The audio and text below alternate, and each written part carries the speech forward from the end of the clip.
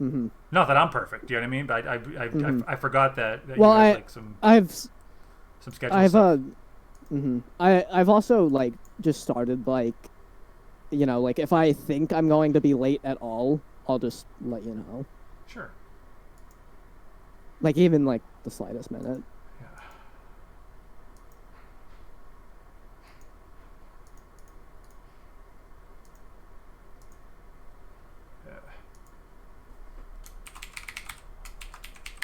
Where is your layabout brother?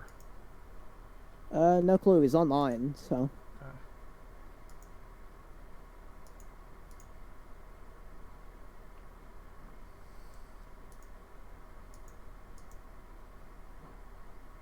Cobra, you there? What's up?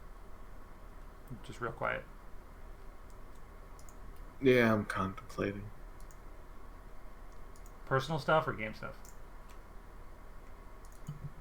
The legend. He's contemplating his wallet after he buys an RTX 3090. My computer's good. I can still play anything I want on Ultra. Yeah. I mean, I this computer is about 2 years old. It'll be 2 years old in October, and I spent like over $2,000 on it. Wow. So it'll be good for a while. Mm-hmm.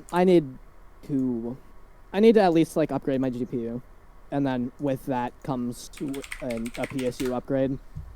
Oh yeah. Because I want to play Cyberpunk at ultra settings, but I'm not going to be able to do that on my RX 580.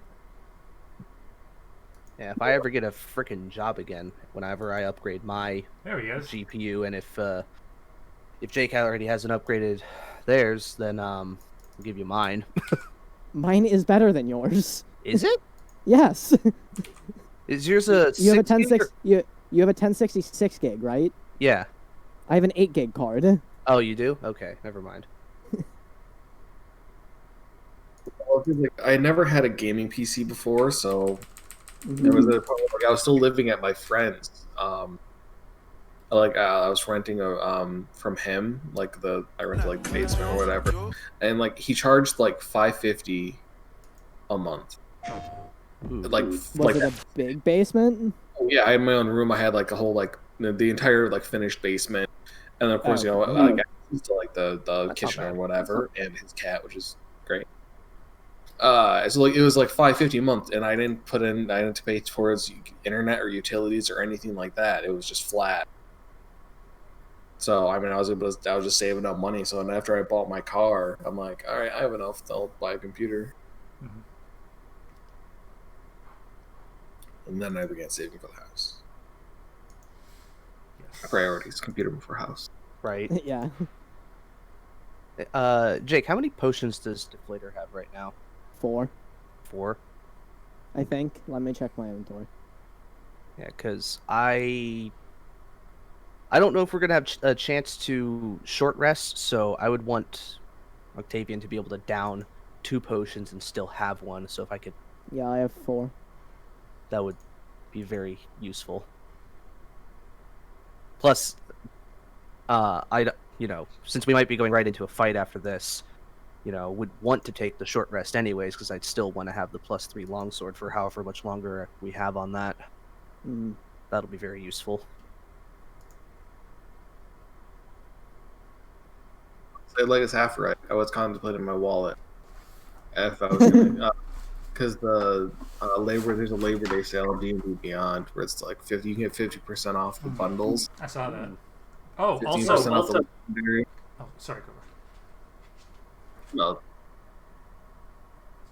I got excited because Tasha's Guide to Whatever was on sale on Amazon for $29.95. I saw. Yeah, I'm thinking about like getting on D&D Beyond and not getting it in paper yet, just because I don't know when I'm gonna have the chance to use it in person or anything like that. I just want to sit with it on the couch and flip through it. Yeah. So I have a spot. Do I have a picture of it?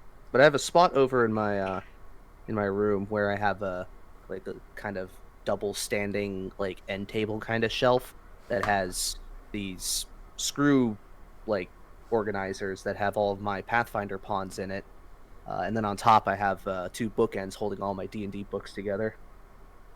And putting that in there would be great, because there's a lot of empty space from there to the rest of the thing, because it's like it's something like 3 feet wide, something like that.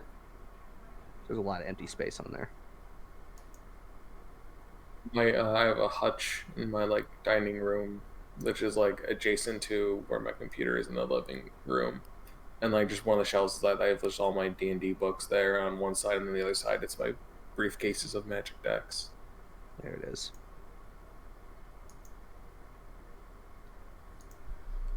I don't know if you guys saw this, but I was looking at this Kickstarter. It's like nothing I need, but it's kind of cool. It's like a spell book, slot thing. Neat. Yeah, Does it have a ice tray too? Yes, so it has like a little tray, and you can track your sorcery points and hit dice and stuff. But it's got these cards, I think. I don't really know. It's pretty cool. It's got magnet stuff.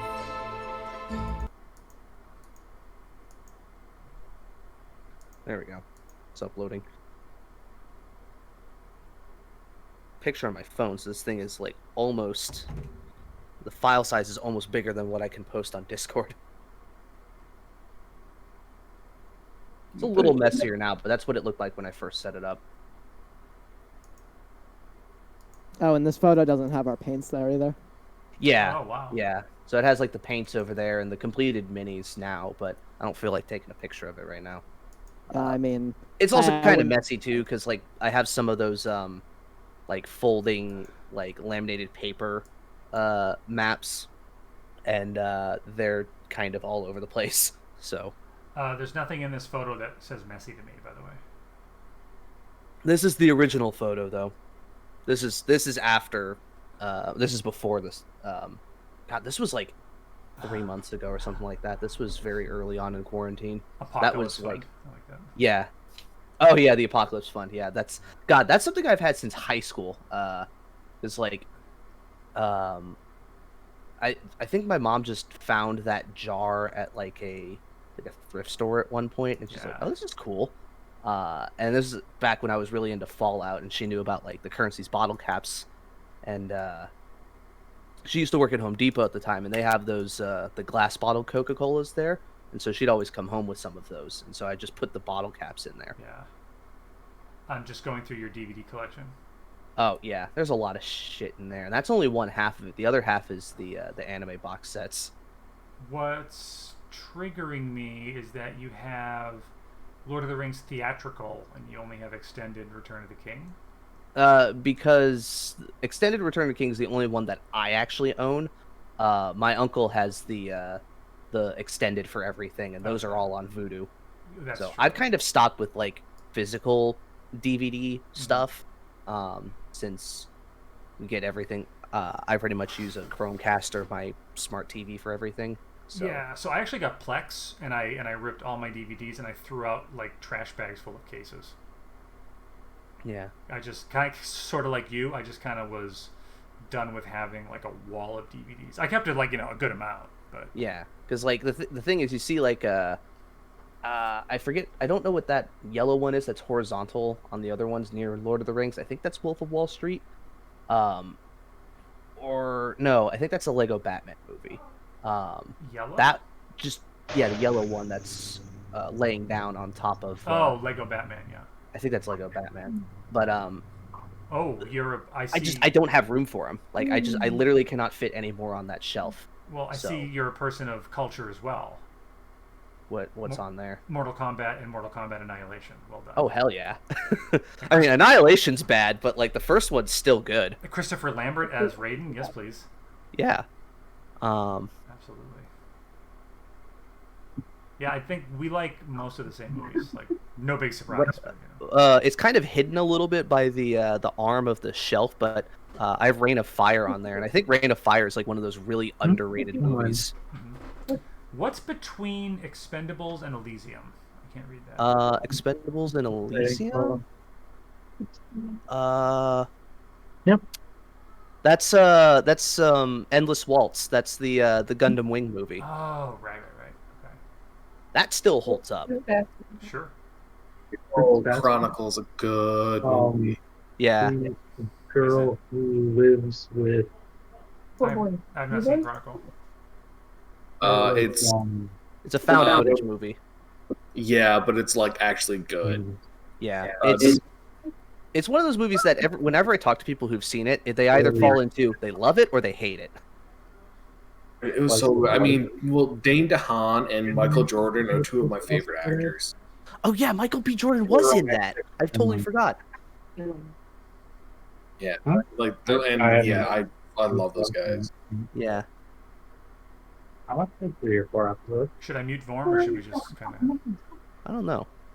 Yeah. I also have like 3 copies of the original 1980s Transformers movie.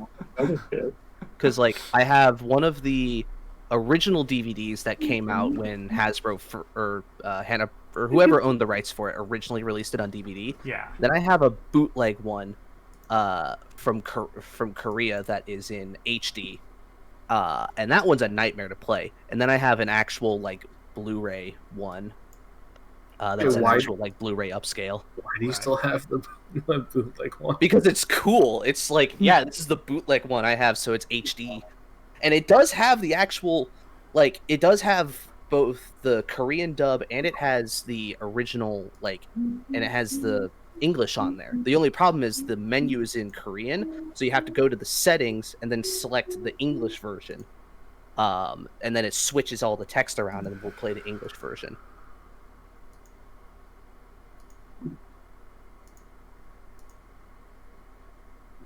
There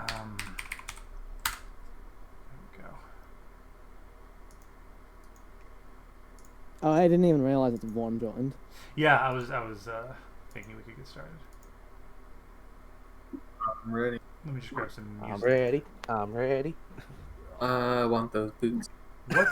What's a good playlist for like when you're about to do a TPK? Is that like That's when you is that not is that There. I was gonna say like Midnight Syndicate. If you want some somber shit. Oh. I already put well, yeah, we're not fighting yet. okay. Hi Vorm. How's it going? Good sir, good to see you. Oh Hey, Vorm. Hey Vorm. Yo. You know I'd never say anything to hurt your feelings on purpose, right? Sure. Your microphone sounds like you have a tin can strapped to your face. Good. Did you enjoy the SpaghettiOs for lunch? Yes, I did. Nice. I almost spit out my drink when you said that. Holy shit. That's not nice at all. I like SpaghettiOs. What's wrong with SpaghettiOs? I like SpaghettiOs too.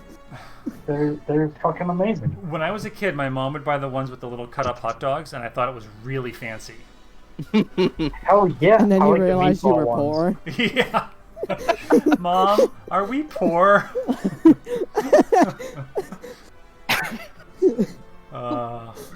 Good lord. I favor the meatball ones myself, but Same. yeah. Sure.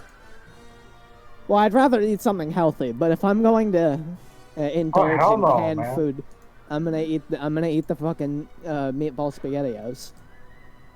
Oh yeah. I'm gonna get a drink before we start. Yeah, let's get that viewer count up, folks. What the heck? I'm sitting at 2. I need it to be at least 3 if you expect me to be entertaining. I can contribute to that. Bribery. Is that what we're stooping to now? Well, I've got to get the average up to 75 if I'm going to make partner. We're going to have to really step it up here. I need each of you to create 10 fake accounts right now. I think you need to stop just like showing your friends this. Get your family involved. I think your daughters each need like a few accounts. Yeah, like 3 accounts each. Like, put those Kindles to good Yeah. use or whatever the hell they have. Now you say that like I don't have fucking 15 emails that could easily be utilized. I think the real key would be to not stream homebrew D&D once a week. And I mean, I some know people we do need it, to go and we need to go and do it 3 times a week, and then we're all good.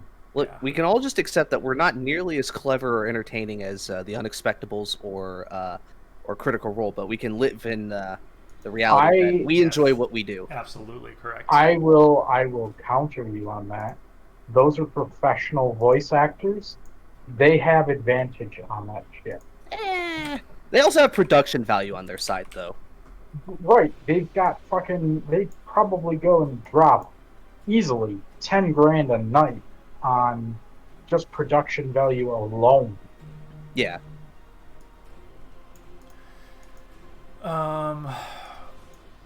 Okay, so I don't actually have a recap because we're kind of in the middle of it. Yeah, we're kind of in the middle of a dungeon, so it's like obviously you entered the dungeon. You were able to find Gerard's former adventuring party. The 3 Nicholas. of them. Yes, you were able to find Nicholas, and he was able to talk down his 3 brothers, promising Dead brothers. Yes, that you would shut down the shaman to help release their spirit. And I'm trying to think. Was last week? That was the. Oh, that's right. Yeah. So yeah, 2 weeks ago you entered the dungeon. That's right. Yeah, you entered the tower. That's right. And then last week we started with the fight against the lizard men, and then you went through the hallway with the harpy, and then that's right. And then you entered the gallery room with all the strange paintings and frescoes and the tapestries and stuff. And then we bypassed all the other cool shit that you had in here and just found the shaman right away. Can I tell you a meta secret? As long as it doesn't affect what we do in the rest of the dungeon. Most of the stuff you skipped was kind of filler, so you didn't miss like a ton. Okay. But if there's treasure, we might want to go back through it. I'm not saying there's no treasure. All right. But let's take care of whatever evil is in here first. Yes. When you get to fill 14 rooms, they're not all going to be, plot heavy, super important things to do. My first dungeon was 4 rooms, and there was something in each of them. Yeah. Well, yeah, there was. It. Yeah, there was definitely something in each room, but you didn't miss anything. Technically, it was 5 because one room was like just a rest area, where it's like, okay, there's big, giant, ridiculously fancy doors in front of you. It's the end of the dungeon. There's probably the important stuff there. Take your rest. Mm-hmm. So, all right. Well, the Minister's Labyrinth, every bit was purposed, especially all the dead ends. Yeah. But it's a labyrinth. It's supposed to fuck with you. See, my first dungeon, the rest point, after I nearly TPK'd my players with fucking geese, yes, I almost accidentally TPK'd them with geese. Wow. I mean, you almost... Yeah. You honestly should have. That would have been a story for the ages. I started fudging rolls really low so that I wouldn't kill them, because a lot of them, it was their first time playing D&D. Yeah. Also, it would have been really embarrassing for the very experienced blood hunter to die to geese. Yeah, that would have been funny. But see, that's why you do that.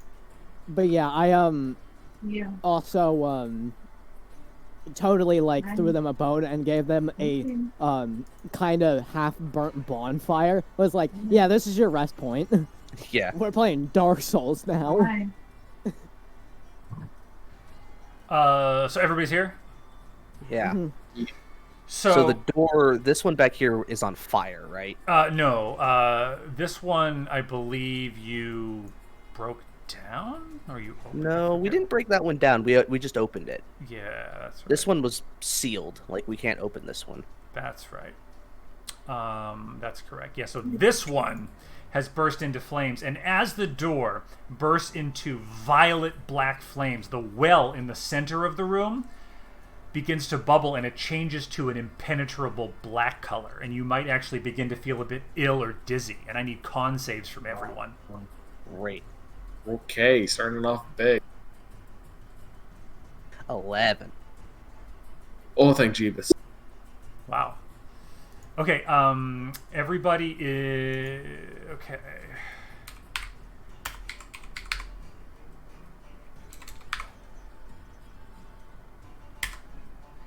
Okay, everybody takes 2 necrotic damage as you suddenly feel an illness I kind take of... 1 because I'm resistant. Thank you. Everybody kind of... this, like, illness kind of washes over you. You might feel even a little bit dizzy. I'm gonna turn to Deflator and just hold out my hand and say, "Potion, please." I give him 2. 2, okay.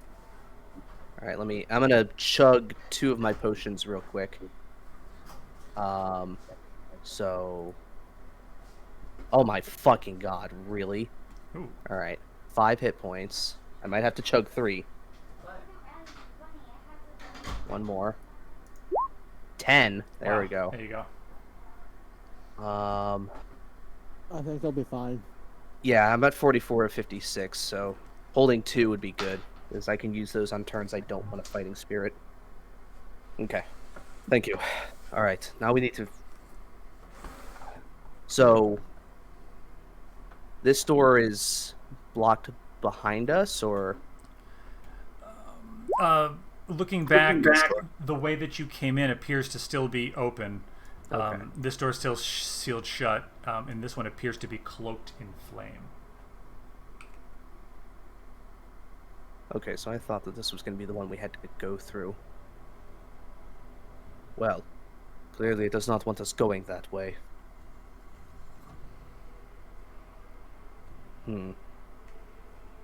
Barnes still say we leave.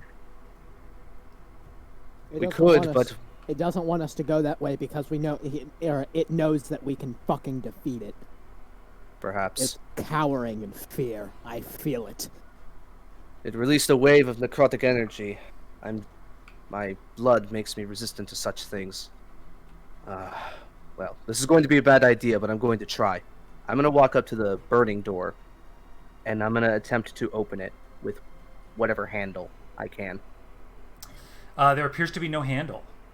But as you approach the door, the flames on the doorway begin to subside, revealing the door which moments ago appeared quite strong and solid is gone. An opening with violet and silver mist pours out from all sides, and a great groan is heard from inside this room, the stone itself seeming to protest. I don't think it's afraid. I'm not afraid anymore. Well, it's going to be. I look over to Nicholas and say, "How about you send your pack in first? We'll see what happens." Does he protest? Nicholas would nod, and he would point to the door, sending... you mind if I clean up the dead lizard bodies? Yeah, go ahead. Okay, just to Go make ahead. it a little simpler. There. He would point and send his wolves in, who would obey. All right, and then I'm going to just kind of open it up and kind of rush them through. So they rush into the mist, looking into the room. You see them disappear into the mist. Can I see through it? You cannot quite see through it from where you're standing. After a moment, you would hear a sound. You would hear a great low groan and some whimpering sounds. Like dog whimpers? Mm-hmm. Oh, God. I want, if I can, I want to pull out one of my shuriken and hold it up to Octavian. How about a little light? I can. So I'll tap the shuriken with and throw light on it. And I'm gonna just chuck the shuriken into the dark mist. See if we get any light on the other side. The mist appears to part, and inside you can see that the room is actually lit by torches on either side. You would see a stone plinth in the center of the room, holding, among other things, glittering jewels and gemstones, as well as a skull, which begins to float up into the air, leering at you, slack-jawed. I don't Fine. like that. Varn begins walking towards the shiny. Can I get another set of con saves? Oh, boy. Better, 18. You're all rolling super well. Everybody takes 1 necrotic damage, except Octavian would roll round down, I believe. Yeah. Nicholas So would... 0, I guess? Yeah, that's fine. Nicholas Okay. would appear behind Ren, tap you on the shoulder and say, "It's the well. It appears to be draining us. We should go see Gerard. Perhaps he could have something to help us before we attempt this battle." Probably a good idea. Didn't want to lose this enchantment on my sword, but so be it. And I he don't would- think we are. I do not think we are adequately prepared for this. And I will close the door and walk Well, you back. said there's no door The- anymore, The door is gone. Oh, but we can Alright. like get out and close this door. yeah. Let's retreat. Let's head back to Gerard. As you begin to step away from the door, the room again envelops with this mist, and you would just catch a glimpse of this leering skull, which was a moment ago floating on this swirling vortex of dust and shimmering magic, lower itself back onto the plinth.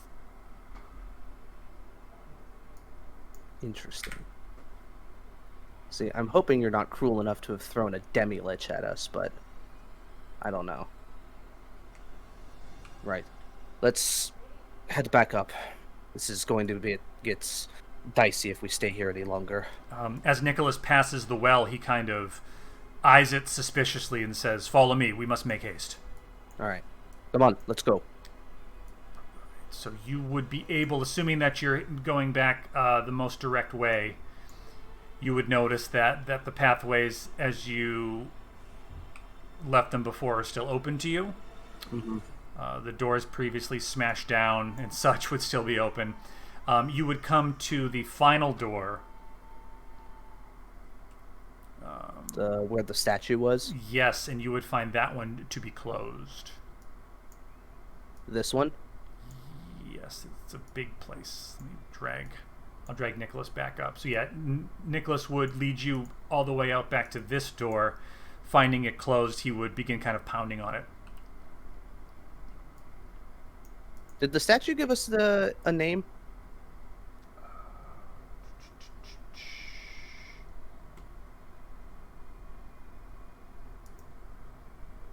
Like a name to call it by?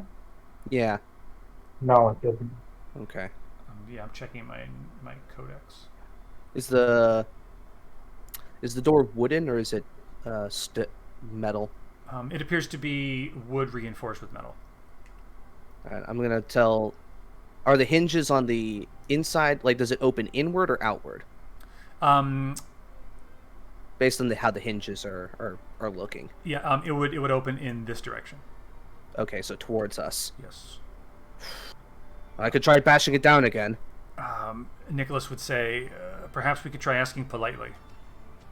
I'll just go up and I'll pound on it and say, "Statue, it's the adventurers you sent in. Can we come in? What's the magic word? Please?" The door slides open. Oh, well. As Ren walks through, he says, "Oh, I thought the magic word was open the fuck up before we dump you in the ocean." Oh, a cheeky one, eh? And the door slams shut. Well, we're going to be coming back in, so please, Shut it for now. Hmm? Shut it for now, and when we come back through, you can open it up again. Oh, there was a young lady down here looking for you, friend of yours. yes. Oh, she went back up. She seemed very, very excited to talk to you. I don't know what she wanted. Well, hopefully it's good news, but yes, keep this door closed for now. We will most likely be back in, and so spare us the riddles, please. I will. Just she asked me to get through, but she didn't know the magic word. Surprised. Anyways, so we'll head back up. Okay. At least seems more like the type like Ren to say "shut the fuck up" and open the door than to say "please." Yeah, probably. Alis is the one to say please. Yes.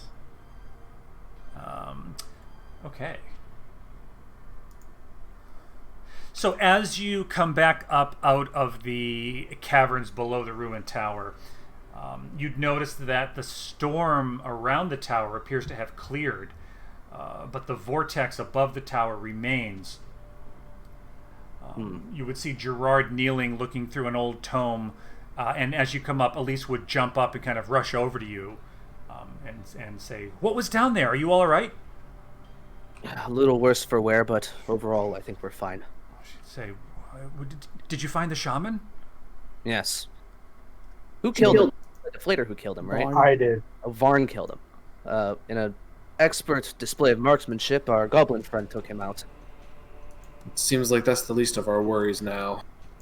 Yes, we encountered it was near a well, and it was this strange liquid inside that could either enhance your something about yourself or drain it from you. I am resistant to such effects, but everyone else was starting to be a bit worse for wear after that. And on the other side of the door was a floating skull and this. You said it was like a purplish mist, right? Yes, purplish, violet black. This purplish black mist that, well, didn't look too inviting. Nicholas walks up to Gerard and says, "My old friend, I told you that I would find them and bring them back." And he says, "What of your brothers?" And he would say, "I think now at last they can rest." And Gerard kind of gives a nod, and he pulls out a book, and he shows it to all of you, and he says, "I believe there's a sorcerer, the one who dwells beneath El Seren, to be a descendant." Well, this is going to sound crazy, but a descendant of Exor, one of the ancient Eladrin, born of Shadow, who tried to unlock the power of Magraste. It's another tower far, far to the north, 1,000 miles to the north. I know this one. He would look up and say, "You were there?" Somewhere around the neighborhood of 15 years ago, an orc tribe decided to besiege it, and this was not long after I became Praetor of Vanador, motioning to my cloak. Cobra, please. Hold on, I'm finding music. I was trying not to interrupt.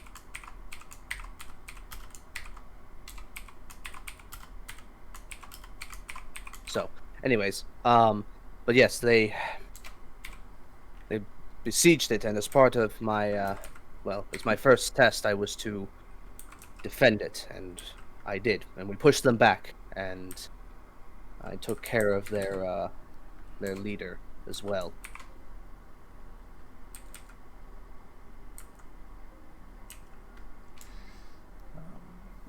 Gerard would nod and say, "From what I can discover, you see, the elves frequently built these wells of arcane energy that could act as a focus for spells, different magics, usually protective. They'd be built beneath a city or a tower, and it would draw on the life force of its citizens to power itself, doing no harm, but draining or attacking those who would seek to do harm to those who live there. It's an ancient magic, very hard to control." Can't say I felt the same thing while we were at Magraste, though. Perhaps it was Not the either same dormant thing or here. either it was dormant or it viewed us as allies and did not harm us. Well, you were there on the orders of the elves, weren't you? Technically the Emperor, but I imagine the elves requested his assistance. Nicholas would nod and say, the Eladrin were jealous of the Wood Elves, who knew the power of the great tree in Zekdiem. They sought to create its equal in these wells, but they're susceptible, as we found out. Have we not, Gerard?" And Gerard would nod and he'd say, "Yes, the ancient struggle between the three mystics continues in our generation, it would seem. Light, shadow, and the balance between them." So Ix is light. Who is shadow? Here. Nire. No, Tyr is a god. The mystics are godlike, as far as I have been led to believe. It was a joke. This is me we're talking about. Gerard would say, Still funnier than anything you've ever said, Octavian. Sure. Gerard would say, what I think happened here is that the well, it's been tainted by the shaman over the years. He must have been drawing on it for his own aims and corrupted it somehow. And Elise would come up, seeing he's getting a little frantic, and put her hands on him and say, "It's all right, Father. We'll figure this out together." He's got a point. Though it might be hysterics, he has a point. This magic clearly doesn't belong to them. They've twisted it for their own gain and to cause the suffering of others.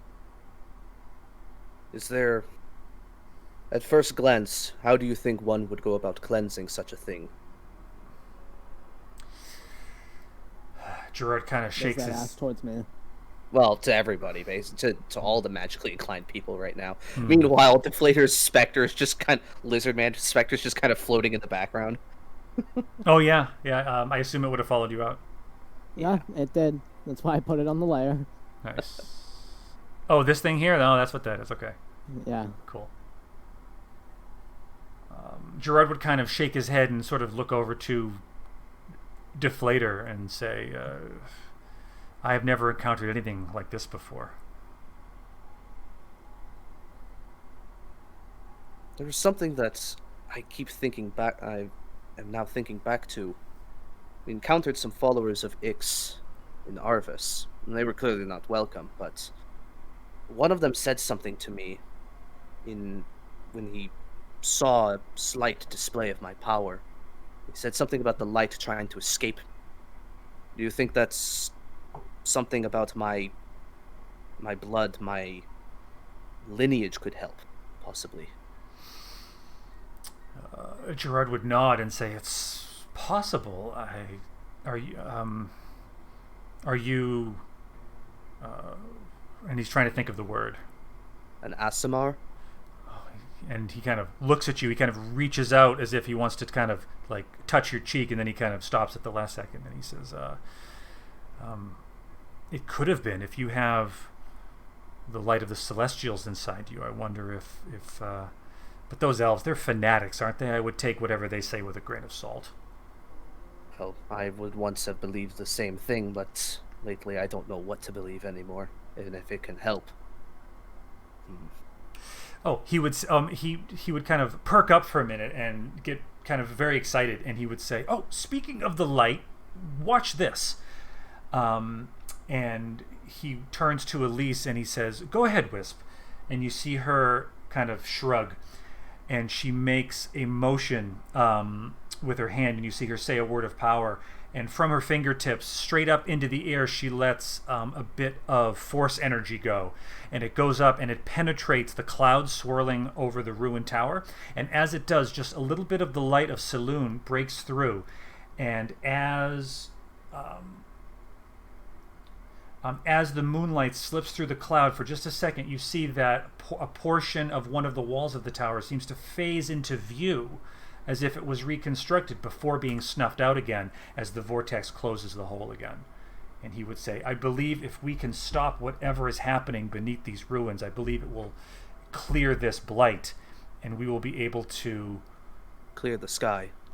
And he kind of gives you a look. He says, "Precisely." That would be fantastic, but how do we do it? Right. Anything like this is far beyond me. Gerard says, "I think I have something that might help," and he reaches into his sack and he would pull out 4 vials, and he would hand them to you, to each of you, and say, "It's a tincture I believe will resist the necrotic energy that permeates this place. It should last about an hour." Well, I'm already resistant to such things, though. Ah. I don't think it will stack. He could save it for himself or give it to Elise. We could always use the extra hands. Right. Purging the unclean is not an easy job, Octavian. You Right. should Or know this. if anybody else is coming with us, they can take mine. Elise snatches the tincture, and she appears to like ready her sword, and Gerard puts his hand on her and says, "Wisp, no, you mustn't. It's too dangerous." And she would say, "This has been your goal for so many years, Father, is to find out what happened here. We can't ask them to risk their lives if I'm not willing to do the same. And he kind of you have done more than enough. This What was their party name? The Hawks. The Hawk. Okay, thank you. Yeah. The Hawks are long gone, Gerard. Perhaps it's time for the next generation to step in. Exactly. I walk towards Gerard, and I kind of kneel down. He's sitting down, right? Yeah. I put, like, my feathery hand on his left shoulder, and I look at him. Gerard, it's okay. Your job is over. The Hawk's job, though, is not. Let your daughter come. We will finish the job. We are the new Hawk, in a way. But you're a Kenku, what? I've got goosebumps legs. That was good. Yeah, Gerard would kind of look at you, and you actually see his eyes begin to kind of tear up a little bit. And Elise puts her hand on his shoulder and says, I can do this. You have to trust me.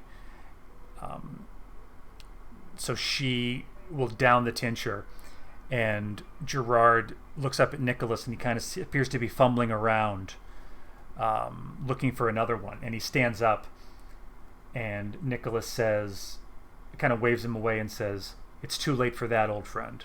Write to my mother. Tell her that her sons are all at rest now. Tell her it's over. And Gerard kind of puts his hand on his shoulder, and he looks in his eyes tearing up, and he says, you know I will. You knew when you wrote to me that it would end this way, didn't you? And Nicholas just kind of smiles and walks away, and he looks at the four of you and says, whenever you're prepared, I'll be ready. Well, I'll do everything in my power to ensure that you do not meet your end there. It would be too sad of a story to tell. I'm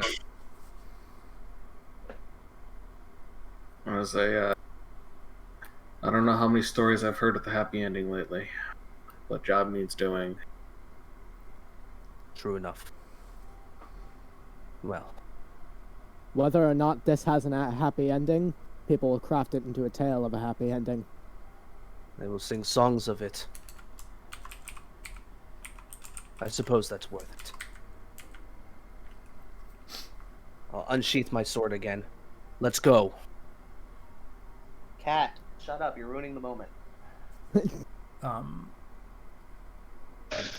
Elise would say, are you sure you don't need to rest before we go in? Are you ready to face whatever lurks below? I looked at everybody else. 30-minute break.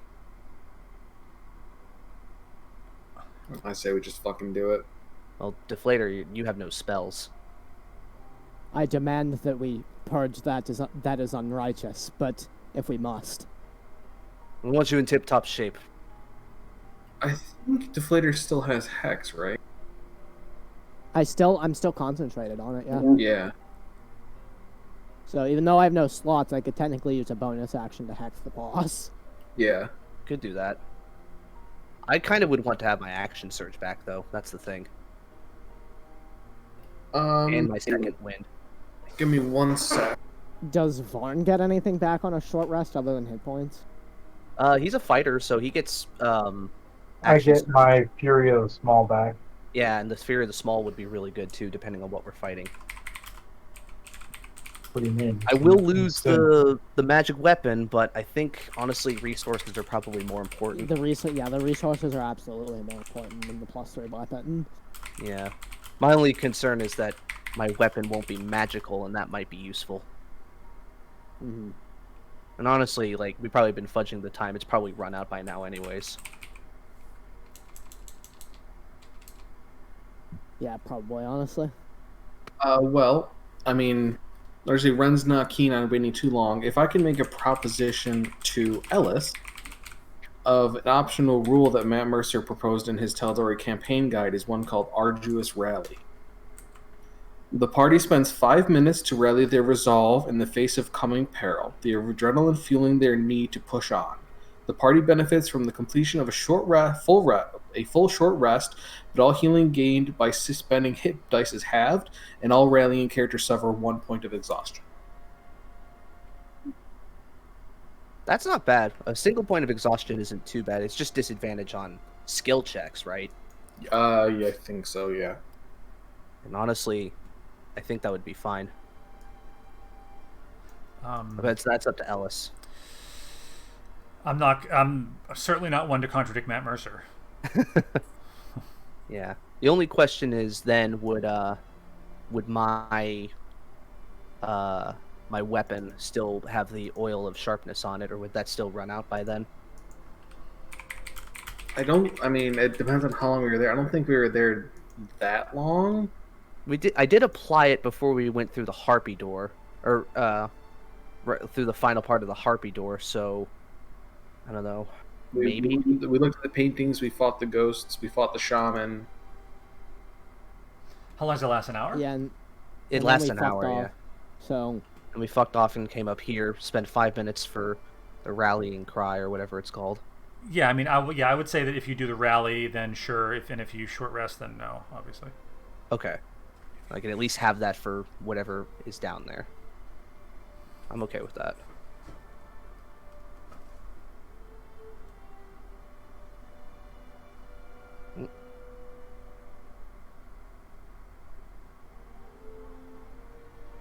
Find that plus. I actually already deleted it, so let me add that again. Alright, so then halved healing from healing. Yeah, so your hit dice heal you for half. Okay.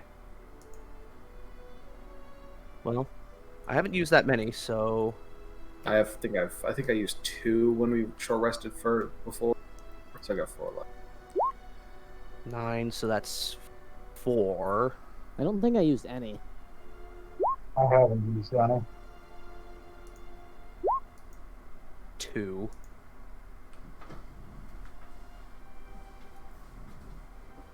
I mean 4, 3, 2, 1, but 3.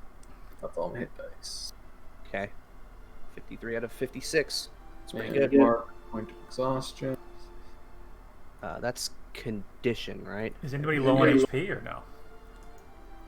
I'm down to 36. I was probably the lowest. But I'm up to 53, so. Ooh. Ouch. Yikes.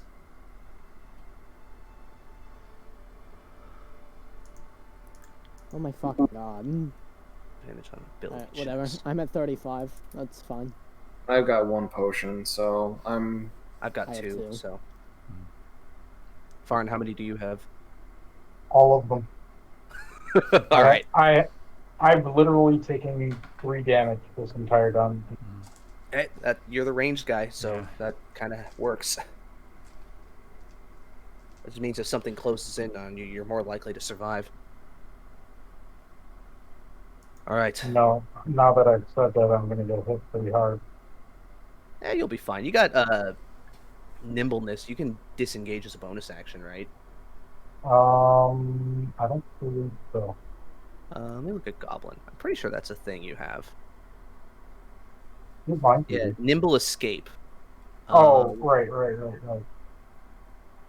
Disengage or hide as a bonus action. Yep.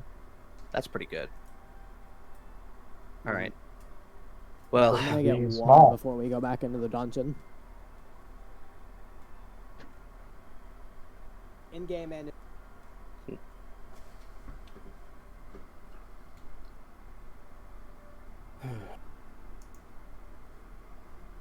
take it then our target is beyond that mist then. Gerard would say, we gotta look between you and Nicholas and say, tell me what you saw. It was a dark purplish black mist that I could barely see through even with my dark vision. But with a little bit of ingenious thinking, looking over to Ren, I managed to see a little bit inside. Saw a skull that floated off a pedestal. There were jewels. Were the jewels like studded into the pedestal, or were they just like scattered around it? They were in the pedestal. They were in the pedestal, so a jeweled I am back. pedestal with a skull that floated its mouth. hung slack at us. But when we left, we saw it descend back onto the pedestal itself. He would ask, "Was the skull on fire?" Was it? No. It was not. I heard once a rumor of I believe it was called, and Nicholas would say, flame skull, and Gerard would say, "Yes. I wonder if it's one of those. Very dangerous." I didn't get the impression of flames, but it's possible maybe. The flaming skull I heard of was called Ghost Rider. Another movie with Christopher Lambert. Sorry. The second one. Oh God, I try not to think about that one. Yeah. I didn't know there was a second one. Yeah. I was think it disappointed was- because, I thought Christopher Lambert was going to be awesome, but he didn't do a lot. You want a good Christopher Lambert movie? Mean Guns. Okay. It's got Ice-T in it. So essentially, like, Ice-T is a gang lord, and he like rents out a prison and has a bunch of people like brought there. And he's like, "By the way, I fucking hate all you people. Fight to the death." Oh, this is late '90s Lambert. That's the best. That's best Lambert. Yeah, it's not a good movie, but it's a great movie. I know exactly what you mean. Like, there's a reason why it's like 5.6 on IMDb, Yeah. but I still Mean think Guns. it's great.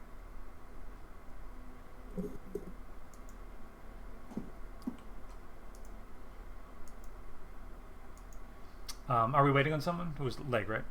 Justin's PC just crashed. Oh no. Uh-oh, SpaghettiOs. Leave my videos out of it.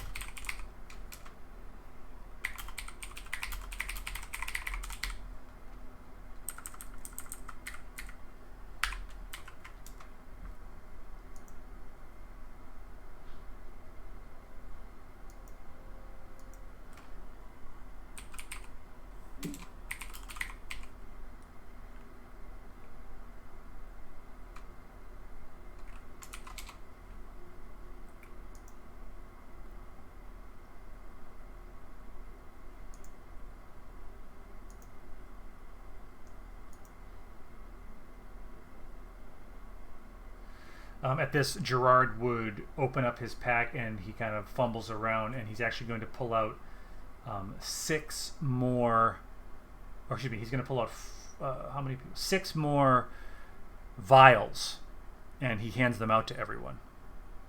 Jesus, Felix's bag of tricks. Vaughn goes and approaches Gerard and holds out the vial, the 2 vials that he went and took out of the fountain there. Are those still? Are those affected like the rest of it was, or are they still liquid? The water appears cloudy, but Varn has not noticed that he feels sick or that he, appears to be hurt by this, by carrying this around. Oh, so yeah, he holds it out to and offers it to Gerard and goes and says, "See what this is." Gerard would kind of look at it hesitantly, and he reaches out very cautiously and takes it. He says, "I will see what can be learned." Varn just kind of rolls his eyes and kind of stomps away, going and muttering under his breath about the humans and their mistrustful ways. If you were to roll insight, he wasn't mistrustful of you. He's afraid of the liquid. Oh no! Varn would quite clearly go and believe that he's Okay. that he's being a typical human and not trusting goblin. Oh, no, I got it. While you were gone, Justin, Gerard handed out vials to everyone else again, and it has kind of like a green liquid in it. Did he tell us what it is? He did not. Deflator, do you want to roll Arcana Ooh, I get the roll. to see if I you rolled the recognize? dice. You would take one of the vials and you would shake it, and you would feel that you recognize it as Mountain Dew Gamer Fuel. Fuck yes. After all these years of searching. I have to... Guys! The new Hawks. I have found it. Finally, lead-free energy. and for Ren, he gives you a glass of ether. Perfect. Good lord. All right. You see, Elise is tightening up her belt, and she's checking all her pouches and stuff, and she's got her sword, and she appears to be kind of a little itchy. Oh wait, did I not actually succeed the DC? Did Alice just meme on me?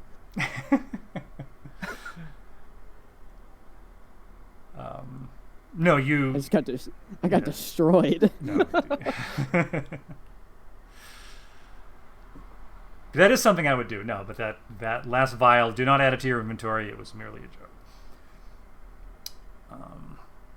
I was actually gonna make a custom item on D&D Beyond called Vial of Gamer Fuel. Please do. I mean, if you want to drink it, I'll roll on a table and you'll get a beneficial or a negative effect. We'll see what happens. Oh boy. All right. Well, Bren will drink the necrotic resistance potion. Yes. Gerard would come up to you and he seems a little frazzled, and he says, "It should protect you for about an hour from whatever's down there."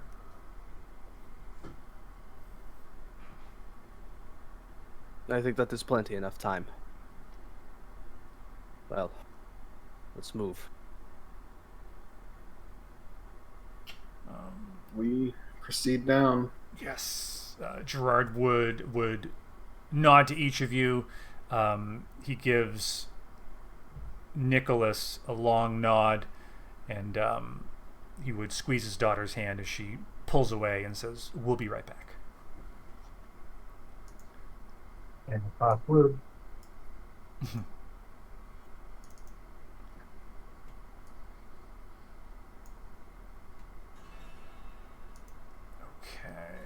let me find. Are we in Tristram? Yeah, it is playing the Tristram music.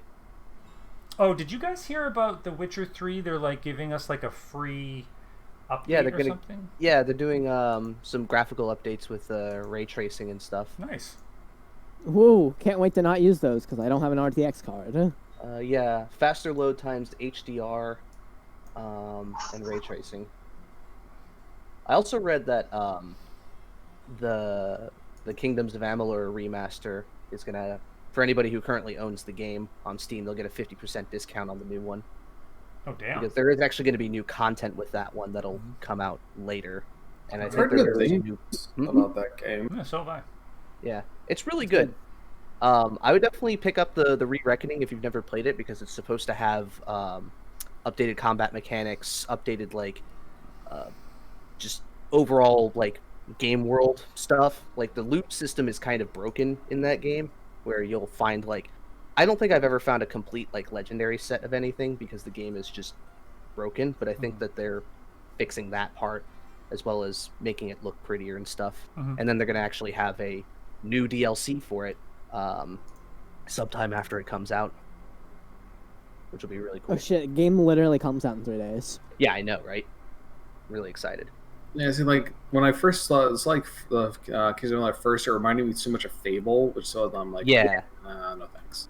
It had a very Fable art style to it, but it's really doing its own thing, and it's very good. I had a great time with Fable 2, and I don't care who knows it. I like Fable 2. I don't like the other ones. Fable 1 I thought was good. Fable 2 was pretty good too. Fable 3 was just no. The only good part about Fable 3 was that we finally got the promise from Fable 2 that our heroes would be able to play together. That was the only good part. Because they promised us that in Fable 2, and I am still bitter about it. The one thing that stuck with me from that series was the demon doors. Oh yeah. Those scared the shit out of me the first time I walked up to them, Yeah. How they come to life, they yawn "Roar!" and they ask you a riddle or something. I was like, oh my god. I mean, it's probably because I was 6, but the first time I played Oblivion and I ran across a gate, that scared the shit out of me. Oh yeah. Oh yeah, dude. For sure.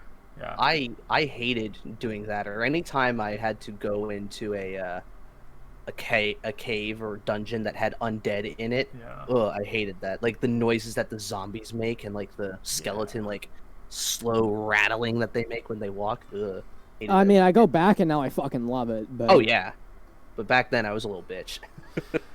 Yeah, I was scared of the Oblivion gates too. I didn't like going in and closing them. Yeah. I mean, it was scary. It was scary the first time. After a while, it wasn't though. Yeah. I think Yeah, I 'cause it's literally the same got thing to over like and over again. I think I literally got to like level 15 in Oblivion before I actually decided to go and close the Kvatch Oblivion gate. Like it took me And then that you long. realize that things are scaled to you in Oblivion, and it didn't matter. Yeah, but I had like full Daedric armor by that point, so it wasn't that big of a deal. I don't want to Is get too there a side. mod? Go ahead, Sorry, Blake. yeah, No, yeah.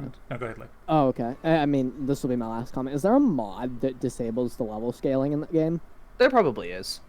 I just haven't found it because I can't really get that game to run very well, mods or no, on a modern system. It stutters a lot for me for no reason.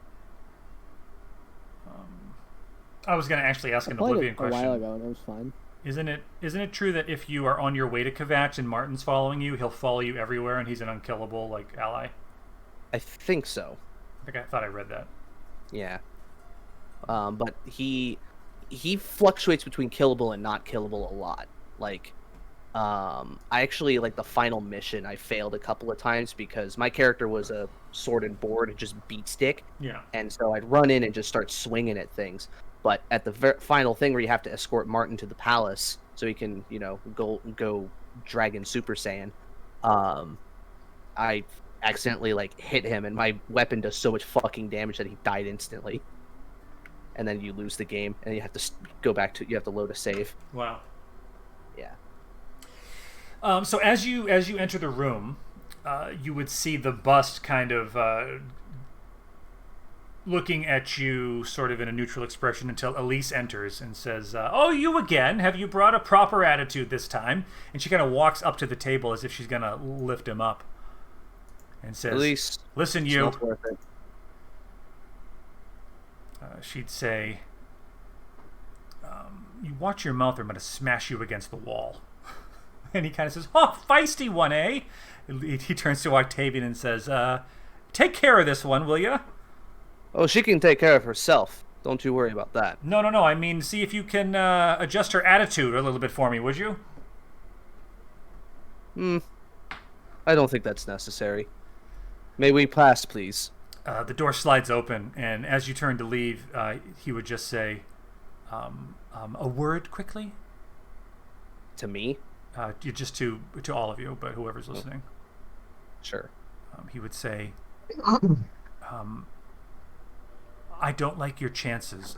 Others have tried before, but if you can rid this place of that thing, come back, take me with you.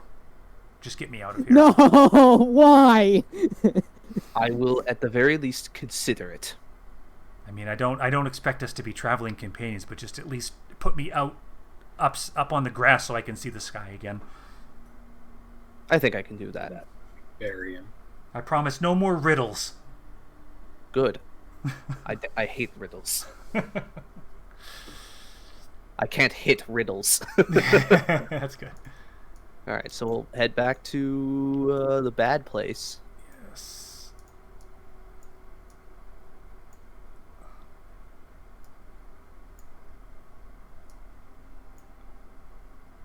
Okay. So as you re-enter,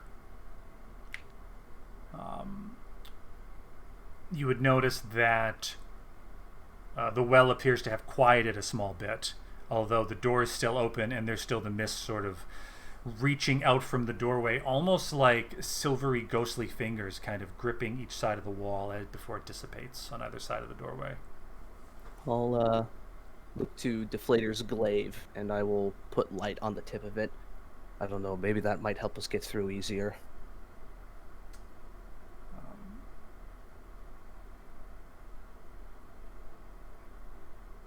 Elise would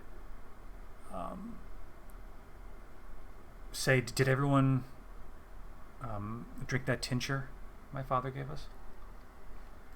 Yeah, I drank it when I went down the stairs. She walks kind of cautiously over to the well, and she just kind of looks at it. As she looks as if she's going to rest her fingers on the stone, and she says, this is what you saw?" It was it more like bubbly, and it was more bubbly and black before. Yeah, it's like a light, kind of like a lavender color right now. I don't recommend touching it. She kind of takes a step back. And she says, she says, if the shaman was able to draw off of this, I wonder if others would try to. I wish there was a way we could destroy it. I don't think destroying it is the right thing to do, but cleansing it will indeed help. I'd say destroying whatever else is down here is probably what will do the trick. Alright, well. Deflator, let's see if we can get through this unscathed.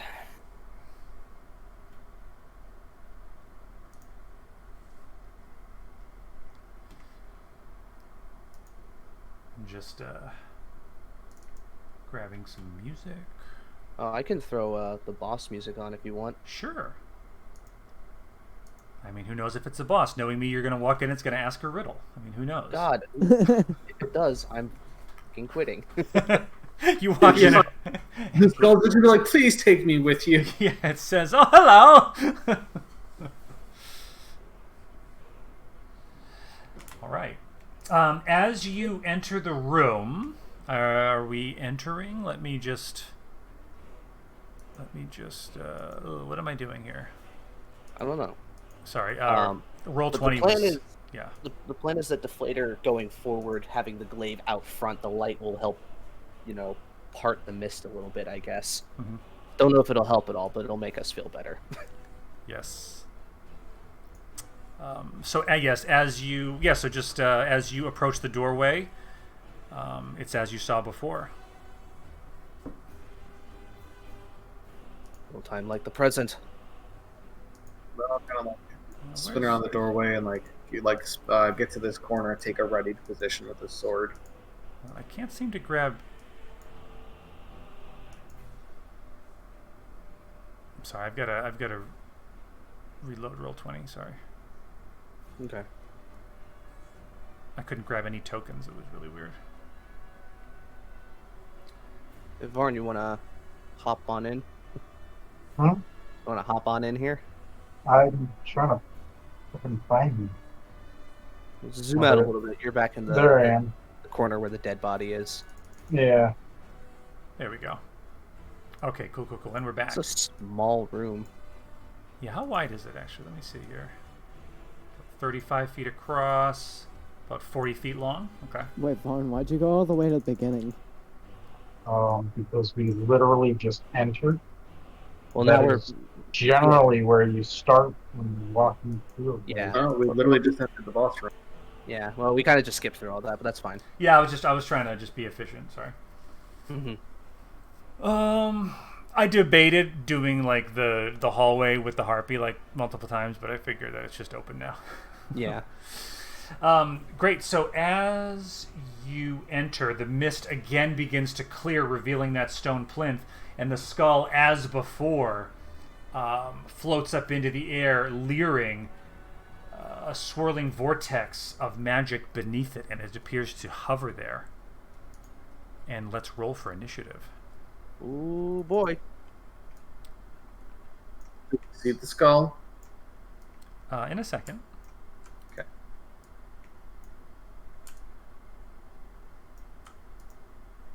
Where's my initiative tracker? There we go. Is that from last time, Octavian, or is that new? That is new. Okay, cool. That's the one I just rolled.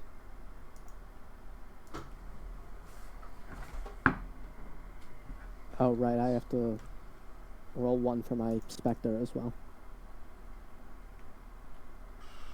God, I hope this isn't a demi-lich.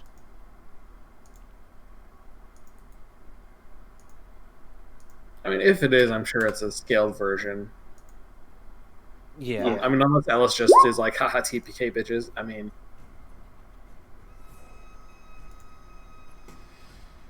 We've had multiple NPCs go and warn us about going into the room.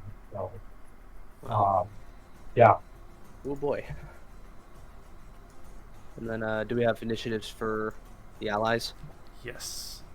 I'm having a little trouble with those tokens for some reason. Oh, I see what I'm doing wrong. Okay, cool. There we go.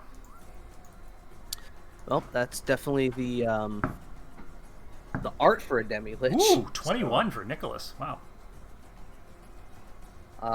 What's his dex modifier? Just so that, because Barn got the same thing. Yeah, it's a +3. I got a +5. Okay, so you go first. So I'm going to call him 20.9. How's that?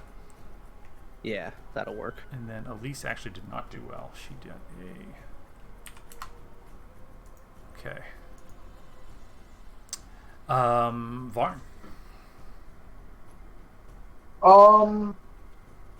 What is the skull currently doing? Like, is it just floating, or? Yes, as you entered, it raised up off the plinth and began floating. The jaws open a little bit, and it appears to just be kind of looking around the room. What do the eye sockets look like? Are they empty, or? They are empty, yes. So no light is pouring from them or anything like that? Yep. In that case, Ron is going to ready his crossbow, but hold his action for a sign of threat. Okay. Nicholas would stand kind of next to you, Varn,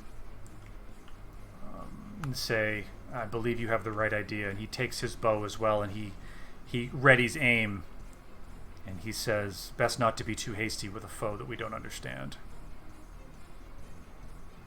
Which will bring us to Deflator's Thrall.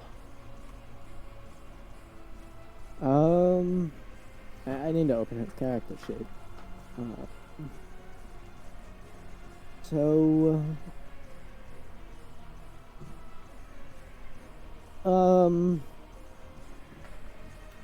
It's going to go up to it, and it's going to put its hand on it, making an attack using life drain, seeing if it hits at all. I doubt it does. You just pat it on the head and so forth. DC 10? Well, no, it's an attack roll, and then it makes. Oh, DC 10. Yeah. No, it would miss, and as it reaches out to touch.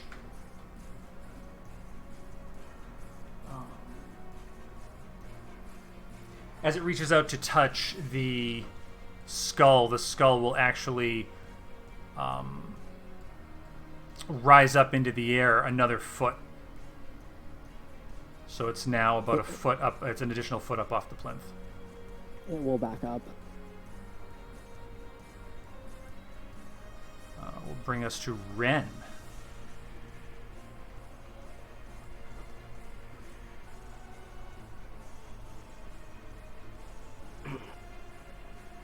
Cobra? Yeah, I'm just thinking. Oh, okay.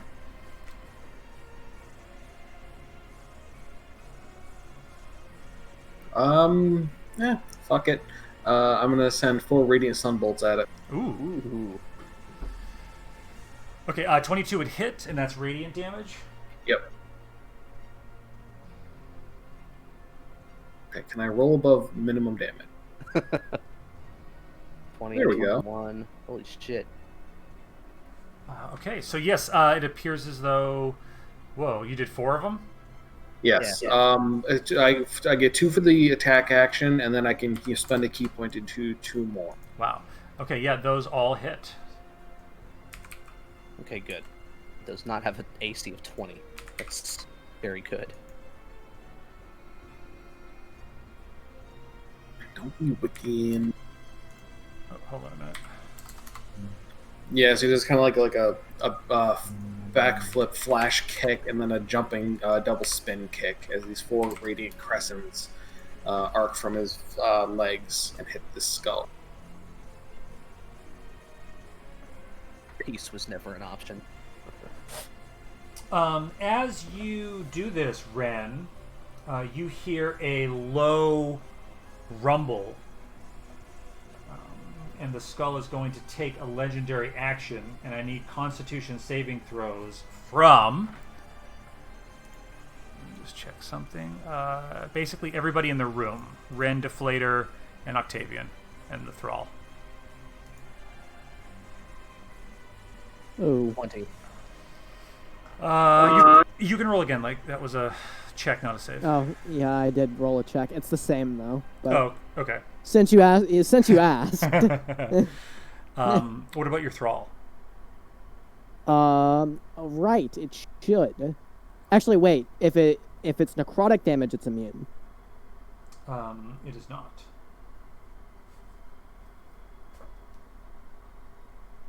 Oh, wow. Okay. Wow. Everybody passed. You feel as though it was trying to envelop you in some kind of a magical field, which it was not able to do. Which I believe, if Ren is done, would bring us to Deflator. I am definitely done.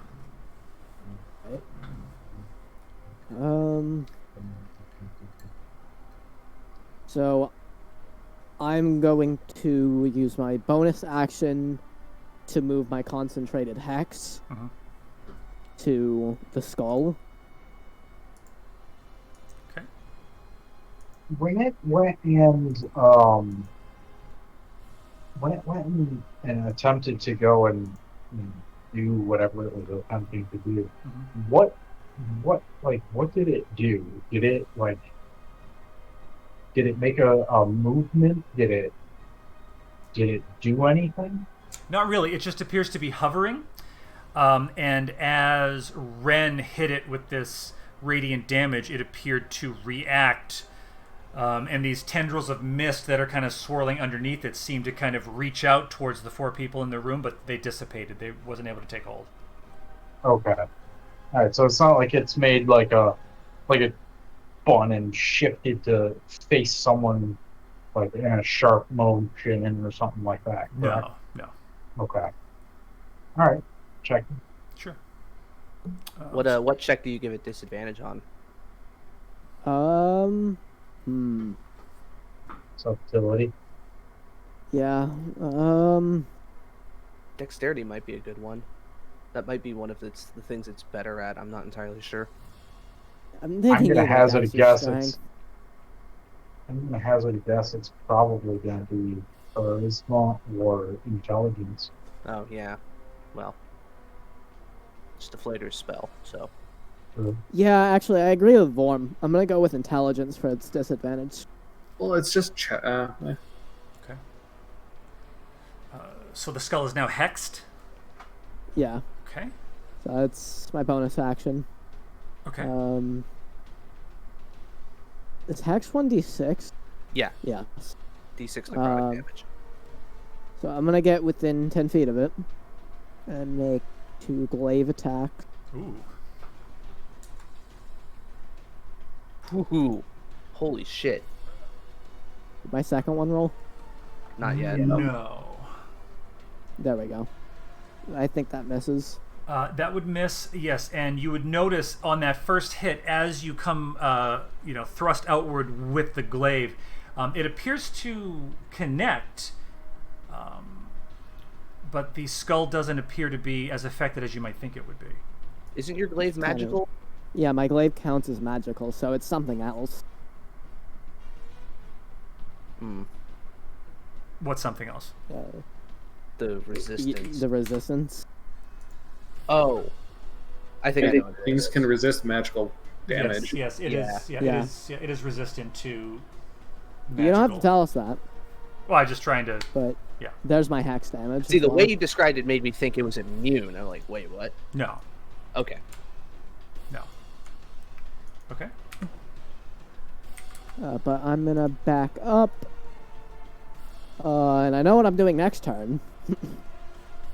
That's my turn. Okay. Oh yeah, the D6. Brings us to the Praetor. All right. Crack my neck.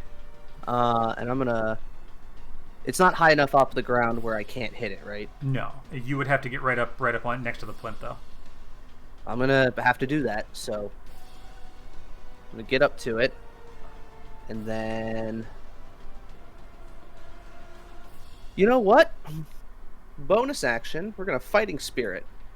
I gain 5 temporary hit points, advantage on all my attacks. Okay.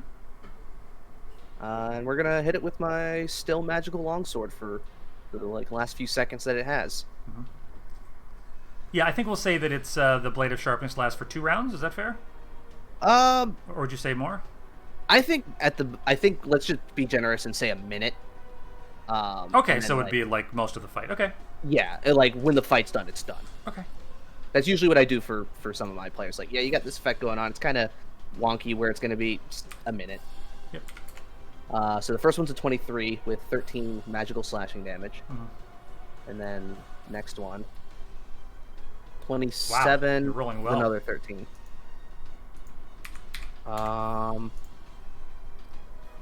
Let's see. I'm trying to see.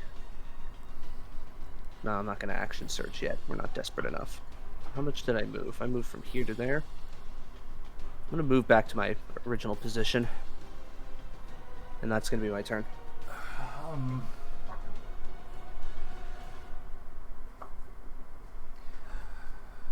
Okay, so Elise is standing behind, kind of near Nicholas and Varn, just sort of watching to see what it does. Which will bring us to the skull.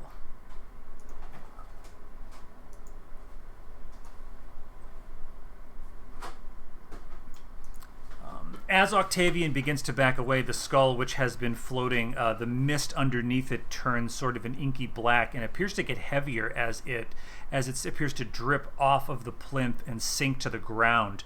The remaining mist in the room appears to drop to the ground as if it was suddenly heavy. And I'm going to need con saves from the 4 people in the room. 9. And I don't have Indomitable yet. Ooh. How do you go and respond to said con saves? You asking me? I'm asking them. We're about to find out. Oh yeah. So hold on. So Octavian was a 9, Ren is an 8, Leg is a 9, and the thing back there is a 13. Okay, cool.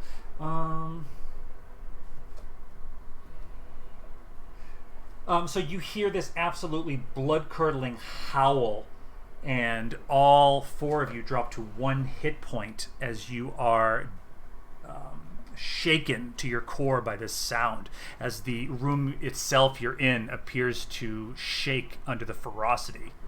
Cool. Oh, so Jesus. much for healing. It's a wraith, or not a wraith, a banshee move, isn't it? The banshee drops you to 0. Does it? Okay. Yeah. How do you guys respond to that damage? Oh, for Octavian, he kind of tenses and drops to his knee for a moment, almost coughing up blood. Varn is going to drop back. Deflator looks unfazed. Varn is going to drop back a step and is going to fire at the skull, utilizing sharpshooter. So this is like your held action, right? Correct. This is the held action. Yep. So that is sharpshooter.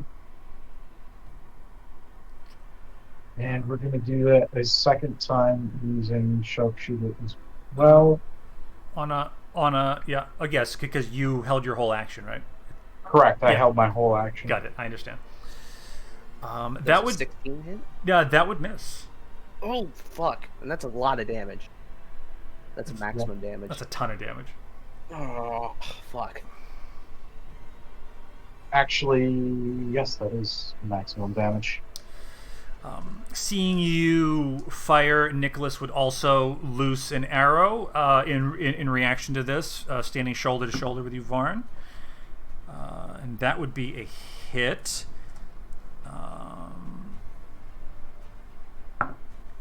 Okay, and you see the arrow sort of bounce off of the skull. You're not sure really what it did. If his bow's not magical, it's probably not doing anything.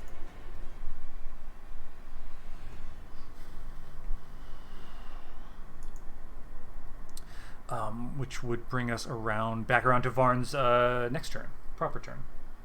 All right. So Varn is just going to take a regular shot first round.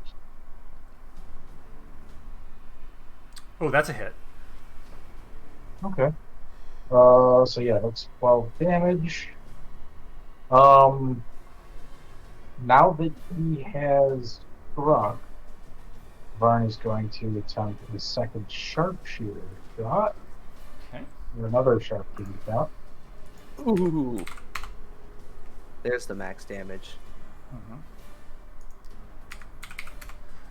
This would appear to actually, as this last hit connects with the skull, Varn, you would notice sort of an arcane crackle, and there's sort of like a pop, and you notice that the mist, which appeared to be very heavy on the ground, sort of flies up and appears to be kind of swirling around as the skull appears to be searching, looking around the room frantically.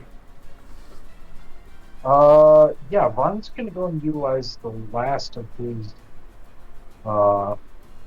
his turn here, and he's going to drop back even further. And yeah, that's the end of his go. Okay.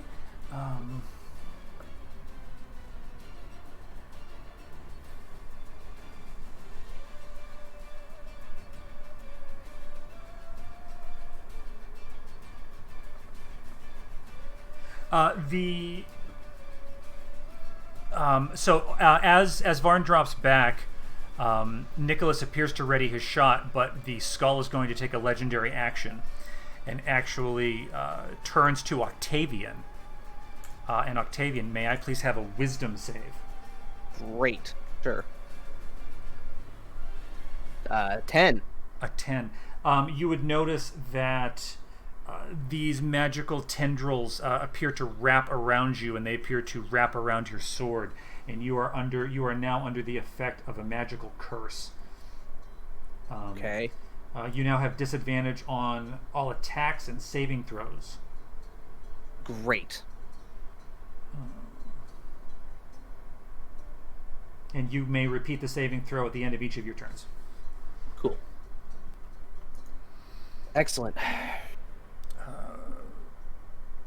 Nicholas is going to actually enter the room.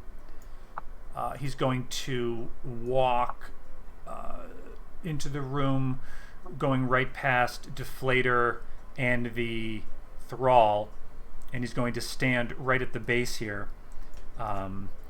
He's going to ready his bow, and he says, he points to the plinth, and he says, if this is what I think it is, we must strike him down. Octavian, beware. This cursed soul is not the one you seek, but his defeat will light the way. And with that, he points to the plinth and he says, notice these runes. And with that, he would fire an arrow at the skull, which appears to connect, but it's difficult to tell what it's doing.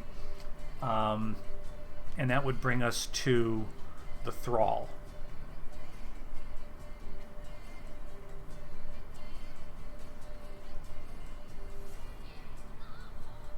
Leg.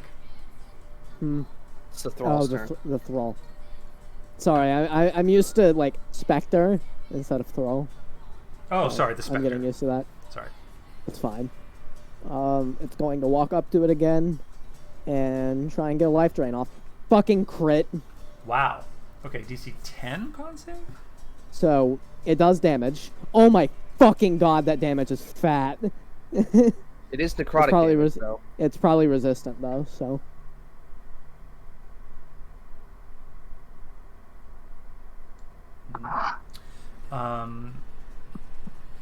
Okay, so you roll that. Ooh. What's that, con save? Okay. Mm-hmm. Oh, wow. That's a big fat 1. Okay. So, hit point maximum reduced by an amount equal to the damage taken, although it takes no damage. So. Yeah, kind of figured. Long rest. Okay. Immune to necrotic. Mm-hmm. Okay.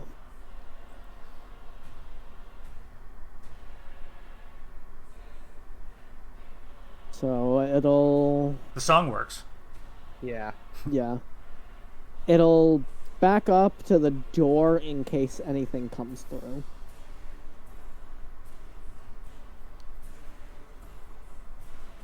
And that'll be the Spectre's turn.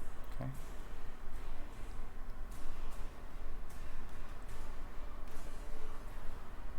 Which would bring us to Ren. All right. I'll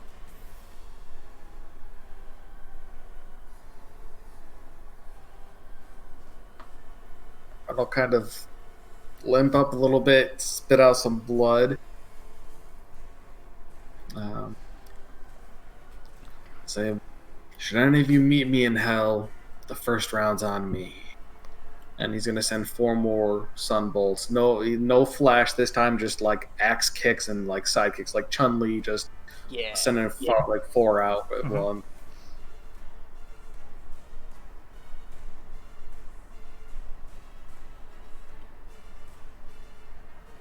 Ooh! Wow. Ooh! Oh! Holy shit! Because he said the line, Bart. Ren, yeah. how do you want to do this? Holy shit! Ren, it just goes in this flurry, like full Chun-Li 100 kicks. Like he doesn't stop at 4. He just keeps going and going until there's just dust left of his skull. It's an order, but with kicks. Oh no, Varn died. Oh. His internet might have died. Yeah. Is he offline in Discord? Yeah. Yeah. Okay. Oof. That's 38. Holy fuck. Yeah, God that's damn. just a pile of damage. Yeah. That's something that I'm pretty sure he's not resistant to. If anything, he's weak to it. I don't think so. There are very few things that are actually vulnerable to radiant damage. I mean, I don't know how Ellis does that, but honestly, that's a homebrew of mine, is that undead take double radiant damage. That's fair.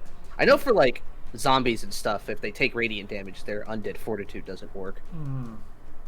But, like, a glue stalker actually is vulnerable to radiant damage, which is something from the Wild Mount guide. Varn's back. Hey, Varn. Yeah, there. Internet died? Oh, yeah, crapped out on me.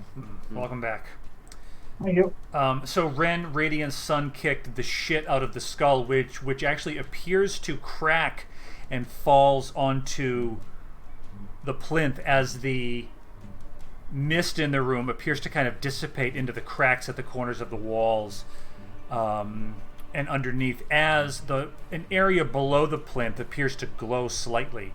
And you see Nicholas is kneeling on the step leading to the plinth, and he appears to be either praying or chanting or something. You're not sure what he's doing.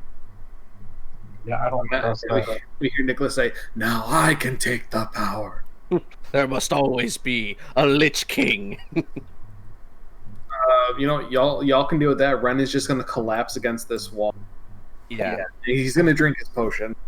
Do I get to do my save against the curse, or did that fade? No, I believe you would, Curses, I don't think fade when the creature dies. yeah, I believe you would need to repeat your save.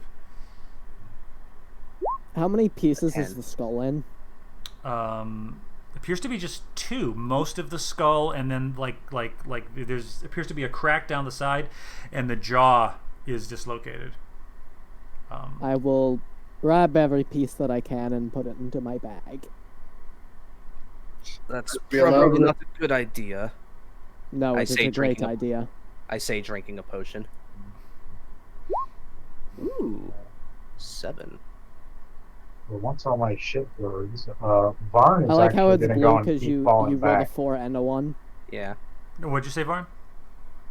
Well, once everything fucking loads, Varn is actually going to go and continue to fall back away from that room. If it fucking loads. Elise would step into the room, and you see she has a potion in her hand, and she is. She first runs over to Ren, and she kind of holds you out a potion, and she says, "Are you all right?" I drank one. Probably tomorrow I might be. Seeing that you're all right, she runs up to Deflator and says, "What was that thing?" I don't know. That's what I'm trying to figure out. Something undead and unholy, sure. Thank you for pointing out the obvious. I Well. didn't know you ran a ship. Should I call you Captain now, Octavian, instead of Praetor? Technically, that's a demotion, but whatever. Well, yeah, of course. That's the joke, Captain Obvious. Or would it be Praetor Obvious? Nicholas, what was that about the runes on the plinth? I'm sorry.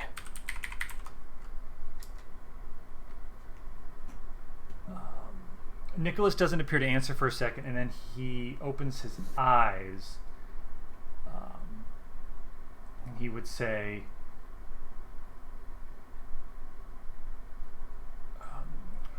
I believe we have only slowed this evil. I don't believe it can be destroyed so easily. Ren says, "The fuck you mean easy?" He would nod to you and say, I mean, no disrespect. Ren just says it with a grin. Yeah. Alright, off the thing it was floating above, what is... Can I read it? Or attempt to, at least? Yes. 1 second. Can you roll Arcana? Oh, wow. Oh, fuck, yeah. Wow, wow, wow.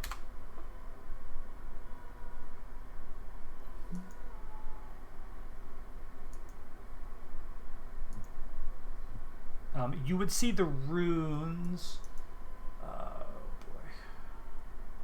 You would see runes below the top of the plinth in a vaguely rectangular area. Let me look here.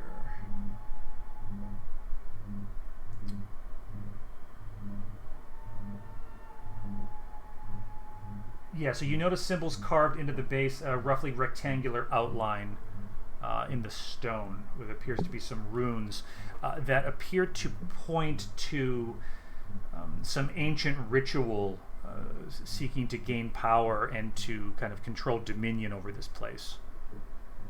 That this thing that you just faced was the master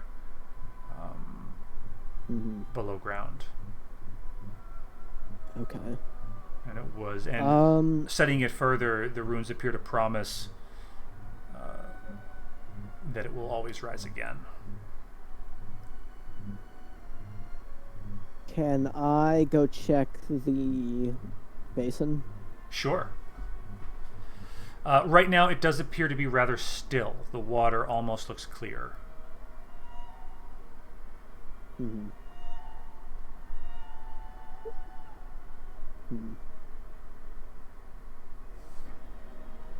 If you do not think that the evil is so easily cleansed now that the obvious threat has been dealt with, what do we do now? Nicholas walks up to the stone. Let me just... I'm going to remove this because the pieces are in Deflator's bag. And I'm going to say he walks up like this, and he's kind of tracing his fingers around this rectangular area, and he's just thinking... He's thinking to himself, I wonder...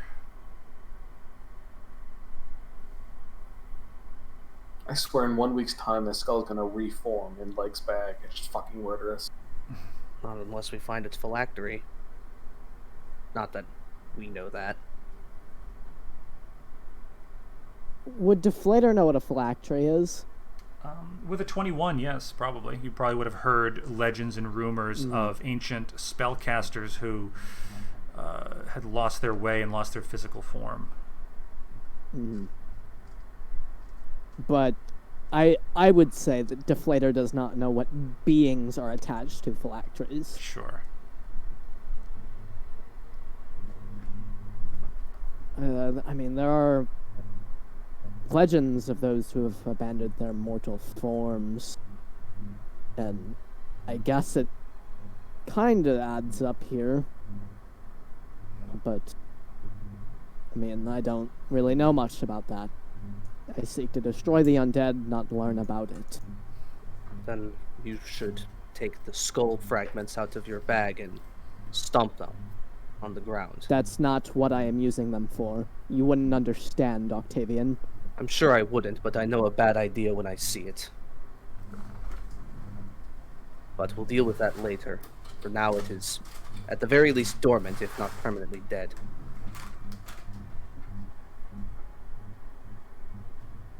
You've been examining it for a while, Nicholas. What do you think? He says, I don't understand this. This is beyond me. And then he kind of looks up and he says, it's true, isn't it? I can rest now. And he's just kind of like very spacey. He's kind of looking around. If the danger has passed, should we get Gerard down here? Probably. He is probably the most magically knowledgeable out of all of us. Are you up for a sprint, Ren? I'm up for a jaunt. I don't think a sprint. Fair enough. And if you see Varn, let him know that the danger has passed. Well, when you said Varn's backing up, you weren't kidding. No. I've stopped moving him, but Varn is seriously falling back. That was a lot of magic, and goblins don't like magic. Booyag, booyag, booyag. Yes. Yeah. So Ren would go back to the surface. Well, I'd probably ask Elise to come with. Yeah, sure. Just for convincing Gerard that it's safe to come down. And if he passes Varn, he'd be like, think, it's safe for now at least. You don't have to say, you don't have to go into the creepy room, but stay close. While they're doing that, I'm just gonna kind of place my hand on top of the plinth and just kind of focus and see if maybe I can feel anything. Sure. Do you want to roll either Insight or Arcana, maybe? I'll do Insight. I got a good bonus to that. Not with a 9, though. It's not my night. As you're touching it, you have the feeling of a great power that might have been here, but it appears to be fading. I feel as if there is something fading from this place. That doesn't comfort me like it should. So when they return with Gerard... hold on, Cobra, sorry. As you get to that front room with the bust, you'd see that Gerard had actually made his way down. And he was in that room talking to the bust. As you enter, Elise is with you. He runs up to her and he puts his hand on her face and says, Wisp, you've done it! And she says, what do you mean, Father? And he says, you must come to the surface and see. And she says, no, we need you to come with us. We need to show you something. And she kind of looks to you, Ren. would ask, just say to guard, is the sky clear? He'd say, and so much more. I can't believe it. We'll see that in a moment. There's something we'd like you to take a look at. He says, of course, and he seems more focused and almost giddy. When they get back, Ren's just going to take a look. Is there anything else, everyone's just been focused on the pillar and the runes and all that. Ren's just going to take a look around the rest of the room if there's anything of interest. Ren, as you are, so you're with Gerard in the bus room, and now you're starting to head back? Yeah. Okay. As this is happening, Octavian, you notice Nicholas is kind of leaning. He's got both hands on the plinth, and he's kind of leaning. And he looks at you, and he says, I can rest now. He says, go and place my hand on his shoulder, and I'm going to say, perhaps can you hold on just a little bit longer until your friend is here? And I'll throw my healing hands into him. For what it's worth, he gets 6 hit points back. He crumbles to dust. um, I'm under the impression he's actually dead. And me too. I think he might be a revenant. But yes, as you heal him, he kind of smiles and he says, you might remember that it didn't even touch me. Well, you didn't really get close to it. True. He would say, I was ready to sacrifice my life to save all of you. I was ready to sacrifice the rest of my spirit to save all of you. I thought that if I was to offer this thing my soul, I thought I could distract it long enough, but you were all just more powerful than I could have imagined. We do good work.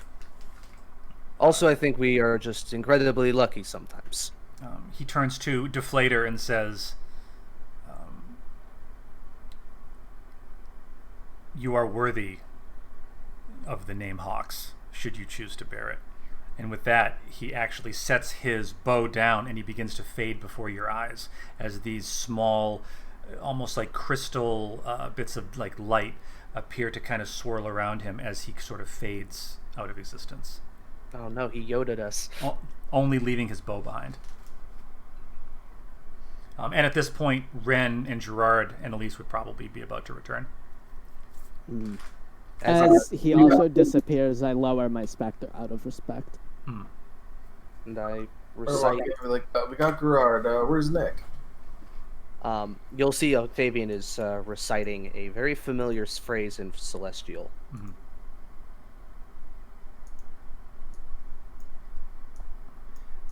Gerard walks up, and he sees you reciting this, and he looks at the bow on the ground, and he just kind of smiles. He held on for as long as he could. I had hoped that we would have at least been able to see him off. He would say, we had our goodbye. I'm just glad that he's with his brothers again. I'll pick up his bow and I'll go hand it over to Elise. She would take it and kind of look at it wistfully and put it onto her back. If anyone is going to carry on the bowman's legacy, I think it might be you. Varn doesn't have the finesse for such a weapon, but he is no doubt effective with what he has. Oh, speaking of which, Varn... It seems that he is no longer bound to our plane. I see what you did there. As they left to get Gerard and then they came back, what is Varn doing? Varn is retreating away from... Are you right there where I see you? Well, that's where he currently is, okay. Yes. So honestly, like... Oh, sorry, go ahead, sorry. No, he's retreating away from the magic as far as he can. I was going to say, like, honestly, like, as they ran back with Gerard, they may not have even noticed you if you were standing over there.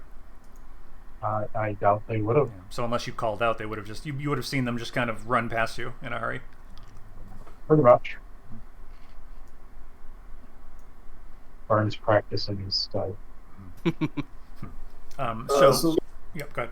what I say is, when Ren got back to the room, he just because everyone's been really focused on this, but that's beyond Ren. So I just wanted to look around the room for anything else that'd be interesting.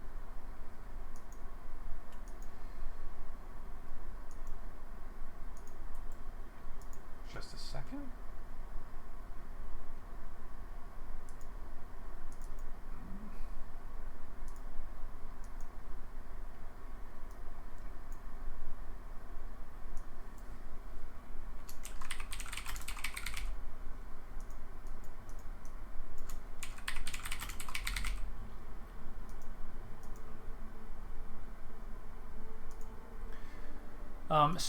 Looking around the room, you'd notice that the stone itself appears to be similar to the other chambers. It's just this semicircular step up with the plinth in the center. The rest of the chambers appears to be unremarkable. And empty. It's pretty much an empty room with a little plinth. Mm-hmm. Gotcha. All right, Ren's gonna take another siesta. Gerard would, having returned with Ren, would look to Octavian and Deflator and say, "You must come to the surface. You will not believe your eyes. But what mystery is still here for us to solve?" The plinth here. I felt a power fading from it. Very faint, but there's arcane runes on here that Deflator identified, but even she is unsure as to what it is about. I want to make sure that whatever evil sat upon this thing, that it's gone for good. And Ren, still just his eyes closed and head against the wall as he's just on sitting down against the wall. He's like, "Yeah, Nicholas, before he ghosted, said that it was destined to return. So if we could find a way to make that not happen, probably be great." Gerard would approach the plinth kind of hesitantly and sort of study it. Appears to just draw his hand across the runes, feel around, and then he appears to actually he looks back to his daughter and he says, "Elise, would you help your father?" And she comes up and you see them kind of talking. Deflator, you might all be able to hear it, but you would hear them discussing the matter at hand. And he says, "If you would," and he kind of taps at the plinth, and you see her speak a word of power as she draws a shape in the air above the plinth, and she sort of brings her hand down, and she says, "Yes, there's something inside here."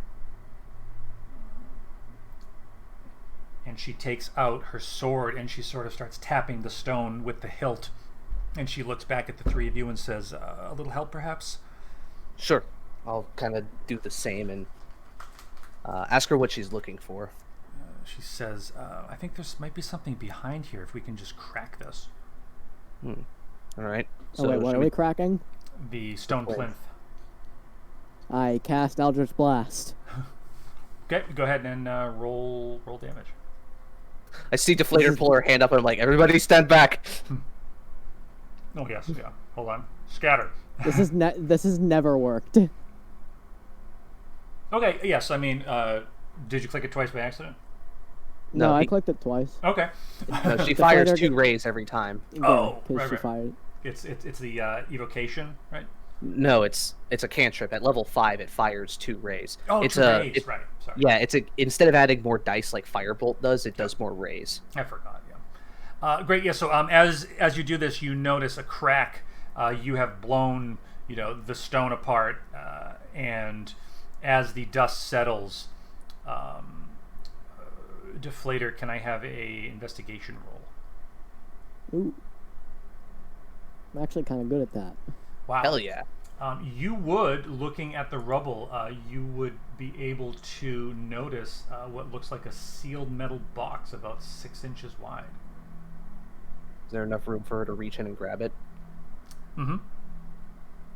All right, I'll grab it and pick it out. Is it locked? Does not. It actually, yes. It appears to be sealed, but you're not sure how. Can I make an Arcana check? Sure.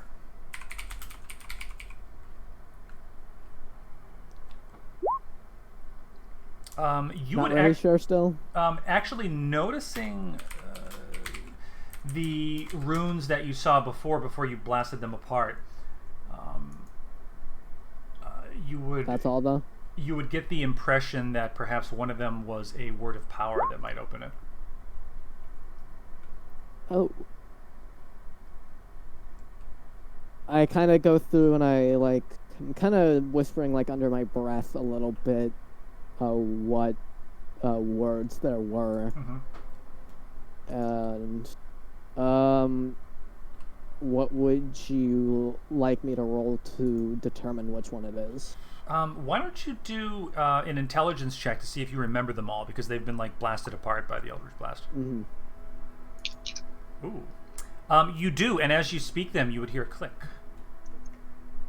Ooh. Well, let's hope this doesn't take my soul.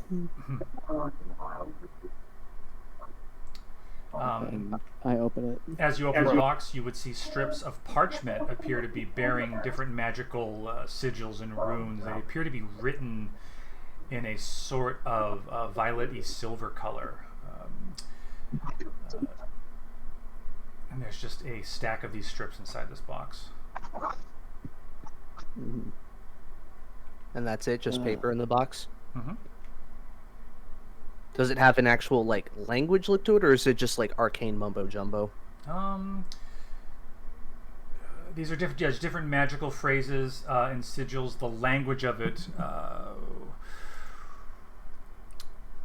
just on that last intelligence check, Deflator, you'd recognize the language as being a sort of older version of Elvish. Mm. I don't speak Elvish, but I recognize it as Elvish. Neither do I. Gerard would step forward and say, if this is what you think it is, should this not be destroyed? Impossible. Can you read Elvish? Wait, what are we thinking it is? Phylactery. But again, we don't know. I would like Ren. I just want Ren has no fucking idea what's going on. Yeah. Right. Octavian doesn't. Deflator has an idea, but does Gerard know Elvish? He would say, no, not too much. This just appears to be different spells and things. I'm not sure if the content of them matters as much as the fact that we found them. Do you think it's dangerous? Elise would say, I think it's dangerous that we don't destroy it. And Gerard says, careful now, Wisp. We mustn't do anything too rash. Let's listen to the others. Deflator, what do you think? Should we destroy it? Yes. I think we should find out what it is first. Someone on the Mythopole has to be able to speak Elvish. I mean, we don't have to destroy it this instant, I don't think. That is true. If we can get a better idea of what it is, we can get a better idea of what to do. Worst case scenario, I could just dump the beans on him. It does a lot of fire damage. Octavian spent all that time with Terracin, and you never learned any Elvish? I don't have any other language options for my class. I think I had it initially, but I wanted to have the extra skill proficiency. No, of course. So of course. I'm just teasing. I took that at level 3 with Samurai instead. But yeah, or maybe we could just rule it. Maybe he's rusty on it. Like he doesn't really know it much anymore. It hasn't been necessary. I don't know. Sure. Yeah. I mean, roll intelligence if you want. Sure. It's not a great stat of mine. Wow. Oh my fucking god. Based on what Deflator had said and your limited knowledge in this realm, the bit of Elvish that you would have picked up in your years serving the Empire, and certainly serving in Zanari territory here and there, you would notice that these are spells of naming and binding, dark magic, immortality, things like that. All right. Well, I was slightly hesitant to destroy it. Now I am certain we must. It is, from what little I know about Elvish itself, just what I can see here, the presence I feel from it. It is dark magic, dealing in the realm of immortality and other things like that. I think it is best that it is destroyed. Shall I torch it? If that'll work. Otherwise, I can drop these beans. I kind of like tap part of my bag. It's like, or I can pour the beans on it. So, are we destroying the box as well, or just the papers? Box is pretty nice. Maybe just the papers. The box is likely magically bound to the papers, though, as well. Maybe we should. Yeah, maybe we should destroy all of it. Put the open box on the ground, and let's see what I can do. Yeah, put the open box on the ground with the papers in the middle. If you want to throw like a match or something in the middle, we can close it. No, just actually, step away. Shut it off from oxygen. So Red's gonna have everyone step away. And he's gonna like pump his fist a couple times, and then God, I always roll so garbage. But I essentially use burning hands on the pile. Nice. Are you holding it where you're standing? It's on the ground. Yeah, wherever if wherever it is, like if it's like here, Ren's just like point blank burning hands right on it. God, when did you move to California, Cobra? Why are you saying like every third sentence? As you do this, you notice the fire appears to burn the papers. The silver ink appears to actually linger for a moment as the paper that they were written on disintegrates, as the runes appear to turn into the same kind of mist you saw before, hanging in the air for a second as it dissipates. After a beat, you would all hold your collective breath as the box itself explodes outward with a shockwave. And I will need Constitution saving throws. Great. And I will roll 23. I'll roll for our friends. I rolled a 23. Did I ever heal? I did not. Healed. I healed a little bit during all of that. Oh no. I'm glad I drank at least one potion. I used my second win when we were talking. Yeah. And I took a potion afterwards. As this box explodes, everyone would take not Octavian, but Leg and Ren and Gerard would take 2 necrotic damage. I fall unconscious. Resistance, so we only take 1. I still fall unconscious. I will. If anyone wants to do something about that. Meanwhile, I used my fucking healing hands on a dying man and it didn't do shit, so I'm gonna go give Deflator my last potion. There you go, 6 points. You're back. and Elise, of course. I wanted to roll death saves. You're fine. It's a 2d4 plus 2. And Elise would run up to Ren and do the same. Bringing Ren back for 8. Ren would wave her off. Oh, didn't you fall down? I'm sorry. No. Because I drank my healing potion after the fight. How much? Oh, 2. Oh, my bad. Then she would attempt to give it to Deflator to top her. I just chugged 2 of my own. Right. I'll take it and put it in my inventory, though. Yeah, sure. I'll take it to put it in his pocket to replace the use. Yeah, she'll just take her fucking potion and go home. All right, guys. Yeah. I'm just kidding. Yeah. She would offer it to whichever one of you wanted to take it. I think he doesn't have any. He used his only one. I don't have any left either, but I'll restock later. Um. Well, I think that's that. Now I don't feel so bad about you taking that skull.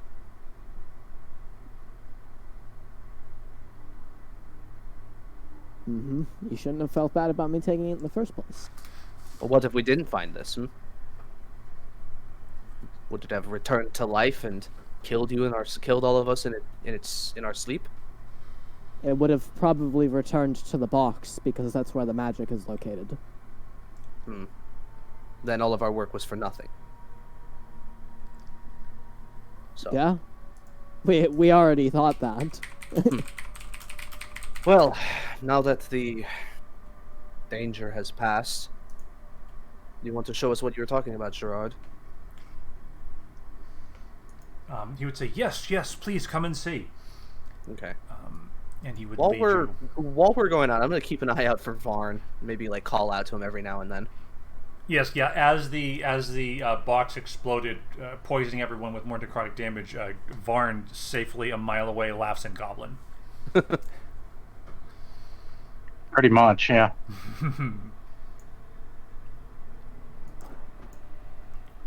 Varn! Varn! It's all over.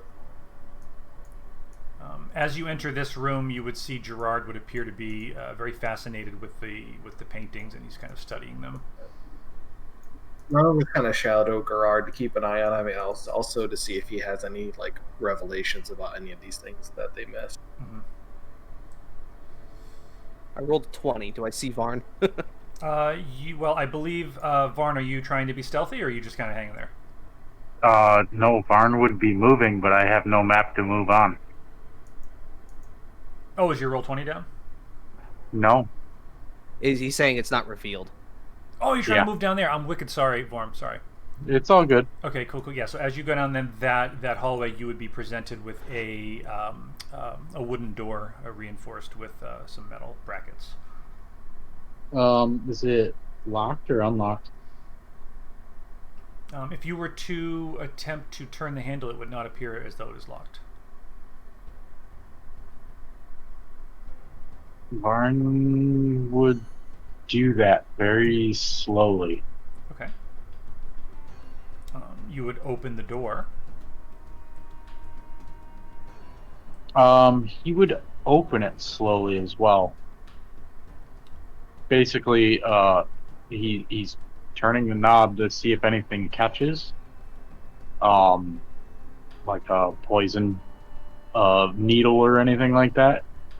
As it opened, he would then slowly push it open to make sure that there's no like wires or anything like that. There does not appear to be anything that you can notice. Seems like a normal door. So yeah, he would open the door. Okay.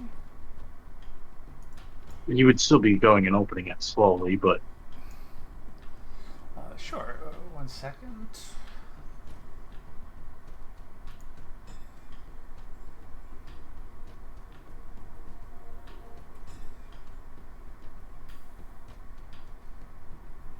and just for Alright, shits now and that we're giggles, I'm good. gonna roll stealth.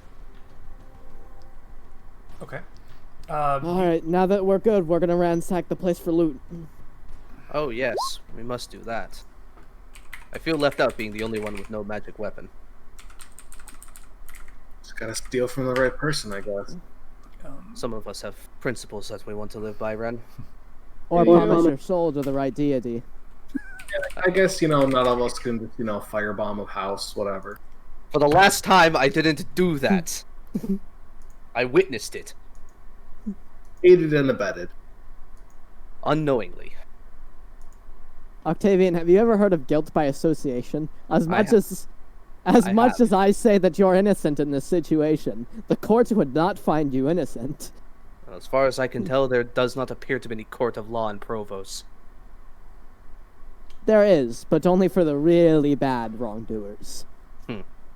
Like really bad. Like arsonists. Mm-hmm. Don't worry, I'm going to have some words with Mr. Domgeet about all that. I mean, I was thinking more people who plan to commit regicide, like us. Is it really regicide if they never really deserved it in the first place? By legal standpoint, yes. Yeah, it is regicide if you go and murder the ruler of a country. Well, Even if they're not a considering he's an king, I'm asshole, I thinking. feel quite justified in that. Gerard would actually come over at this and say, "But the Han he's already dead." No, that's not what Han? we're talking about. The king, the Han. That's what they call him. Oh. The guy whose funeral we attended, the wake. Yeah. Yeah. And No. not referring to him, we're referring to the... Fuck, what's it called? The Honestly, abbot. the abbot. Sorry, we took such a long break from the politics of this game and wanting to murder people for being literal fascists. It's the abbot. He's taken control of the hold, and by some extent Arvis as well, turning it into a hangout of fanatics. Gerard would sort of wave this off and say, "The Queen will The settle." queen is imprisoned, and her daughter is nowhere to be found. he kind of looks a little bit confused, and Elise kind of looks at you for a second, and she sort of just holds her hand up and she says, "It's all right, Father. The Queen will be fine. Don't worry." And she kind of says, "Let's look at this painting. Isn't this nice?" And then she kind of distracts him as she comes back and says, Say other matters at hand. Yeah, she said, "I also have heard this. I've heard that to question the vigilant is to question Tyr, which brings the pain of death." Well, Isn't that fun? yes, They don't- it is quite fun. I have seen what their Yeah. justice entails. They killed a good friend of mine, quite gruesomely, and for that they will pay. My Molotov cocktail. If I have to. Whoa. Fate is purest when it is unquestioned, and that is what they believe. So what does Varn see in that room? Right, Just like saying, "You guys can get the fuck out of here." As Varn enters, it is a rather dark room. Do you have dark vision? Yes. You do, yeah. So you would be able to see that there is a chest in one corner, and there's a table set with looks like some old plates. You see some crumbs on the table and on the floor. It appears to have been some sort of a room where perhaps the lizard folk may have come to take a meal or to rest while on watch or something. You're not sure.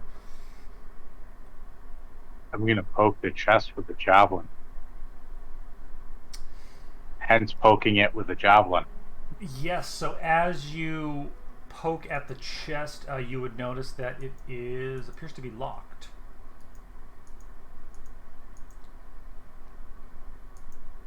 I'm gonna poke it a little harder.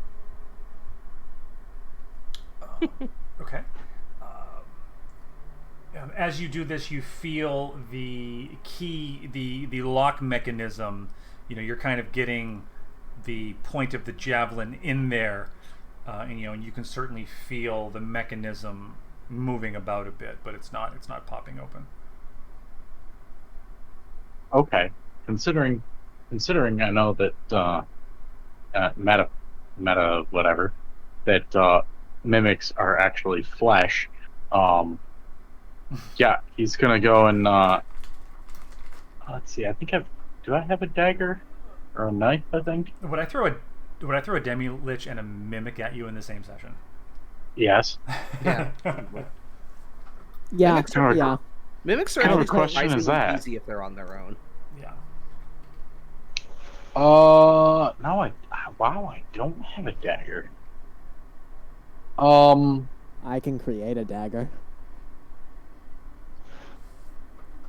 Bart is gonna go and he's gonna bash the locking mechanism with the short sword. Okay. Would you? See if these dwarven weapons are worth their weight Sure.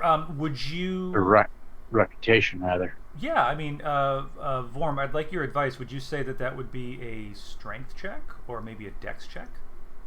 Probably a strength if he's bashing it. Yeah. Let's do that if you don't mind. Yeah, no, not a problem.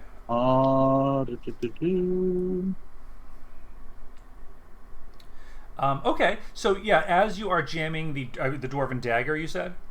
It's the short sword. Oh, pardon me. The dwarven short sword into the locking mechanism. You would feel something sort of crack, and the lock appears to have popped a bit. Varn looks at the short sword and kind of shrugs and goes, "Eh, I guess it is pretty good." He's going to. So does the lid kind of lift a little bit or open a gap? Yes. So yeah, he's gonna go and kind of wedge it in there and see if he can kind of work the lid free. Sure. So as you do this, the locking mechanism would sort of groan in objection. Okay with this. And then, are you continuing to try to force it? Yeah, we're gonna go and force it. I'm assuming another strength check. Nope. I think if you are trying to pop that open at this point, the lid of the chest would pop open, and you would hear a click, and there would be some. Varn's gonna dive out of the way. Okay, give me a dexterity saving throw.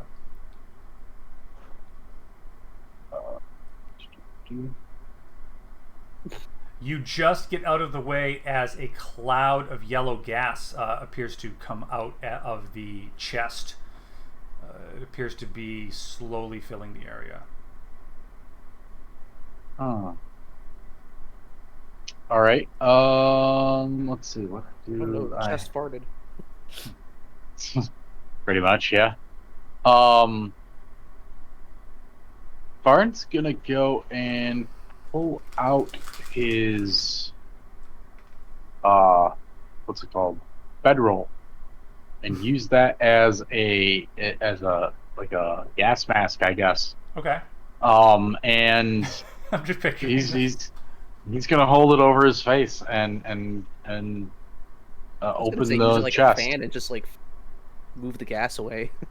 No, because my concern is that it's not necessarily a gas, but it's a powder. Oh. And there may be more inside, so he's gonna hold it over his face and open it to see to check. Yes.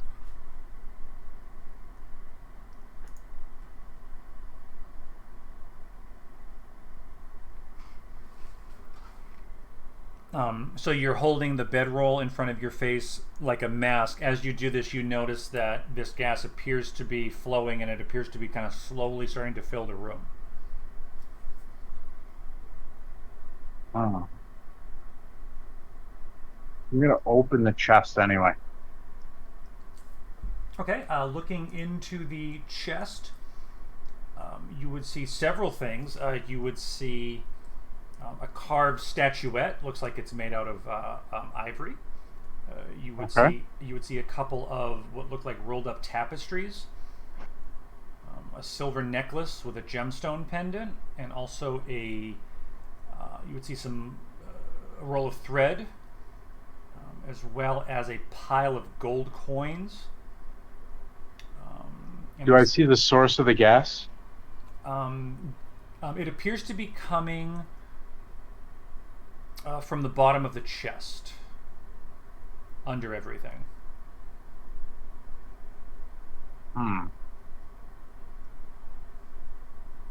If I move the chest, is there anything else in the room actually? Yeah, there's a table with several things on it.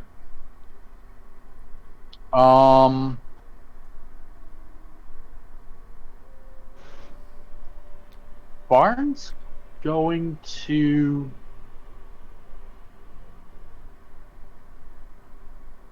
go and hold his breath and flip the table. He's going to throw his bedroll over top of, or he's going to pull the chest out of the way with the bedroll over his face still.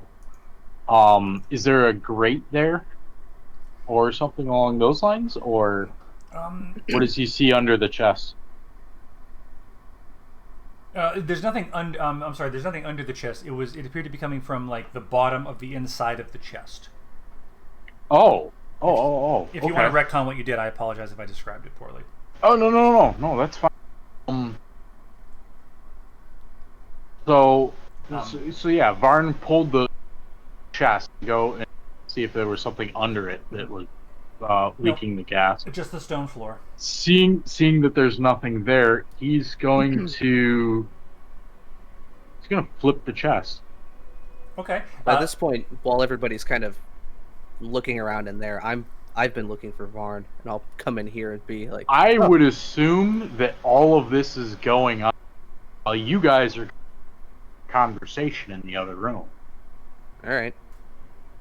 But I was gonna do a funny thing where I come in and be like, oh, there you are, Varn. Oh, good lord, what happened in here? But yeah, no, I would assume that all of this is going on while you guys are Fair enough.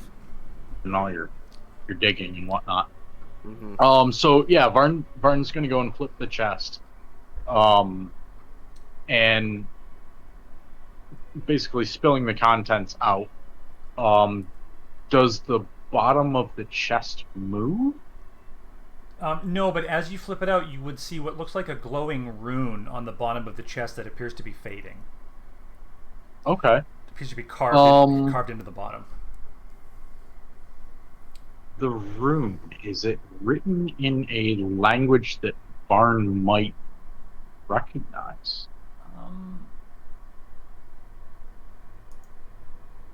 I don't believe so. What languages does Varn know? Goblin and Gnomish.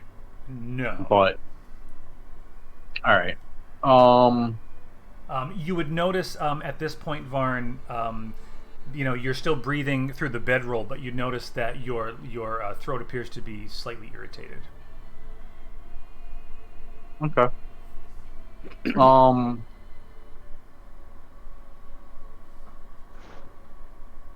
The rune is fading, correct? It is. Varn is going to step out of the room and close the door and wait for maybe 2 minutes or so. And see if the rune goes and stops producing the gas. Sure. So after about 2 minutes, he would open the door again. Is the gas still there? Or has that faded as well? He's of course holding his breath while he does this. Yes. The room appears to still be full of the gas. All right. Now, did you flip the table or not? You did not flip the table? No, he didn't. He wouldn't have flipped the table. Okay. That would have been like when he moved the chest. Had there been something there, like a grate or something, he was gonna go and throw his bedroll over it, flip the table, and put it down on top of the bedroll to kind of try to seal it.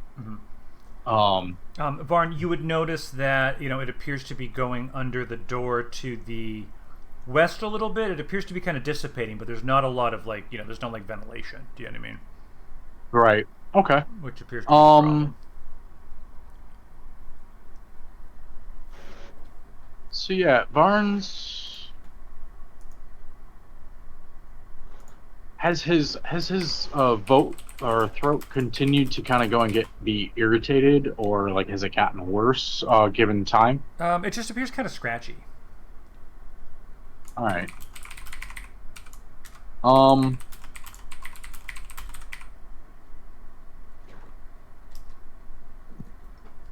I would assume.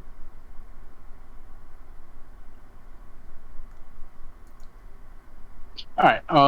Yeah. Varn's gonna go and kind of open the door and leave it open. And then just kind of stand there holding the bedroll over his head or over his face. So then I imagine we probably see like this faint yellow greenish gas start to like come through the hallway. Probably, yeah. Probably by this point, yeah. Either you or Elise would probably notice it, and I was What's going on over there? I was gonna have her look down the hall and see the door open, but obviously the timing was weird. So Yeah. So I'll just go there and just like look at the gas and just kind of like pinch my nose a little bit, and I'll see Varn over there with a bedroll over his face. Like, what's going on over here? Got to finally see you again, Varn. Varn's just gonna turn and look and go and kind of hold up a hand.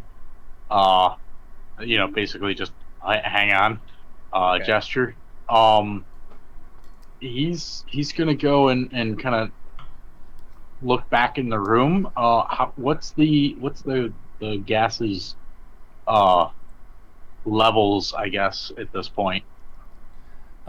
Seems to be maybe settling towards the floor a bit. Okay. Varn's gonna go and kind of take a deep breath through the bedroll. And he's gonna walk in and start rooting through the chest contents. Okay. He's pocketing the necklace because shiny. And you said that there were tapestries? Yep, there's a couple of rolled up tapestries. Pretty interesting find here. 2. Manage equipment. As you are doing this, Varn, you notice that the gas, which had been kind of settling, you're kind of stirring it up, and it's going kind of back up into the air a little bit. All right. Octavian, have you entered the room? Yeah. You would notice, a strange sensation in your throat. I'm gonna hold my breath, and if I remember correctly, you can hold your breath for 1 minute plus your Constitution modifier in minutes. So I can do it for about 3 minutes. Okay. And then I'm gonna go over to the other door over here and see if I can open it and kind of help the gas cycle. Yeah. So if you held your breath before you came in, then you would not feel any sensation. Yeah, I would have done that. I'm gonna come over to this door because I've got a pretty decent passive perception, and it's like, oh, there's gas in the room. You might want to vent it. So I'm gonna go over to this one. Sure. So, yep. This door would simply open. Okay. If you attempted to. Do I see anything interesting down that way? Checking. As you open the door. No, this appears to be a storage room of some sort. You would see weapon racks with some of the similar, the clubs and the bows and the kind of roughly crafted arrows that the lizard men were using. This appears to be sort of like their barracks / armory that you've entered. Nothing interesting, like nice looking swords or nothing? It appears to be mostly the rough kind of stuff that the lizard folk were using. Okay. One day that the magic sword will be mine. All right. So what has Varn not taken out of the chest? If I understand, I don't remember exactly what was in there. Yeah. So there was a carved ivory statuette. There were the 2 tapestries. There was a silver necklace. There was like needle and thread. There was also there was a map of this Undercroft, if you will, actually, and there was also a pile of coins.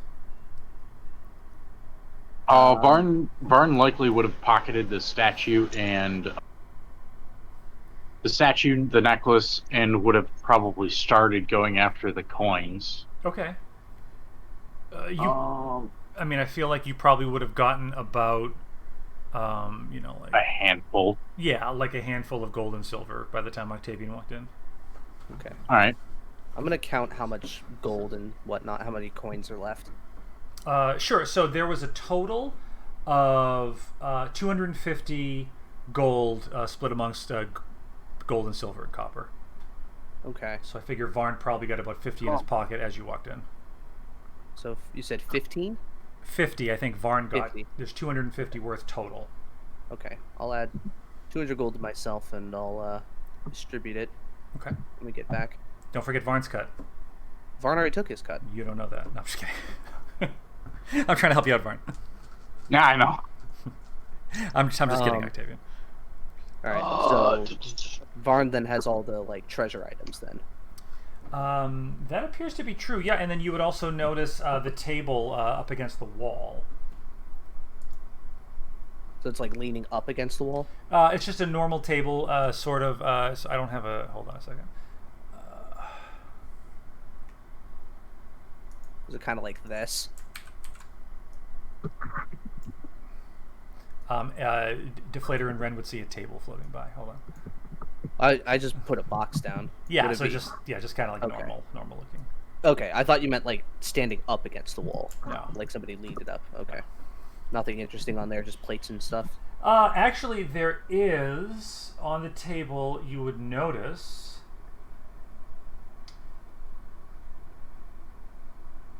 You said the necklace had a jewel in it, correct? It is a silver necklace with a gemstone pendant, which you could get appraised. Right. So what do I see on the table? Yes, you would see on the table, like I said, cups and plates, things like that, as well as a heavy tome. Hmm. And on the cover of the tome would be some writing which you would recognize as draconic. Well, I can't read that, but I'll find somebody who does. I'm gonna pocket that. Not Kanan knows Draconic. Yeah, too bad he's not here. I'm just gonna put this as a draconic who? tome. As you... so would you have opened the book or just looked at the cover? I would have just looked at the cover. If it's in draconic, I can probably hazard a guess that it belonged to the lizard men, and then I'm just gonna pocket it. You attempt to lift it off the table, but you don't seem to be able to. It's just like, Right. come on, Octavian, you're stronger than this. As you pull, as you pull harder, the table actually lifts up off the floor a little bit. All right, I'm gonna try opening it then. As you open the book, you notice that to the right of the book, 4 clear vials appear out of thin air on the table. Huh. And as you open it, you would see that the language inside is actually written in common. Oh. What does it say? It says...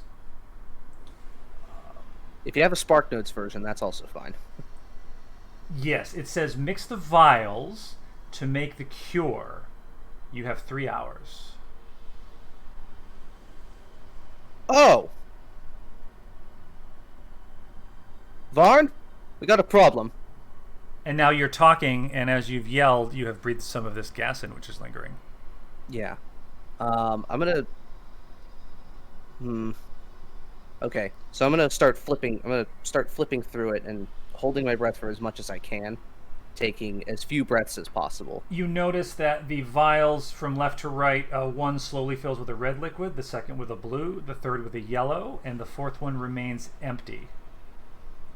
Okay. I'm just trying to see if it like has any clues to this. What color was the gas? It was yellowish. Oh. So it's red, green, and blue? It was red, blue, and yellow. Red, blue, and yellow. And the fourth one is empty, and the book has indicated you should use the fourth vial to mix the correct combination.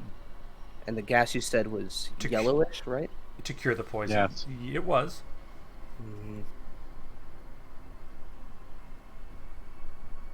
I'm just trying to see if it has, like, you know, specifics, like how much do I have to fill the other vial with?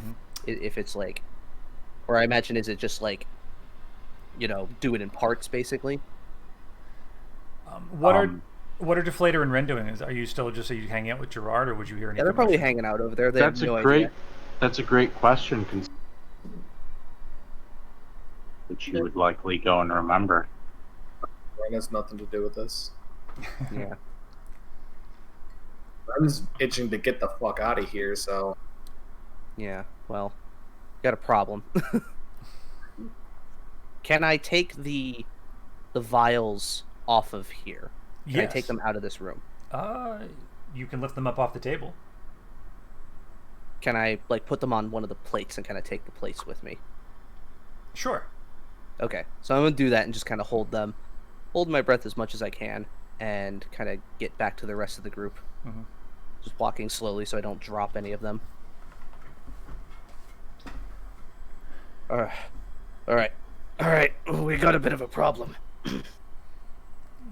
Gerard and Elise look on with apprehension. Varn was snooping around in that room over there, and I guess set off a trap of some sort. I went to go check on him, found some treasure, which is good. However, I think he and I might have been poisoned. Alright, give me the money and I'll unpoison you. Ren just takes a It slow doesn't clap. seem that simple. It said something about needing mixing these together, and I placed the vials on the plate on the ground, mixing these together for a cure. It said I have about 3 hours. Okay. You destroy the floating skull of evil and ruin its chance of returning, and you trigger a fucking trap. Yes, I know. It's quite embarrassing. Now, let's figure this out. Give me my fucking money later. first and then I'll figure it out. Fine, 50 gold. 50 gold to you, 50 gold to Ren. Thank you for your this wonderful mound of currency. I will now be helpful. Okay. Don't know how many chances we get with this. I have empty vials. Right, well. The gas itself was sort of, you said yellowish green or kind of Yellow. yellow? Yellow. Gas- The rune was yellowish green. Might want to also make sure we have enough for Varn as well. I think I know a solution, but Ren obviously does not, so... What were the colors Red, of the solutions? red, blue. You would see Octavian holding. Did you bring all 4 vials? Yeah, on the plate. Yeah. So there's one that appears to be full of a red, another of blue, another of yellow, and the 4th is empty. And I believe the book is still in the room. Yeah. I mean, Varn and I have already been poisoned. I can go read through this book while you think. It Not maybe might have- necessarily. Varn has an irritated throat. That's it. Do I have an Varn was- irritated throat? You're noticing it's becoming a little scratchy. Yeah, just as I thought. Vaughn and I are already afflicted, so it won't hurt us to go back in there for too long. I can go and read it. It's in common. Okay, go do that. I would bring the book to you, but it appears to be stuck to the table. Alright, I'm gonna come back through here. You open this door, correct? Yeah, I'm gonna Yes. close it. I'm gonna close it now. Varn would have gone through. Okay. I just want to add that as you had the door open, you'd see that the gas, which was clinging to the floor, certainly is dispersing a bit. Yeah, well, I'm still gonna close the door to keep it from spreading too much. Did you close this door? I closed this one Okay. if Varn went through it, and then I would have closed this one behind me. Interesting. And I'm just gonna start reading through the book and see if there's any clues or anything like that. It's just hop on pop. Do you want to make an Arcana check against what you're reading in the book, Sure. which appears to be? An 11. Yeah, you're getting the impression that the vials, once used, will refill. Oh. Okay. Do I get any sense that there might be adverse side effects if we get the combination wrong? Or it's just not going to work? With an 11, you would get the impression that it's a possibility. Remember, we're at disadvantage for all ability checks. Oh, right. Exhaustion. Well, You are. I'm not. I mean, you're not doing anything, so. Oh, so that was technically a 4? yeah. Oh, okay, well, anyway, that's fine. Thanks, Alright, I forgot. Cobra, thanks. It's. I was already kind of having that impression, anyways. So. Yeah. Damn it. But there's really nothing that I'm finding that is suggesting like, hey, maybe, start with start with this one or something like that. You are not. Okay. Well, frustrated, I'm gonna come back, closing the door behind me, and come back. It's a little out of my depth. It's I at least am getting the impression that the vials are magical and will refill once used, but as for if there are adverse side effects for getting it wrong, I don't know. Possibly. Okay. Well, have you... Never mind. I was going to say something and then it left my mind immediately. You said, have you? That's all I Yeah, heard. I was going to say something and then I was like, yeah, the thought completely lost me. Can I make an Arcana check on these liquids? Sure. Can I assist? So, I got a nat 20. I don't think I need your assistance. Wow. Advantage? You know what? I was going to give Deflator a straight roll just because of her, extreme knowledge of alchemy. Potions. Yeah. Okay. If that's fair. rather than advantage, I figured a straight roll against the disadvantage.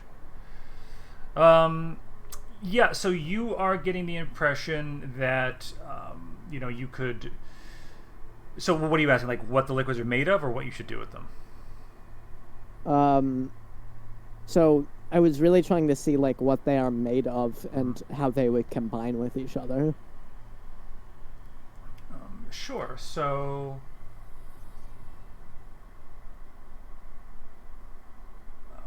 Deflator would be able to glean, simply because you're not looking at the book, right? You just see looking at the liquids. Mm-hmm. You'd be able to glean that certainly mixing the right combination together will cure whatever's wrong with Octavian and Varn.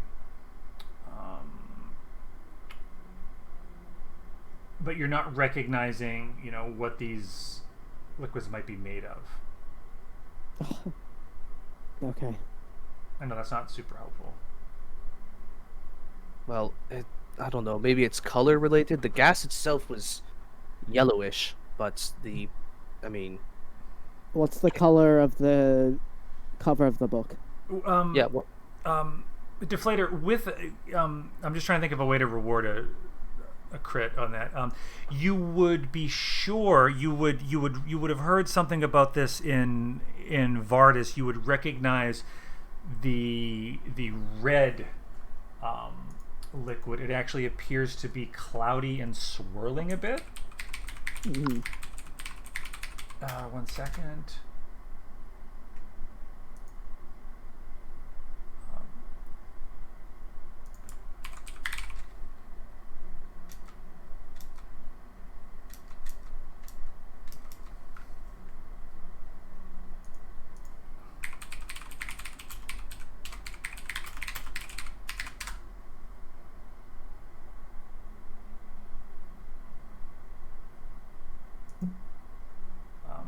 You would recognize it possibly as something called a cork bulb root, which you would know is a soothing regent that can cure certain ailments. Okay, so that should deal with the throat. You would feel comfortable that the red one is important. is the throat the only symptom I'm experiencing right now? Yeah, it just seems a little scratchy. Scratchy now. So it's red, yellow, blue. Okay.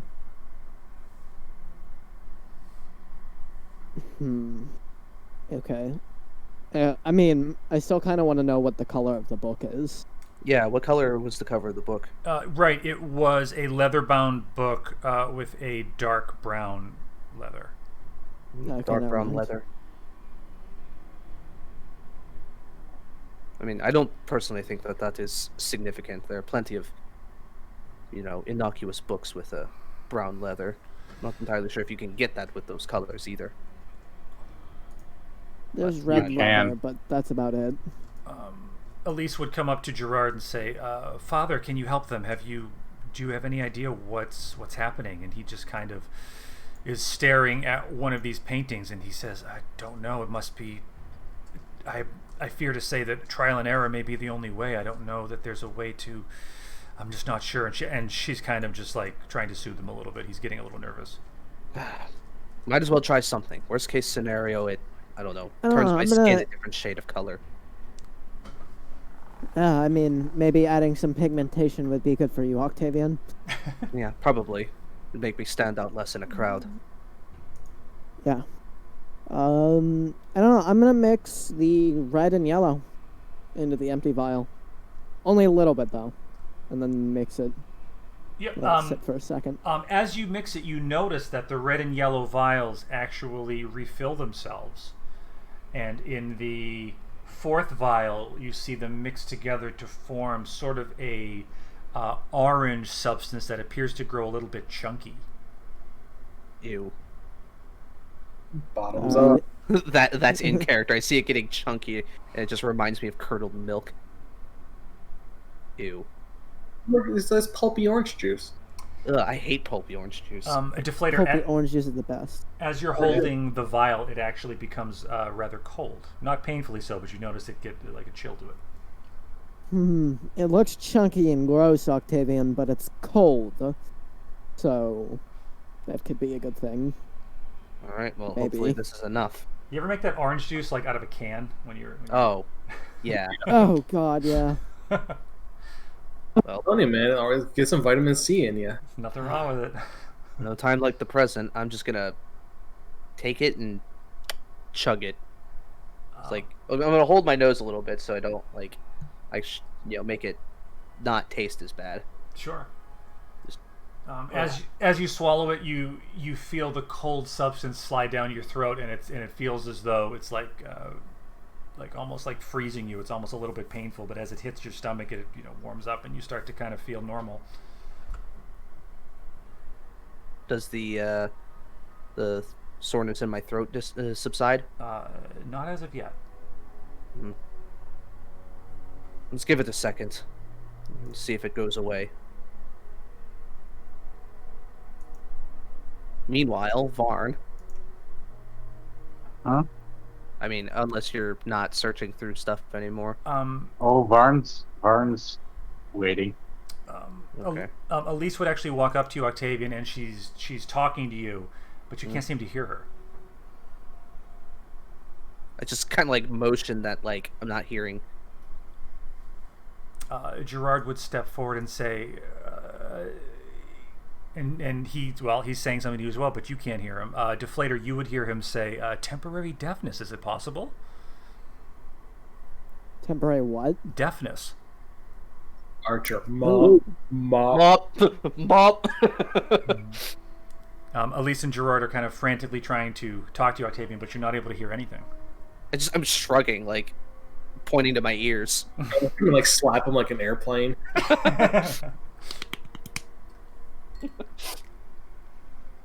Alright, I will mix the red and the blue one. Okay. This actually would create, as expected, a swirling sort of purple concoction, which in your hand, Deflator, would actually be a little bit warm. Ooh, okay, wait. So I'll also put the yellow one into the purple stuff. You're mixing all three. Yeah. It actually, at this, it turns black and returns to room temperature. I don't like that it's black. I don't like that bad. it's I don't like that it's black either, but it's room temperature. Purple drink is one thing. I don't know what you drink is black. Yeah. If I die, this is on you. Okay. So are you handing it to me? I think this will count as Deflator killing you, so she can raise you as a specter. It'd be a powerful specter. I think, yeah. All right. It's once per long rest, sadly. So, do you hand that to me? If you'll drink it. You can't I hear got her. nothing. Yeah. I mean, if you just like, you'll have to tap on my shoulder and be like, and show it to me. Mm-hmm. As you hand it to Octavian, Gerard looks very nervously. He kind of reaches out his hand as if he wants to stop you, but then he kind of shakes his head and just looks on. I look at him like quizzically. He just kind of shrugs. I just do like that kind of like head shake eye roll thing and just I down it. As you do this, you hear you hear a little bit of popping, and your hearing seems to come back, and the itchiness in your throat appears to fade. Oh, it's like, oh god, it's like being on an airplane. And the 3 vials that Deflator mixed are magically refilled. It's like I get that really bad whenever I fly. I've got to buy these things called earplanes. Mm-hmm. These little plugs you put in. So the soreness in the throat's gone as well? It appears to be. I guess the answer was all 3. Appears to be. Let's wait a second. Wait, if it comes back, Mm-hmm. and if it doesn't, then I think we can give that to Varn safely. Which will prompt me to, instead of waiting and just, I'm gonna walk and kind of get it through my system and go around this way, to go find Varn. Sure. Just kind of say, Varn, you there? Barnes waiting for a moment. It would appear I'm standing in front of a pair of double doors, correct? That's true. I would be testing them.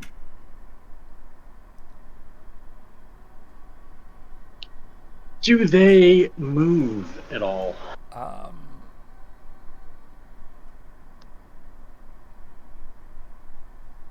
They,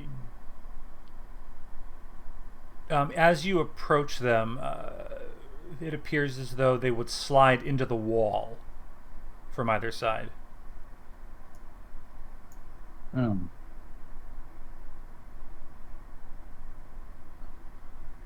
Well, I would take my trusty dwarven tool and slip it between them. Okay. And twist. All right. Basically just twisting it to the side to try to leverage the momentum to kind of spread them apart a little bit. Sure. Dexterity saving throw. All right.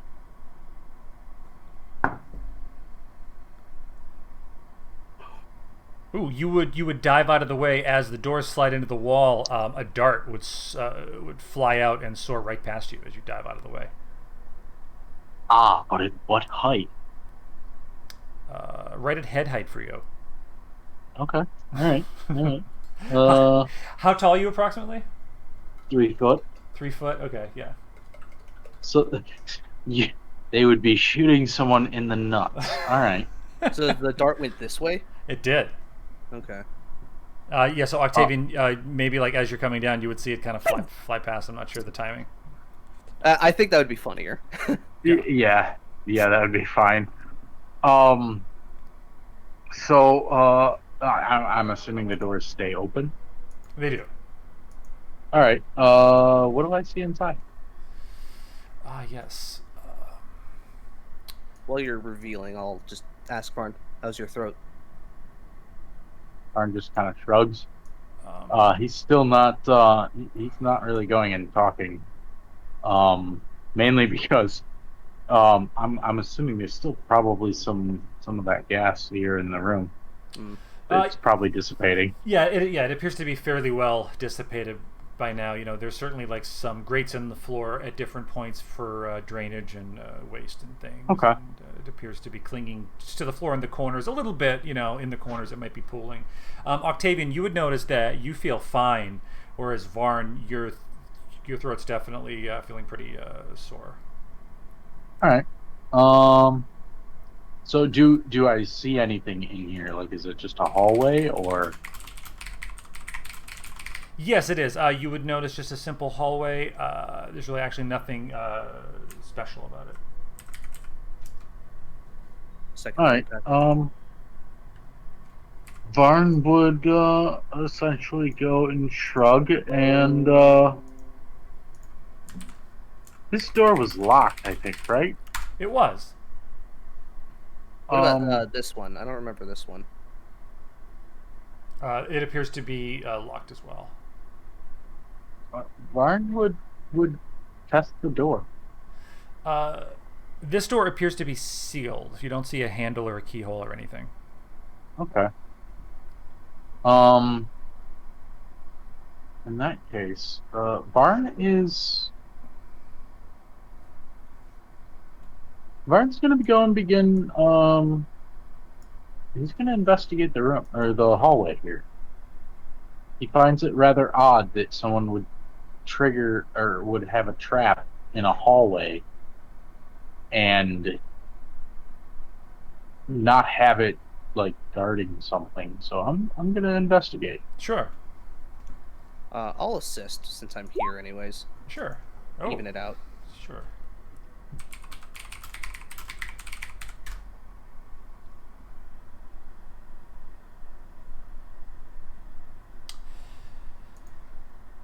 You would notice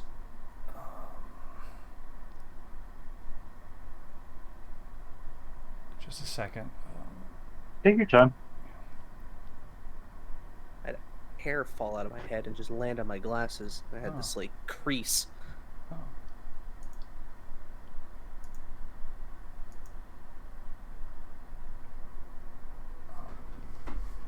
Ooh. So as you're investigating around this room, you would notice on the floor that there are like scratches, like something has been dragged recently. Huh. And they appear to be. I'm not good at drawing this. Can you see that or no? Yeah, I can see. Yeah. Yeah, appear to be kind of as if something was dragged, either in or out of the room recently.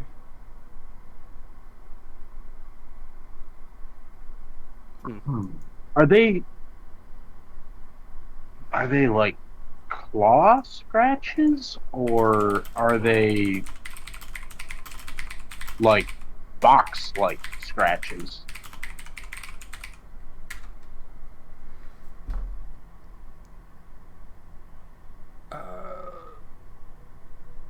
Not claws.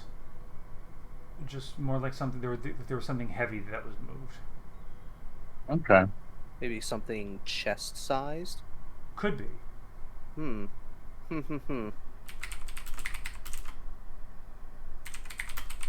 Are there a lot of vents in this room? Vents? Yeah. In like in the floor over here, you would notice a small grate that appears to just allow, water and moisture. Oh, okay.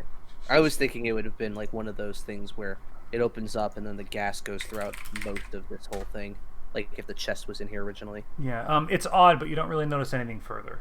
I don't think there's anything else here, Varn. Let's get back to the others and get you that cure. Varn kind of turns and kind of lifts an eyebrow, a little confused. But the gas. The book on the table. There's a book on the table, and it said you had 3 hours. I do not know exactly how long it's been, but I think we have enough time. We have the deflator knows what the combination is. I feel much better now. I'm gonna insight him. I'm being very truthful, just straight up. So No, I get that, but okay. my insight is more, or maybe it should be survival. I think insight if it's us talking. So No, but so I'm not like inciting what you're saying so much as like the way that you look. Like if there's a cure or something, like if it's a cure, basically he's checking you to go, or maybe it's medicine. He's basically checking you to go and like and see if you're like if anything is wrong with you. Like if you're like pale or if you're if you're sick looking in some way, shape, or form. Yeah. Go ahead. So Ellis, what would I be rolling for that? Would that be medicine or insight or survival? What would you? What are you trying to determine if Octavian? Basically, Varn is going and looking over Octavian to see if like there's any sign of like him being like sick or recovering from being sick. Yeah, a medicine's fine. Yeah, medicine's good. Medicine. Yeah. All right. I mean, you're. Well, yeah, you have disadvantage anyway. No, I don't. Oh yeah, I do not. He didn't take the. I didn't take any rally. I didn't take anything. Oh, okay, my bad. Yeah, so 3 hit points, and that was all temporary hit points to begin with. Yeah, so. yeah. You would probably infer that you were both in that room. You both breathed in some of that yellow stuff. It's definitely Booyog, and Octavian seems to be fine, and he seems to know how to help you. Okay. All right. With a 5, I'm assuming that it didn't matter anyway. Varn just doesn't know enough about humanity's immune systems. Yeah. To know maybe anything. It's not exactly human though, so. Well, but when you said, "Does he look pale?" It's like, motherfucker, I have like light gray skin. I'm pretty pale. So we'll head back over here, and I'll tell Deflator, give Varna some of that antidote. I make more of it. It looks gross, but trust me, you'll feel much better. Oh, Varn wouldn't balk at that. He'd down it when he saw it. Varn's a goblin. He doesn't fucking hesitate. He just eats. Yep. You would notice that almost immediately the burning sensation appears to begin to fade, and you feel better.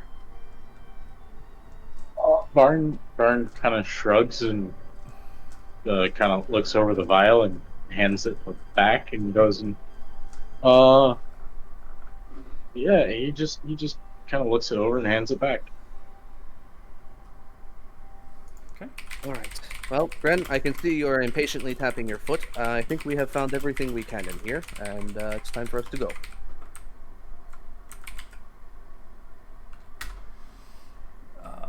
You notice that as you're turning to leave, Gerard seems kind of fixated on the painting.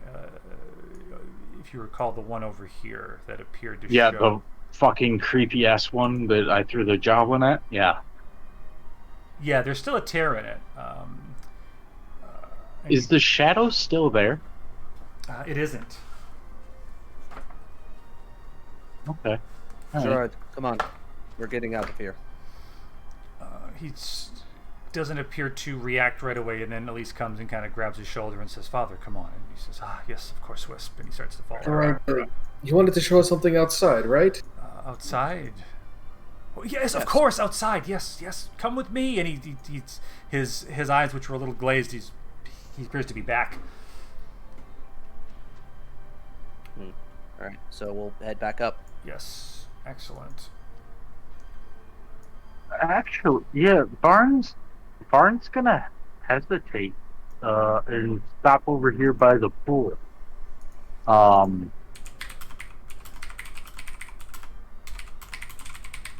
is not stopping whatsoever, and he's completely ignoring the statue on the table. He does not give a shit. Yeah. Leave with the Renaults. I will attempt to pick up the statue. He'd say, "Be careful now. Be careful." I'll try my best. He says, "I can feel it. It's dead, isn't it?" Yes, nearly Gone. killed us, but it is gone. I didn't think anyone could actually do it. I didn't think I'd ever see any of you again. Get me out of here! Yes, yes. Stop whining. You would begin to make your way up, and Varn is he attempting to talk to the Varn's Squid. gonna pat the water and try to get its attention.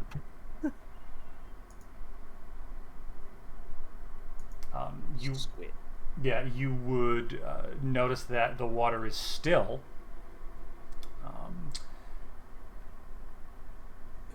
And then you would see a tentacle just break through the water and kind of brush against your forearm. What does it feel like? Have you ever had calamari? No. Okay, it would be kind of like that, only with less breading. So, yeah. It's like if you've ever touched like a... It's slimy, rubbery. Yeah, or like... Okay. Or Ever like had go to eel? the... What? Yeah, eel. Oh, Eel. yeah, in Yeah. sushi. Okay. All right. So typical, but like it's typical, kind of probably cold and wet and Yes. Sticky. greasy. Yes. Barnes gonna go and say, head thingy dead there, Stephen. You all good to go now, right? It would say, "No more shall it be offended by jangling appendage." Barnes gonna kind of go and nod and go and he's gonna go and say, okay, good. And enjoy your house now. In your head, you just hear the words, "Sacrilegious bankrupt," as the tentacle sort of slides off your arm back into the water.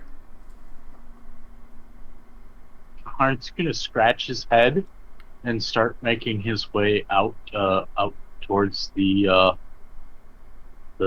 exit. Sure, I feel like Varn would probably just catch up with you folks as you are coming up back to the surface. Mm-hmm. I really like that Varn said goodbye to the lurker. Well, I mean, he it's his house. Varn's not rude. Of course not. Varn is probably the most civilized goblin I have. Mm-hmm. Yeah. I wonder how Knock Knock would have got along with everyone. It would have been different, for sure. He probably would have shot someone by now. Did Varn not shoot the Grand Archivist?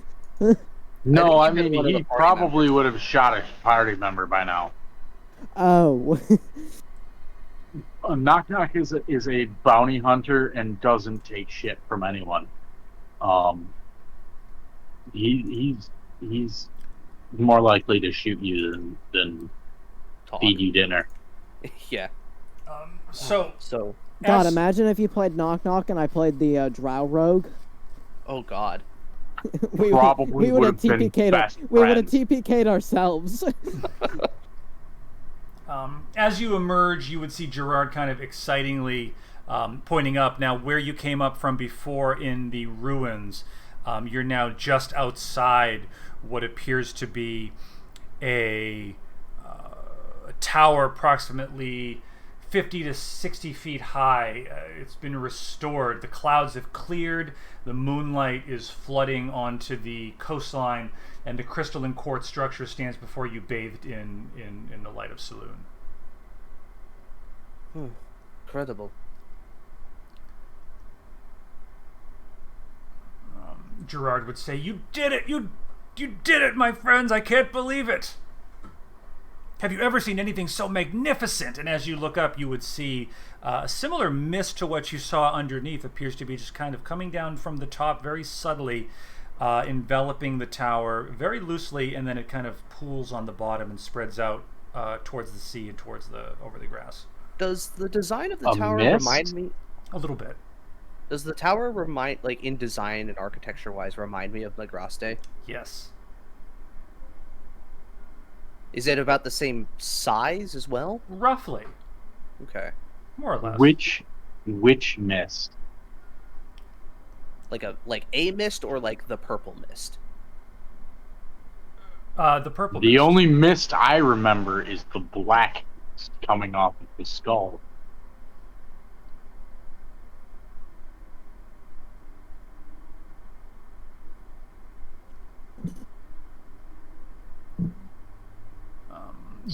So yeah, you would notice. I don't remember.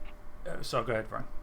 No, I was gonna say I don't remember any purple mist or anything other than the black mist. It just looks like an energy, just sort of like just like a very thin veil. Oh, okay. Barn is going to shudder and get away from the tower. That way. I certainly wasn't expecting this much. But hey, the sky is clear, so... Yeah, cleared the skies. And honestly, I thought I had a picture of... I can't find it, I apologize, but just imagine. Yeah.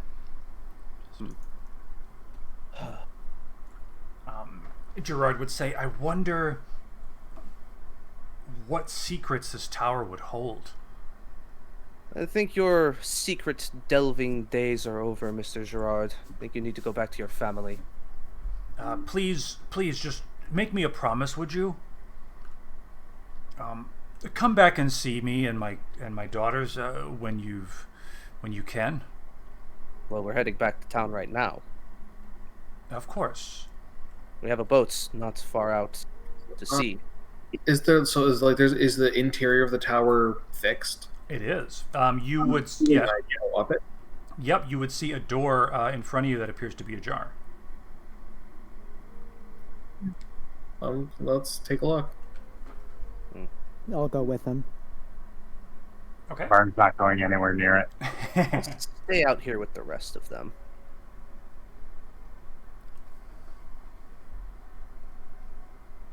As you go in, you would see a room dark with heavy sort of crimson rugs covering the floor. This particular room as you enter is choked with furniture. There's chairs and tables, plush benches sort of piled here and there, books and parchments strewn about.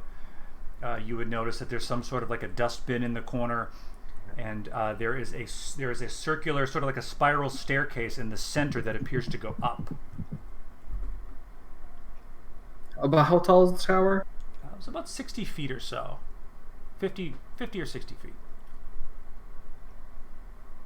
I mean, just turn to the flair. Do you want to take a quick look up at the top? I would love to. So just kind of like go up like floor by floor, making note of what's there, and get to the top. Sure. So as you... I'm trying to fix something. There we go. As you look up the spiral staircase, can I get a... well, you have that huge passive perception. Ren, you would get the impression that it's about 4 levels. Looking up from the ground floor. Alright, I would say, at least make our way up to the top, see if there's anything. Sure, so as you get up to the 2nd floor, you would notice what looks like some sort of a laboratory. There's like different equipments. You would see several cages. There's actually a creature in one of them appears to be breathing softly. What kind of creature? Yeah, I want to approach the cage. Sure, roll investigation. Hey Ellis, can you close the turn order thing? Oh, I'm sorry. Yes, I always forget to. No, that's fine. It's just... Yep, totally. Looking at it, it appears to be some type of a dog. It reminds you vaguely of the hound that you faced several days ago, but severely altered. Something very different about it. Judging by, you with your experience, especially Deflator, looking around the room, you see definitely some experimental equipment. Maybe there was like different experiments done here. What hound did we kill the other day? It was a hellhound. Shadow, hellhound, hound of ill omen. Yeah, one of those. Oh. I mean, does it look like hellhoundish, or is it like smaller, thinner? Hold on. I was wondering if we should be letting it out or not.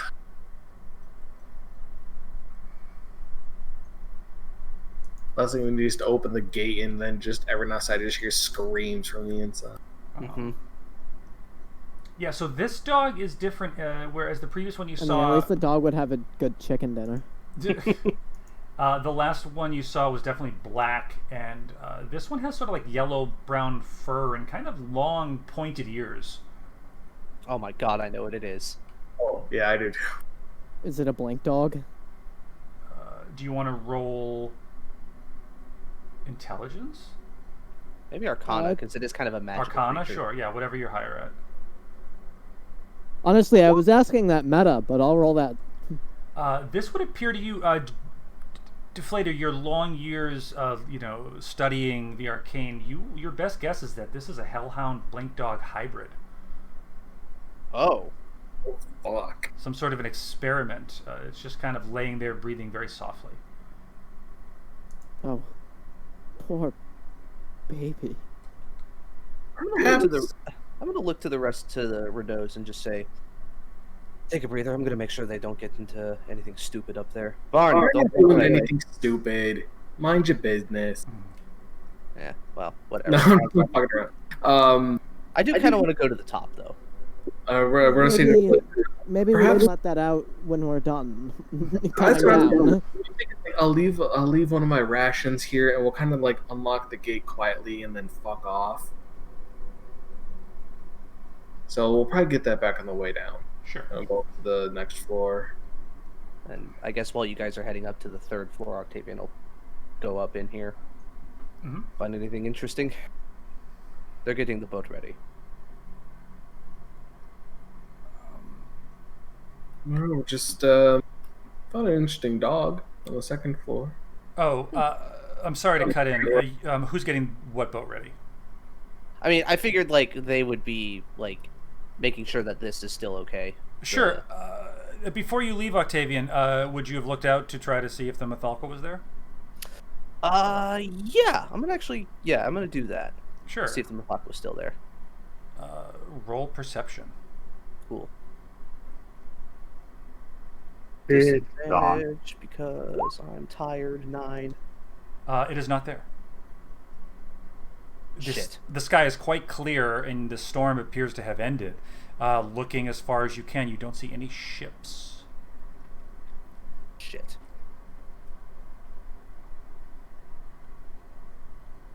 Well, Ren has the spyglass, so if it's just something that's out of my visual, then yeah, I'm definitely going to go find him now. Gerard would see you sort of looking a little bit nervous and say, is there a problem, son? Our ship's not there. They were anchored just off the coast, away from the rocks. Oh, I forgot to I'm so sorry. With the excitement, I forgot to tell you. They had signaled they were heading east to find a safer harbor. They were about to get smashed against the rocks, so they had to pull anchor. East, towards Aaronsport? He kind of looks over, and realization kind of crosses his face, and he says, "Oh, I believe so." Shit. All right. Well, yeah. No, I'm definitely going to get them. He appears kind of nervous. He's kind of looking around, and Elise is just kind of looking at him. Well, make sure Varn doesn't run off. This just got more complicated. As you enter the tower, you would see what your friend saw, and you would climb up. Ren, I think you would just catch Ren and Deflator reaching the 3rd floor. Yeah, I'll be kind of like clink, clink, clink, clink up the thing. Be like, all right, problem. The boat is gone. I'm pretty sure that's probably just your old eyes not being able to see it, Octavian. Well, probably, but once we're done here, Ren, I was hoping maybe from the top we could use your spyglass and take a look and see if maybe we see it. Gerard says that they went east to make port, which leads me to believe that they might be in Aaron's port by now. Looking for things is my job, so I'll take a look when we can get up there. Let's just see what else is around here first. Ren, and actually, all three of you, as you climb the stair, you notice that the spiral staircase, with the weight of all three of you, it's just it's protesting slightly, but certainly feels steady. You've entered what I'll appears. back up a little bit. Sure. Octavian, get your fat ass off the stairs. I can't help it if I have to. I wear heavy armor. Get off my back. Armor. So yeah, you would notice what appears to be sort of like a private chamber. You see a bed in one corner. There's a desk, and there appears to be several bookshelves with different tomes. Nice. I definitely want to take a close look around. I want to read them books. Yeah, taking a look Give me like the books. any interesting books. If there's any small chests or anything that might have personal possessions or anything like that. Sure. So you would notice on the desk several scrolls and parchments. One of them you would see is actually a map of Halcyon in the Second Age. You would be able to see this, and you would take note of how the Han settlement was actually two pieces of land at one point. You might remember Barney had told you that the one more to the east was for the gnomes, and at one point there was a great desiccation where the sea levels dropped in certain points very mysteriously, which united the island. You'd also see Vanador and the Xanar Empire at their prime, as well as a land to the far north written out as Ixion. And you'd be able to notice some of the changes. Vardis certainly was a thriving port at the time, which Deflator would notice. Ren will definitely take the map. You would also notice another sort of strange parchment with these symbols on it. It would actually remind you of something that Gerard had in his book when he was describing the different arcane wells that the elves were attempting to experiment with. Now that looks like a page right out of the Mysterium Xarxes. Holy shit. That's the book in Oblivion. Of course. Yeah. It's one of my favorite games. Yeah. Also, the desk appears to have several drawers. This arcane magic page, Ren would hold that out towards Deflator because that's beyond him. And he'll tell you what, he'll check, see if he can definitely take it slow and look for any trap in the desk before he starts opening drawers. Sure.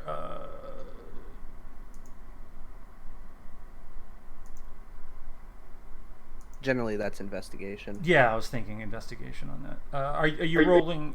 Was that Arcana against the page he handed you, Deflator? Yeah. Okay. So yeah, you would actually recognize that as what Gerard was showing you before. Very similar. The writing, while maybe not familiar to you, you'd recognize it as being in Elvish, and it appears to be concerning, very similar to the well you saw deep beneath the tower. Get some assistance on this investigation. Sure, I will do that, since Octavian. I'm not really doing anything right now. Octavian puts his hand on your shoulder. I believe in you. You do not notice any traps. I open the drawers willy-nilly. As you open the drawer, you would see some feathered quills. You would see some kind of very small, looks like bits of gemstones. And you would also notice a brass gear. Any money, Ren? I don't think so. You said they're bits, so not like proper gems or rough gems, just like bits of tiny pieces. You kind of pick up a few and kind of drop them bit by bit, taking them into the drawer. I don't think these are going to be worth much. I found this gear. The deflator would recognize the bits as being potentially useful in different potion making ventures. I can use them for potions, not that they'd be worth money. Potions would probably be worth more than the materials. Well, they're all yours. Does the gear seem, special in any way? It's a brass gear. You don't notice anything overly magical about it. I'd say it's probably about 5 inches across. Fun to play with Marlin. People like old gears. Maybe there's a component somewhere that is missing a gear. Might be best to hold on to it for now. You never know. You would also notice, on the desk as well, there is one more bit of parchment that you have not looked at. Take a look. You would notice it appears to be some sort of a schematic for a tower very similar to the one you're in. Does it have a title or name or anywhere written on it? It's in Elvish. You might notice it. Actually, could you roll something, Octavian, like intelligence or probably? history or something? Yeah. If you history, I'm a little bit better at. Sure. So, okay. And 8. I'm tired. Yeah, you're not sure exactly what it might be, but it certainly looks like it certainly reminds you of the tower that you're now standing in. Could be this one. Maybe it's twin Magraste, possibly. There's nothing else on this floor. I'd be willing to go up to the last one. Yeah, let's. As you enter the topmost room, you see you are actually inside what appears to be a crystal sphere about 30 feet across, in the center of which is a brass platform with various limbs reaching out holding spheres of different shapes and sizes in relative positions, each emanating a dull mist. It's intricately designed brass, gold, and clockwork. I pull out the brass gear. Does it look like it fit anywhere? You could roll investigation. I cast help.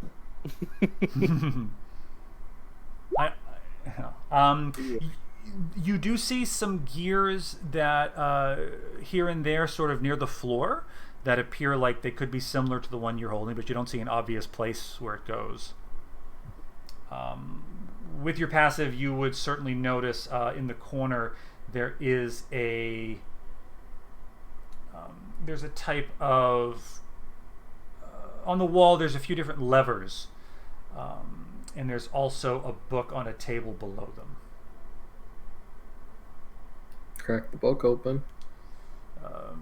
You would notice that in this book is a series of what looks like star charts in different positions. You would recognize that each one has a date, and it's basically indicating how to adjust the levers to match the position of the heavens for a given date. So it's just general dates. It's not like by year. It's just like day and month.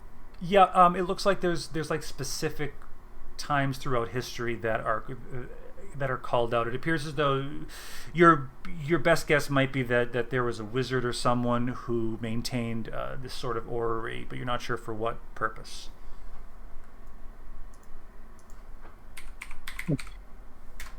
I have a couple of ideas out of character, but Octavian wouldn't know any of them. Yeah, it appears to be like a good representation of what we would know out of character as the realm space. One of these spheres you would probably recognize as Toril. I don't know if this is something that should be left for anyone to meddle with, especially given who the people who are in charge across this island. Well,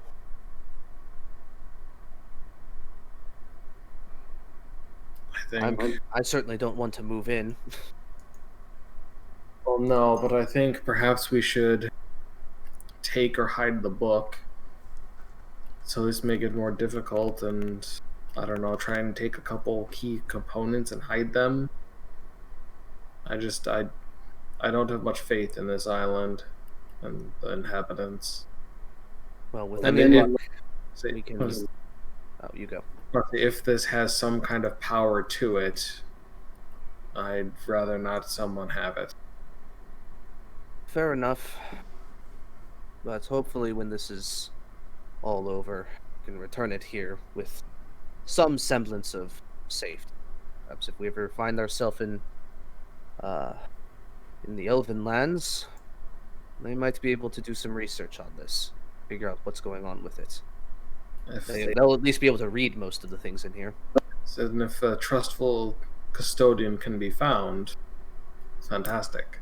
I think we know at least a few right now, but they have their own problems to deal with. I suggest trying to take a couple key components from the clockwork mechanism and then hiding them in the book and hiding them. Who's standing closest to the stairway? I'm standing next to Ren, so probably not. Yeah, probably me. Deflator, could you roll perception? Ooh. Is it the dog? I hope it's the dog. Oh, That fucking 20. Looking down if you were to glance back down the way you came, you would actually notice that there's a trap door on the floor which can seal this level off from the ones below.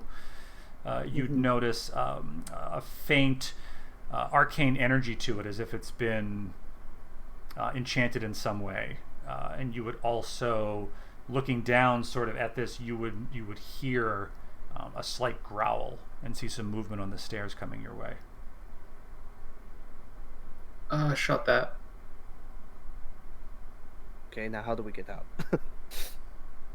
I mean, is there any way outside of... You said we're in like a crystal sphere. Is there any way outside of it? Does Deflator shut the door? Hmm? Do you shut the Ron trap door? said he did. Okay. Oh, it's okay. Okay. Well, you'll have to look around. I want a dog. I do look for an exit because I mean, well, I was thinking like if we were, my thought when he started describing it was to seal it off, and then Ren could just jump off the building. But that is already. Yeah, I was thinking that even like if nothing like this happened, I would just be a badass, jump off the building and Misty Step halfway down, so I only take fall damage. Yeah, but do you have a spell available for that? Yeah. Yeah. Oh yeah, you rested. That's right. Double Misty stuff. And then Octavian's just sitting here like, all right, bombs away. Because Man, I want, but cool. Also I want a dog.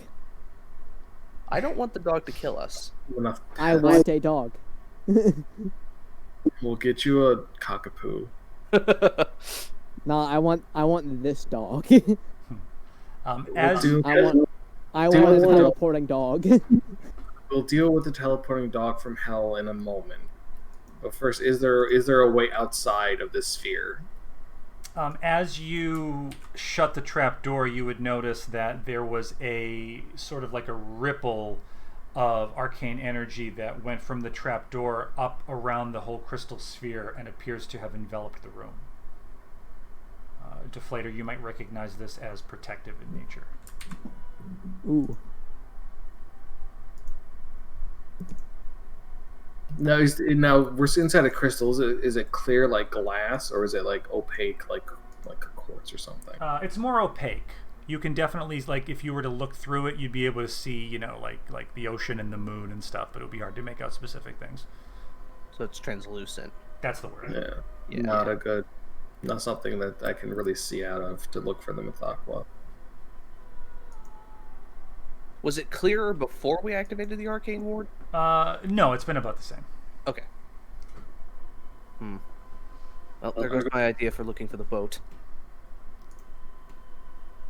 So we have an idea of where it's gone. Concerning, but not much choice. We were gonna have to deal with it anyways. If we can, I have no idea, but except to take a few key parts of this machine and then take the book. And I'm thinking just kind of wrap them in a cloth and bury them outside or something. put them underneath a big rock. But I mean, now we don't have a way out, so we're basically going down through the Hell Dog.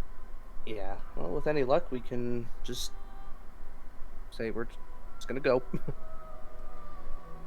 So Deflator can attempt the animal handling check, and if that fails, we'll deal with it. I think my animal handling is actually better since it's +3. Wait, mine's +5. Oh yeah, you probably have the best shot. Based from wisdom. Yeah, mine's +1. Yeah. You had that all backwards. Well, can we open the warded trapdoor? It appears as though you could. I'm gonna have my shield up front. I'm not drawing my weapon yet, but I'm just gonna have it kind of ready to go. I mean, I can't think of any other option. Do either of you have an idea? Nope. Nope. You could you could get the ancient machine running. I have a cough. I'm sorry. Apologize. But we don't know how it works. Ren failed his check to figure out how to fix it. Well, I apologize if I'm going into meta territory, but I did say there were levers on the wall. Mm. Well, I said that Ren wasn't sure where his cog went exactly. Oh.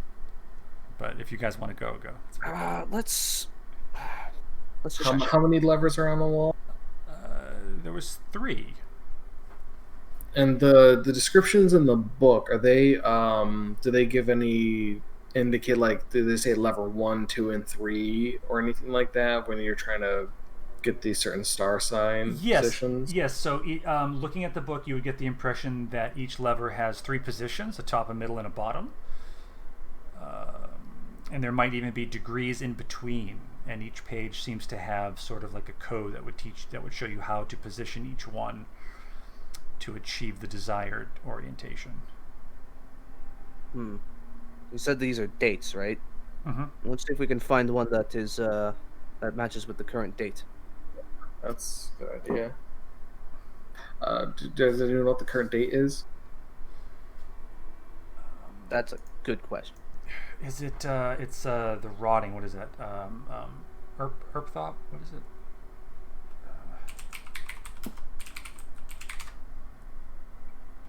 Just a second. Uktar. Yeah. I believe it's. I'd have to double check the old recaps, but I believe it's the 20th of Uktar in the year 1440. Yeah.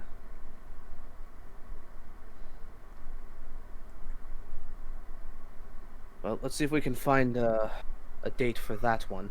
Is there anything, Matt? You would surprisingly see dates for thousands of years ago, hundreds of years in each direction, but there is a page for today's date. Does it? And it has stuff written on it? It does. It would indicate in which position to move the levers. All right. Well, I will follow those instructions and put them in the right positions. Okay. You would actually notice as you do this that some of the spheres appear to have moved around, but a few of them are not. Like they're not in the right. They're not lined up properly. Right. So the levers, as you move them, adjust the orientation following the combinations in the book, indicating the position of the celestial bodies on the date. They can be manipulated to move things, but you'd notice that one of the levers is not working properly. I think we found where your missing gear is. Well, there's a few gears on the floor as well. Well, put those ones back where you found them. Give me the one that you found. I'm going to take a look around and see if I can find out where that gear goes. Kind of focusing on where the one lever that was giving me trouble. Mm-hmm. What's that, investigation, I guess? Sure. Deflator, a little help? Sure. Deflator puts her wing on your shoulder. 19. You would notice by the brass platform, you would see several cogs and gears and flywheels and different things, different different shafts that appear to correspond to the different levers, and you would notice one that is quite loose that appears to have a gear missing between two of the cogs. Well, I'm gonna first take my one of my gauntlets off, so my fingers are a little bit lighter, thinner. I'm gonna just fit it in there. It appears to fit in perfectly. Make sure it's nice and tight. Mm-hmm. All right, let's try this again. I'm going to put the orientation in the way that it should be, according to the book. As you do this, the different spheres representing the various celestial bodies, some of which the more learned of you might even know their names, others may only have seen them, looked up at them throughout their lives with wonder, wondering what these lights in the sky were. But now they are moving about in a very organized way to match what you saw in the book. And at this point, there is another crackle, and I'm going to need a dexterity saving throw from Deflator.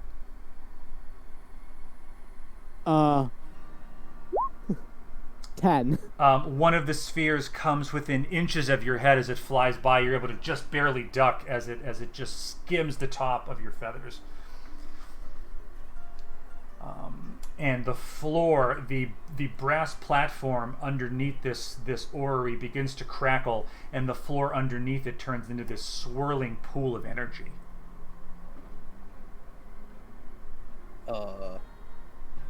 Imagine Ren, given that he's used to being a cartographer on a boat and probably uses like a sextant a lot and shit, he's probably pretty good with like constellation and stars.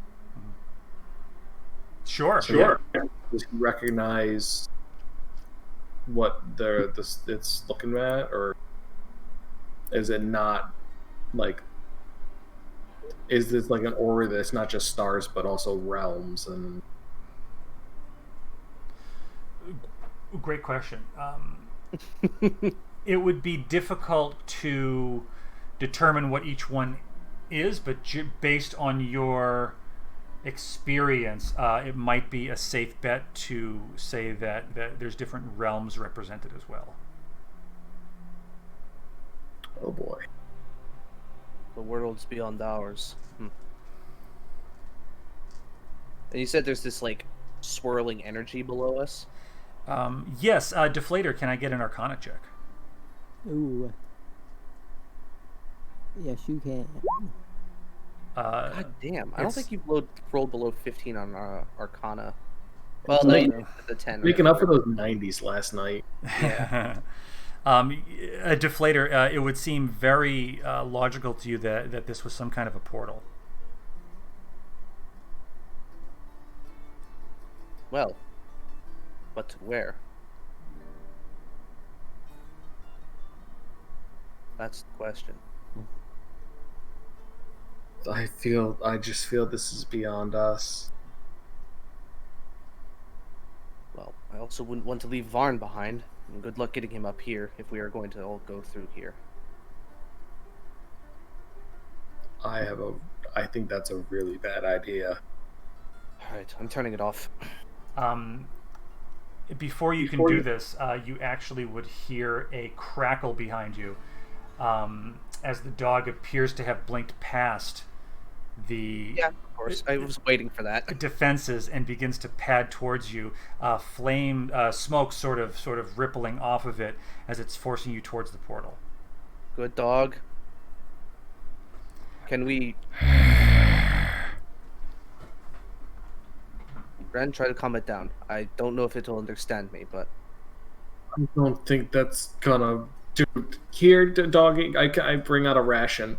You are, and I appreciate the theater of the mind, you are being backed up towards this swirling vortex. Hey, we have a friend outside. Can we at least go get him? Can I, like, stick my head through the portal? You can try. Fuck it. Yeah, so it's on the floor. Oh. Yeah, I'll get just on my hands and knees, just plunge my head through the portal. Octavian and Deflator, you would see Ren do this as he is pulled in. Yeah, of course, I saw it. Well, guess Varn's gonna go have his own adventure now. I look over to Deflator, seeing Ren just like full on, like complete, like I don't know what I expected kind of face. Just like, fine, you win this round, dog, and I jump in. The dog sort of looks at this and blinks right up next to you, Deflator, and attempts to lunge at you. Oh no.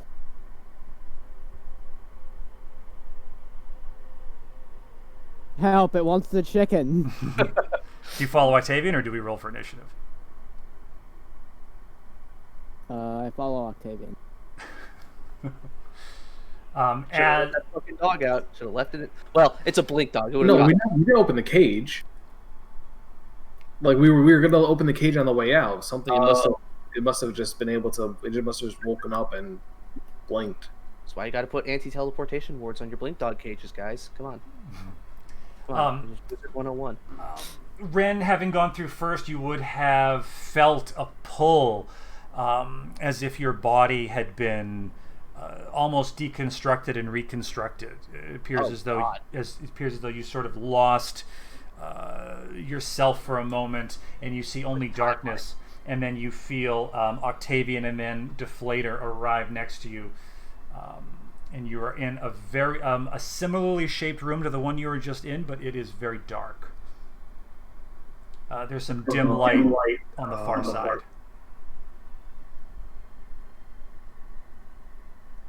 Do I see anything through my dark vision a bit better? Stone walls similar to some of the lower rooms that you were just in. There's no crystal sphere here, but it's visible through what appears to be kind of a thicker mist. Can we see the sky? Like the stars and everything? There are windows on either side, and you can see through that. You can see that it is night. And you could see some stars. There's actually, instead of a crystal roof, as in the other room where it was all translucent, there is a more normal roof above you, made of wood and stone. Ren, you're better with navigating the stars. If you look at the sky, would you be able to tell, perhaps, where we might be? You can try. Is it the same time of day, or is it like it wasn't nighttime, was it? When we it was nighttime. Yeah, it was that I recall. Oh, okay. Yeah, it's the same time of day.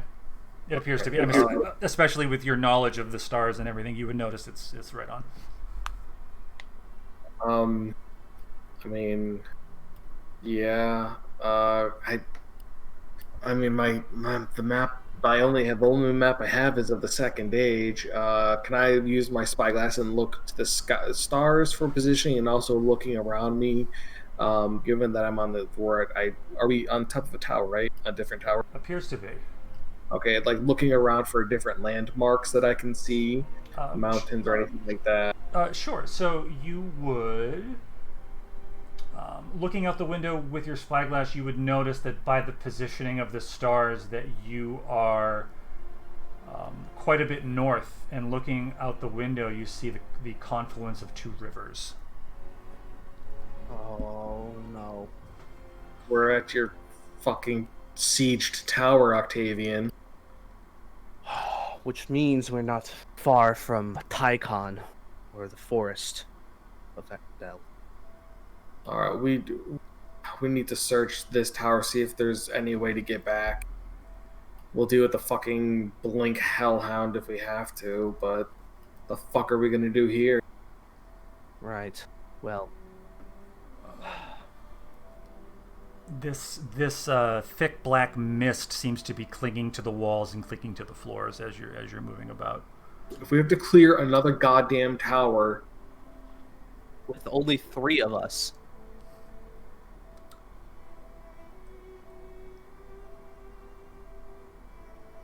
Well, and it appears we're on the top, right? Yes, and the portal that you came through is actually it's still crackling. Wait, we went through a portal? Yeah. Huh? Would you go get food or something? What'd you do? No, I completely just like blanked out for 10 minutes. Did you think that it was like pushing you down the tower? Yes. No, it put it through a portal. We're on the main island, the bigger one. The main Oh fuck. Yeah, we're lost now. Okay, look, the portal's still active. I mean, if we have to, Fine. I mean, I'm pretty fucked up, but you can have. Deflator has a potion or two. You can take one. I have one. I have one. Like, how many hit points are you at? I'm at 7 and I have one healing potion. Take one of yours. I'm at 21, so you can have one of mine, Run. Okay, thanks. I'll drink that. I still have 5 temporary because Fighting Spirit, it doesn't say that your temporary goes away. So I technically have 26. And I still have my Action Surge and Fighting Spirit and stuff. So Good. Alright, we're going back. I'm pulling out my weapon and we're gonna As you pull out your weapon, you notice that the mist that was this thick black mist that was kind of clinging around, it begins to part, and instead of filling the room, it appears to sort of be kind of starting to come together into various larger shapes. The room becomes visible for a moment. You notice that there is no orrery, only black stone with the window that Ren was looking out to, and there's windows on all sides. And you can almost hear the rivers outside. You would actually see a figure at the far end of the room. They're sitting in a chair looking out the window. They appear to have their eyes closed, and they're looking out the window. I will quickly throw light on my sword, since I still have it in my hand. Just I go, and I turn to that person. You know, who are you? They have their eyes closed. They don't react for a second, but as they hear the voice, you see them turn, and you would see a female with elven features and like short cropped red hair. Her eyes are kind of glazed, but then clarity follows as she focuses on you, and she says, Octavian? Dude, hold on. Hold on. Okay, is this a familiar voice and a familiar face? Dude, my hands are shaking. My heartbeat literally went up like 50 BPM. Holy shit. You would recognize Terrasen, rightful Empress of Vanador, who, when you last saw her, was vibrant, beautiful, and strong, but now you see her with dark circles under her eyes, her skin pale, her hands shaking. She looks like in the past 10 years she has aged double that. I drop my sword. It just clatters to the ground. I kind of just like grab Octavian by like the collar of his armor and kind of be like, bro, like, what the fuck is going on? My lady. Literally, like, in Ren's hands, drops to my knees. You're alive. She looks across at you, and as she does, these misty forms that were coalescing, they continue to do so into vaguely humanoid forms. Dozens of them, all focusing on you, and appear to be surrounding the elf as if to protect her or prevent you from closing distance. The last glimpse you see, another figure comes up the stairs, a short, bent old woman, bluish skin, jet black hair, eyes that upon seeing you flash with fire. The figure screams and points a finger at you as the portal behind you begins to waver, and dozens of shadows are between you and her. No! I'll pick up my sword, and I'll kind of like, with the light, kind of throw it at all of the other shadows and say, "Back away, all of you!" I mage hand like the back of Octavian's like collar on whatever like shirt he's wearing to try and like stop him and pull him back. No. One of the Octavian, you can't deny fate. I'm sorry. After so long, I'm gonna try and pull him through the portal. It was another time. You're gonna have to make an athletics, some kind of athletics check or something. Yeah, I'm sure I am. I'll say you have advantage because you're kind of catching him in a very bad moment. Well, I think deflator helping. Sure. Yeah, we'll say that's why. Okay. What are we rolling for this? You're gonna have to do athletics because you're gonna have to pull him in all his armor and weight. I'm not good at that. You got advantage. Deflator's helping you. Kind of. Wait, no, strength check. I am better at that. As you're doing this, one of the shadows actually attempts to grab Deflator. It will miss, but it was attempting to grab Deflator, and there's 2 more closing distance. All right, I'm gonna make it athletics at disadvantage because I'm not in my right mind right now, and plus I am technically still exhausted. So. Oh, that's true too. Ooh. Yeah, no, he's staying firm there. I look to her. Tennyson, what is going on? You actually can't see her through the shadows and the mist. Bring her back! One of the shadows attempts to grab onto Octavian. That is a 24 to hit. Yeah, that hits. You would take 9 necrotic, and your strength score is reduced by 2. 4 necrotic because I'm resistant. Yes, the portal is crackling behind you. It appears as though it's wavering.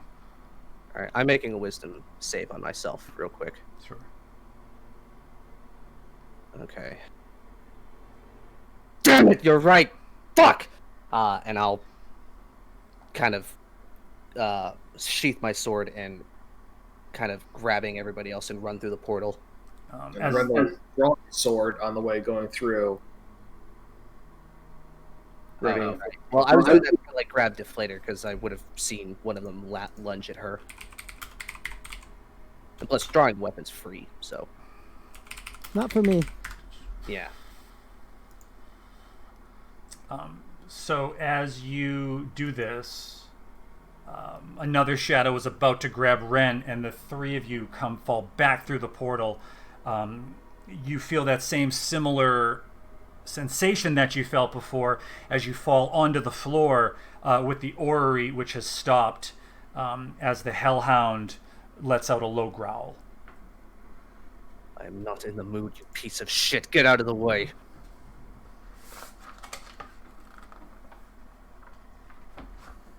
Is the portal still active and just still wavering, or is it gone? It is gone. Okay. Then I would go at the Hellhound because I'm sorry, Deflator, but you're not getting a dog today. That's fine. Whatever. I think it's much like I said earlier. Fate is undeniable. If the fate is that we have to kill this dog, I guess that's fate. Let's just throw up a quick initiative. 14. Oh shit! Yeah, Ren's ready to go.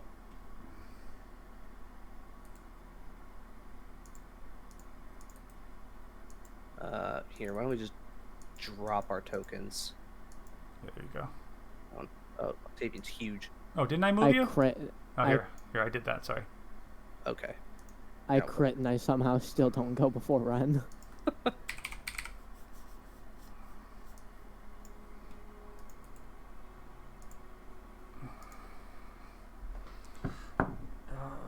Imagine Varn's halfway back to Provost by now. What Deflator get? 22. Okay, cool. Wow. Ren, you attack. First attack, Captain's Vengeance. 14 hit. Miss. Second attack. Oh, God. Bonus action, unarmed strike. Wow. See, this is karma for those 3 nat 20s. Get them all out of the way. Oh, that's my turn, so good luck. Deflator. I will cast Witch Bolt. Nice. That is Oh a my hit. god, it actually did good damage for once. 33 damage. With a 17 to hit, it looks like. Wow, yeah, that's a hit. And the you've singed most of this abomination's fur off. It appears to be very damaged.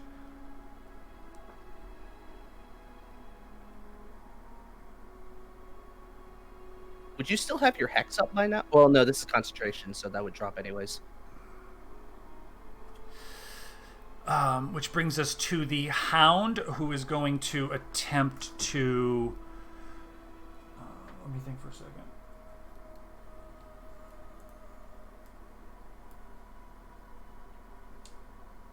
Can I get dexterity saving throws from everyone? Great. Okay. Oh, 21. Very good. Oh, you all save.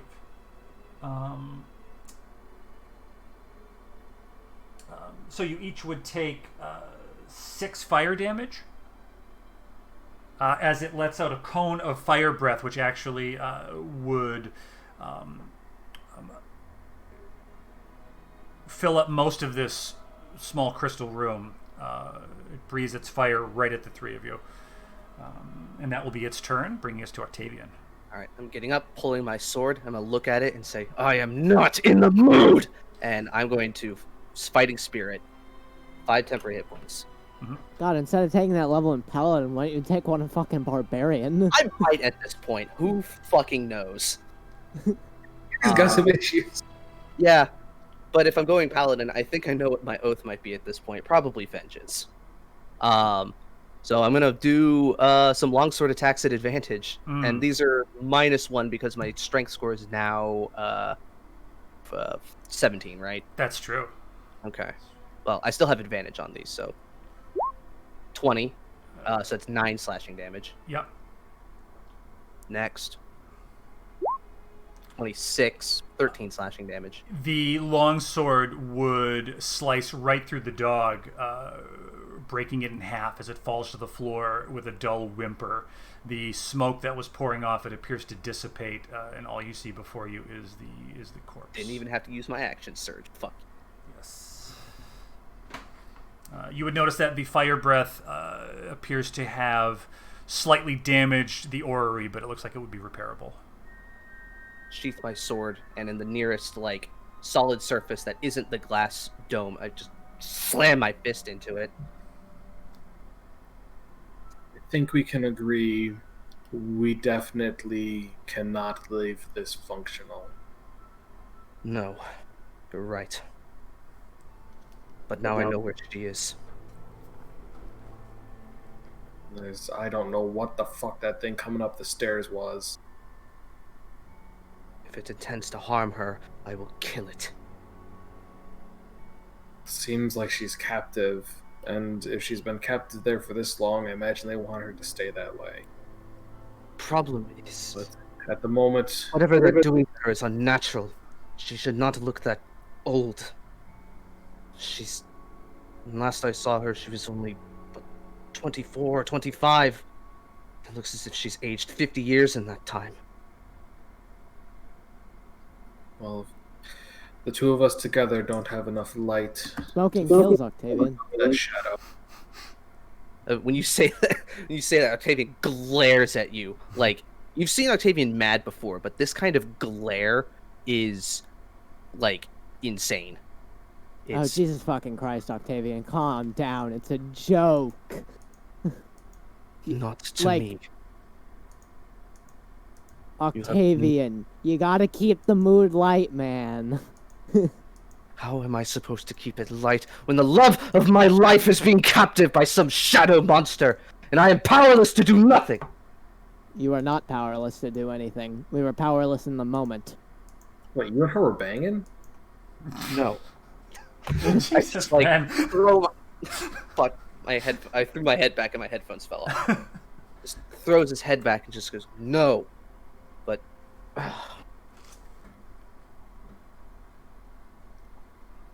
it's so complicated.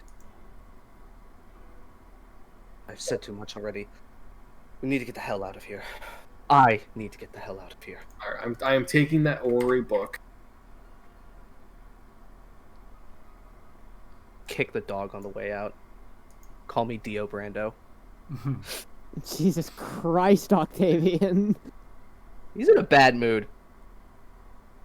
It's fine. It's dead already. Well, I would like to. Fuck it. I would like to get the dog corpse out of here, just so should we come back, in like a few months or whatever, it's not stanking up the joint. Yeah. If you were to attempt to open the trapdoor, you would see that with a little bit of force, you would open it, and you would notice that shimmering ring to kind of recede back around the crystal sphere, back onto the trapdoor. So I have the book, but someone could still figure this out. I don't think we should destroy it, but we should at least... I'll find the gear. Probably take a few gears. Alright, well, I'll take that one, and Ren can take a few more. And I'll take like all the gears that are on the floor or whatever, and honestly those I'm just going to bury outside. Mm-hmm. Okay. But I'm taking the book with us. So Octavian, as soon as the trapdoor's open, he's already heading downstairs and out the tower. And when he gets out here, I assume they're still here, and Varn's probably nowhere to be found. Yeah, and we close the trapdoor behind us. Okay. Octavian will find like a rock or a bench or turned over log or whatever and sit and just like, shields off. He's just like holding his head in his hands and breathing very hard. As you exit, Gerard would begin to approach Octavian, seeing his mood, think better of it, and come to Deflator and Ren and say, "What happened up there? We saw flashes of light and we heard crackling sounds and a howl. What?"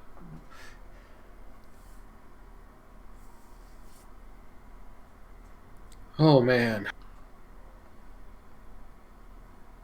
I don't know what this place is, but it's far too powerful. I almost wish we left it in the state it was.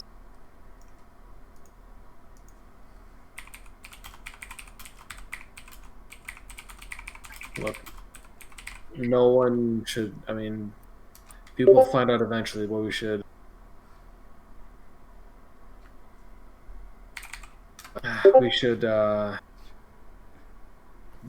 don't tell anyone about it.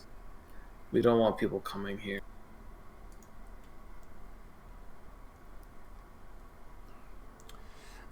Gerard would say, "Dangerous, you say?" It opened a portal. We found ourselves at Magraste. Magraste, that's the tower. That must be 1,000 miles from here. Oh yeah, no doubt about it. And it was an unholy place. Worse than I've ever seen. You don't suppose the whatever that was beneath was that they're obfuscating this place was actually a good thing?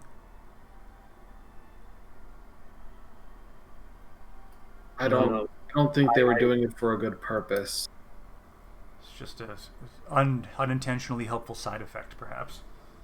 Yeah, but hopefully we have left this place in a state of disrepair, and it can't be used. Christ.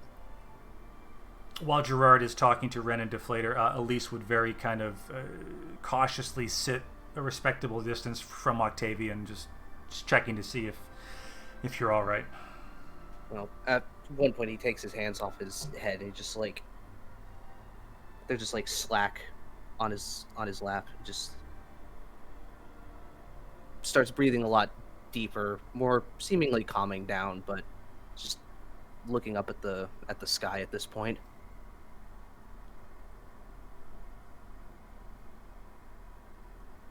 He knows she's there. He doesn't talk. What is Ren's best guess for the walking time to Aaron's Port? Oh. Just drag everybody over here so you can see it too. I'm thinking like a day and a half. If it took 3 days to get from Provost to Halcyon by about walking, whatever. Yeah, I mean it's about 80 miles.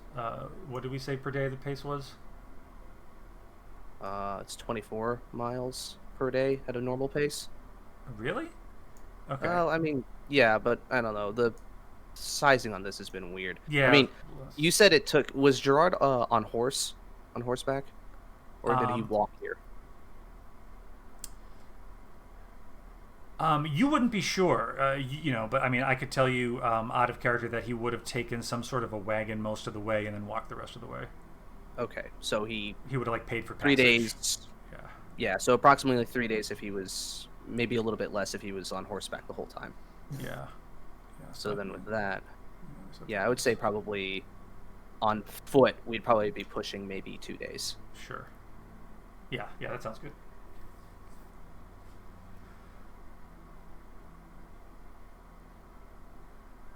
Roll this time.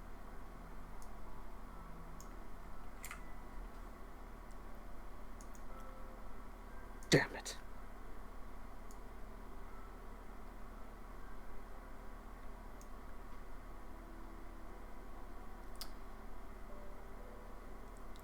Elise would have picked up a bit of the conversation.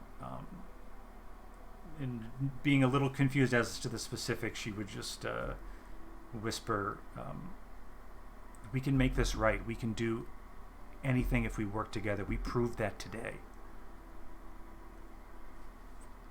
I know. But you didn't see what I saw. And you don't know what it means to.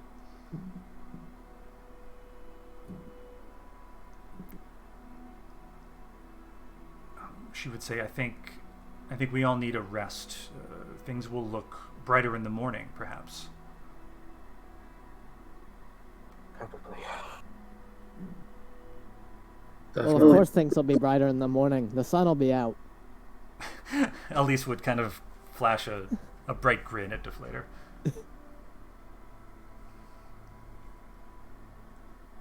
Speaking of, where's Varn? Yeah, Varn, are you close by, or did you just kind of go on walkabout? No. What's Varn up to? Question. Yeah.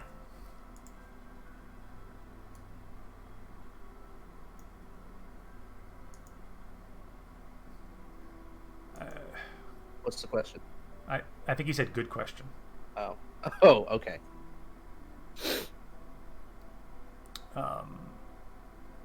Varn, would you have gone like outside of reasonable for Octavian to see you? I mean, if you were standing down here, he'd probably spot you. But if you went further, probably not. Yeah, I don't know. Okay. Let's say that you don't see him readily, but if you were to go look, you'd probably find a trail or something, tracks or something. I'll look to Elise real quick and just say, "Did you see where the goblin went?" She would gesture down the path inland to the south. I'll be back. Pick up my shit, throw light on my sword, and kind of use it as a torch. And as I get like closer to the tree line, I'm just gonna keep an eye out for Varn and calling out for him. So you say it's like nighttime, right? Like really dark. Yeah, Elise would actually kind of come over to Deflator and Ren and say, "Should we, based on what you saw in there, should we camp outside, far from here, or is there room inside?" I think we're good just to stay inside the tower for shelter. Okay. Tomorrow we'll have to make as quick pace as possible. Probably following the coast as best we can, and I'll keep an eye out for the Mythaqua. she would hand Deflator a little vial and say, see if you can get Octavian to take this. It's just a little bit of lavender and nightshade. It might relax him. Let him rest. Yeah, and some ether. So, as I'm looking at... Yeah, I look around the tower. Are there any plants? Yeah, there would be a variety of bushes and flowers and things. The area outside of the tower proper is actually kind of overgrown. I find medieval marijuana. Oh, great. So, I'm going and looking and calling out for Varn. So, Varn, depending on how far you are, you could check your passive perception to see if you hear Octavian, or maybe not.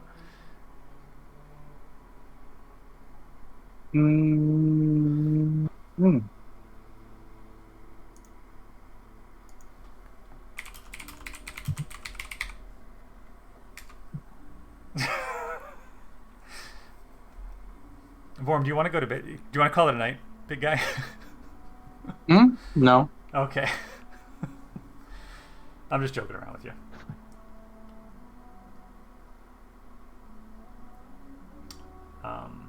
So you might hear Octavian's voice calling to you in the night. Varn, come on. Now is not the time to be playing games. I could really use your help right now.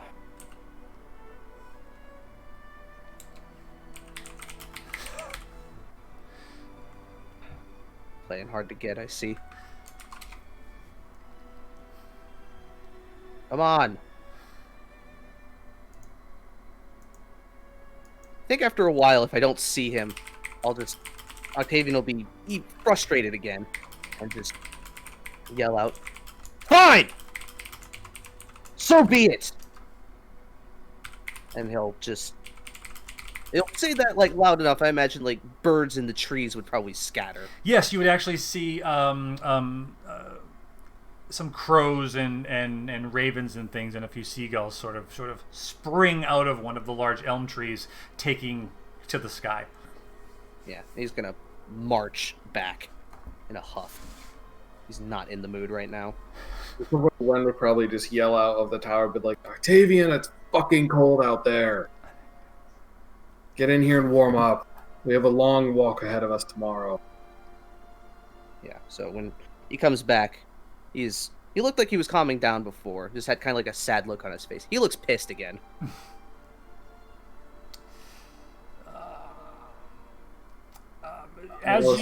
Sorry. Let's say I haven't forgotten again, but I don't want to get into it now because I have a couple questions for you. But Ren will use the stone before bed. I think you can use it at dawn, or do you use it again today? No, I haven't used it today. We chatted in DMs, I think, like a week ago, didn't we? Yeah, and so typically what I'm doing is using it like right before bed. Okay, cool. That works.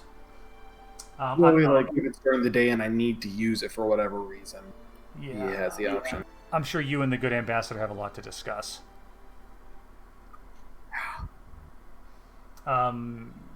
Meta, but did you ever tell Deflator and Octavian what she said? I didn't, because I forgot what she said. No, it's in your DMs, but it may be like way back. Yeah, we can discuss it next time we play. So sure. As you are entering the tower, Gerard would say, "Are you sure it's safe to camp in there, or perhaps just on the ground level?" That was what I was going to suggest. Yeah, just I mean, hell, Ren, if no one's gonna do it, Ren's gonna go up to the third floor and sleep in the bed. As you're entering, Gerard would say to any, Deflator, Octavian, whoever's within earshot, there's one thing that's bothering me. Just one thing? He would say, the ruins that were here before, I explored them. The tower was not simply hidden by magic, it wasn't here. And if it's here now, where was it? Somewhere else. Magic can teleport things. But something of this size? We fought an undead floating skeleton that nearly brought us to our knees. I don't think this is the most incredible thing to extrapolate upon. He would nod and kind of clutch his notes to his chest. And he would say, he would just be muttering to himself as he goes to find a place to lay down. But where was it? And he goes in and finds himself a quiet corner as Elise makes camp for the night. Inside, and that's probably a good place to end. Holy fuck. That's some shit.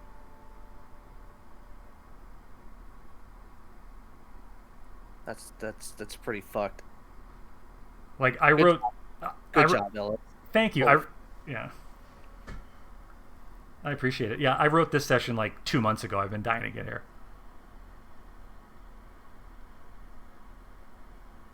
I don't want to be that guy, but do we level up after this? Yes, as you wake up, you will indeed be level 7. Hell yes. You know what time it is, boys.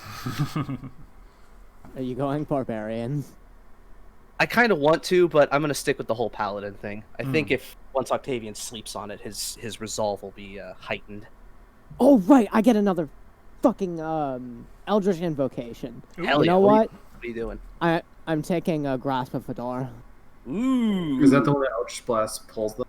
Yeah, Eldritch Blast pulls things. Yeah. Ooh. So That's my whole thing with this character, my original concept for this character is that my whole thing is that Deflator's weapon is supposed to be the way in which she does damage, as opposed to most warlocks who just spam Eldritch Blast every turn. I'm trying to use Eldritch Blast more as like a tool. Utility. Yeah. Yeah. Get people close to you so that they can fight. So that they fight you where you have an advantage. Exactly. A lot of armor spells would probably be good too, like what's it called? Oh yeah, that is one thing. I have way too many concentration spells. Ellis, am I allowed to change out my spells on level? I think so. Let me double check that. Warlock is allowed to switch out one spell on level up.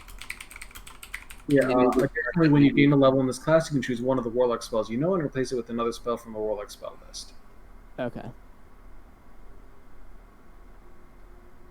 Warlock can change the spells they know only when they reach a new level. They gain spells according to the Warlock chart.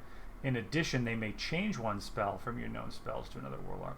That's like phrase confusing because the first sentence is Warlock can change the spells they know when they reach a new level, but then it I think says... that's just the preface for the concept. The way I've always ruled it in my games is that when you, as a spellcaster, if you want to swap out a spell, you can do one spell every level to unlearn, but that doesn't take away your ability to learn a new spell if your class does. Yeah, I'm definitely not arguing. I just like it's just phrased like awkwardly.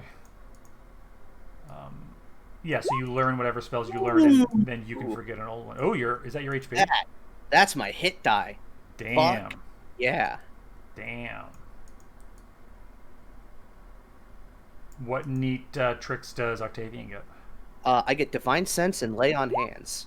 I mean, not a whole lot. I mean, you killed a goddamn Demi-Lich and faced down an army of shadows and then killed a Blink Hellhound. Yes, you level up. Yeah. In addition to the Wizard Men. Yes. I would... Look, I'm just saying, we've played with a DM who would probably not level us up after that.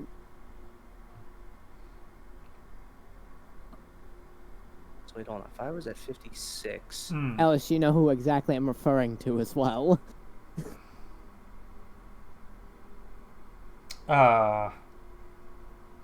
Is he in this chat right now? No. Oh, the other guy. Yeah, I got it. Yeah. The one you told me about.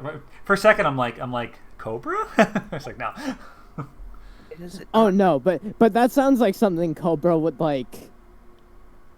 I feel like Cobra would level us up after that, but like at the end of the session, he would say, "No, you don't level up," and then next week he would say, "We level up." That's something I would do. Do you? Yeah. Well, yeah. I mean, like I learned from last time too, because it's like you obviously like in my mind you leveled up when you killed the Demi-Lich, but I said not until a long rest. See, so it's not confusing. Yeah, Oblivion rules. Yeah, right, I like doing that. the thing again where it won't change my fucking hit points. Do you mind very quickly just like breaking down the Demi-Lich fight with me?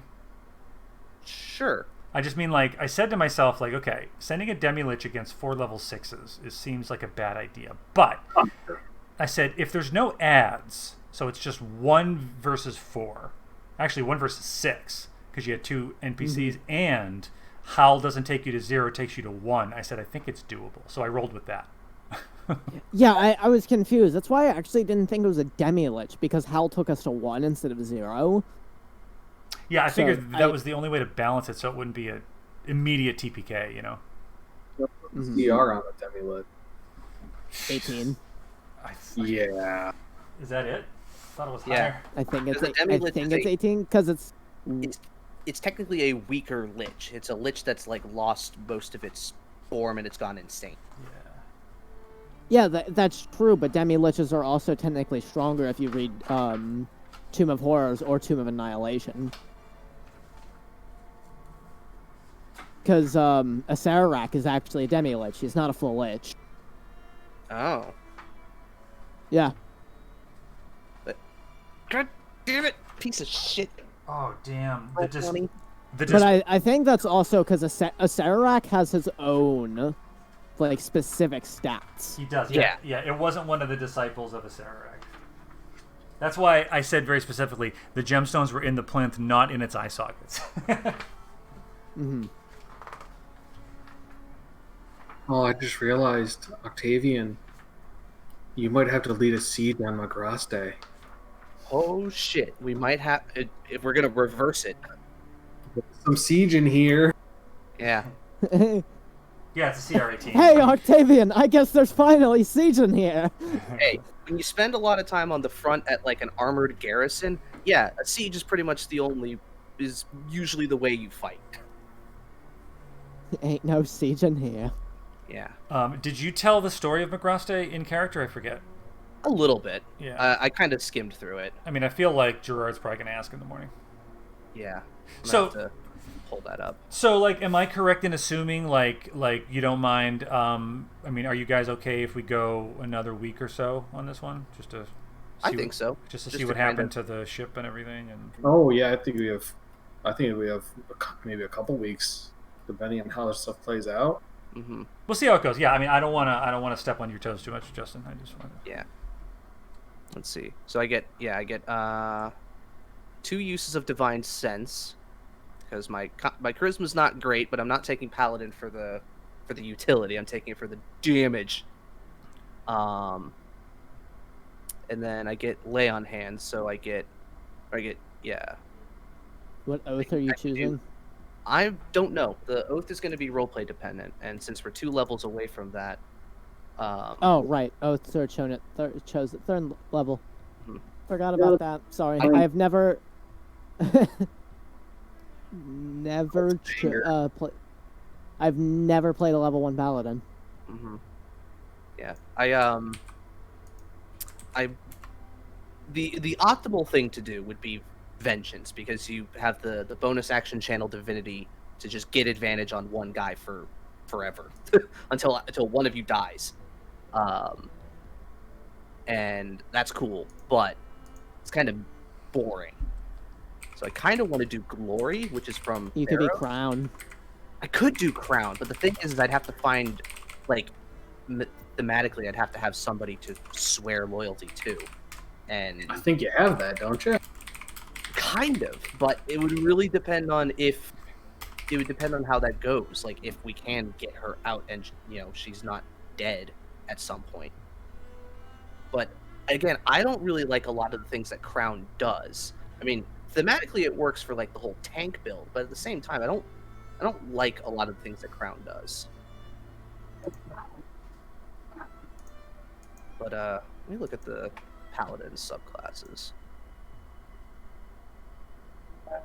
Vengeance, Glory.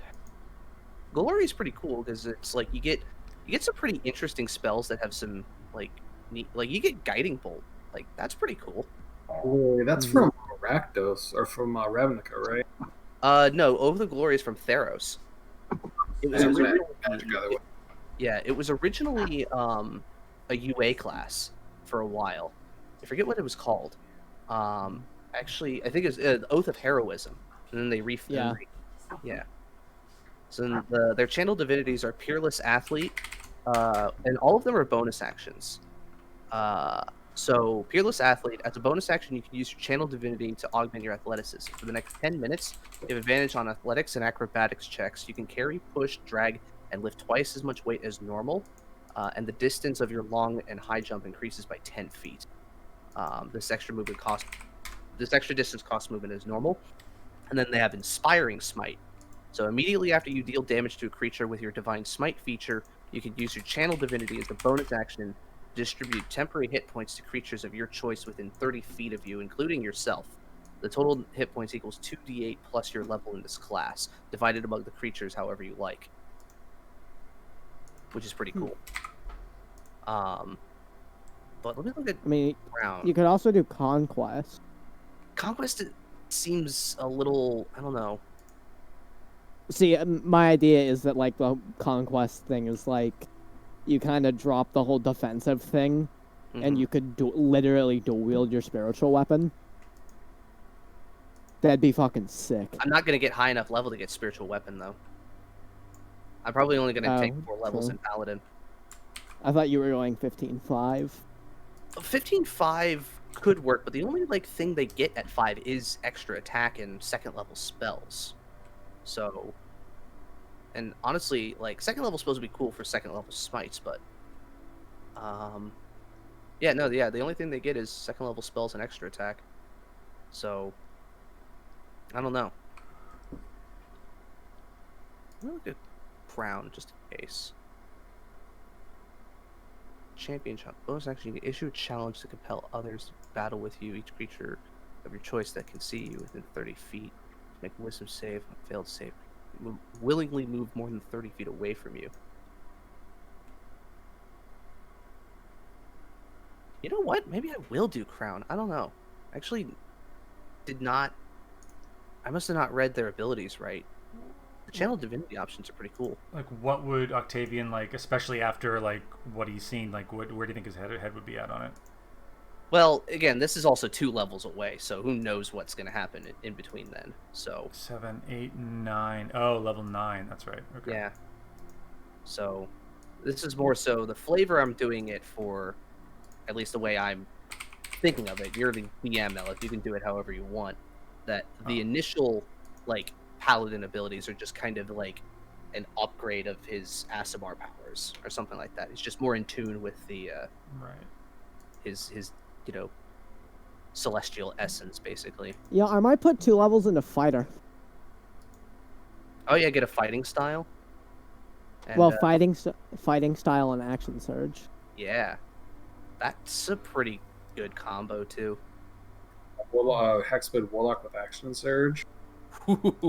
With Polearm Master. Damn. Bruh. Deflator OP, please nerf. I was thinking about going multi-classing into fighter, but it's just, I mean, monks are just so intensive that I don't like multi-classing a monk. Yeah, monks are really. Yeah, no, even though, like, one of my favorite characters is a monk multi-class, it doesn't really work. Yeah. Yeah, like, I mean, because at level 7, I just got evasion and stillness of mind. Dude, so good.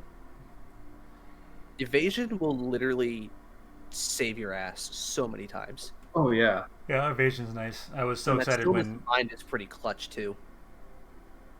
Yeah. Sure, it uses up your turn, but you could still bonus action patient defense after that, so you're not completely wasting a turn.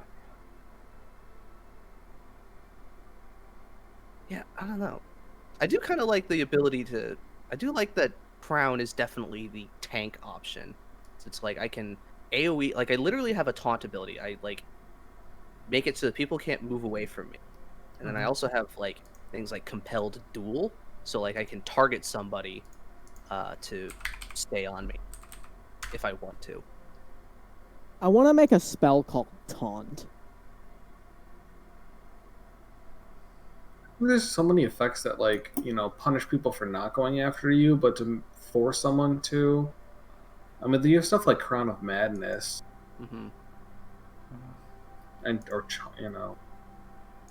Yeah, I feel like a lot of spells are just focused on, like, making sure that enemies are either just damaged to dead or disabled. Like, Hypnotic Pattern is such a good, like, like stun spell, because literally what it does is it causes them to just. I don't think it gives them the stun effect. It's just that they waste their turn staring at the pretty lights. Yeah, they're essentially like charmed for a minute or until they take damage. Yeah. So it's a great way to like get... set up a funny ambush.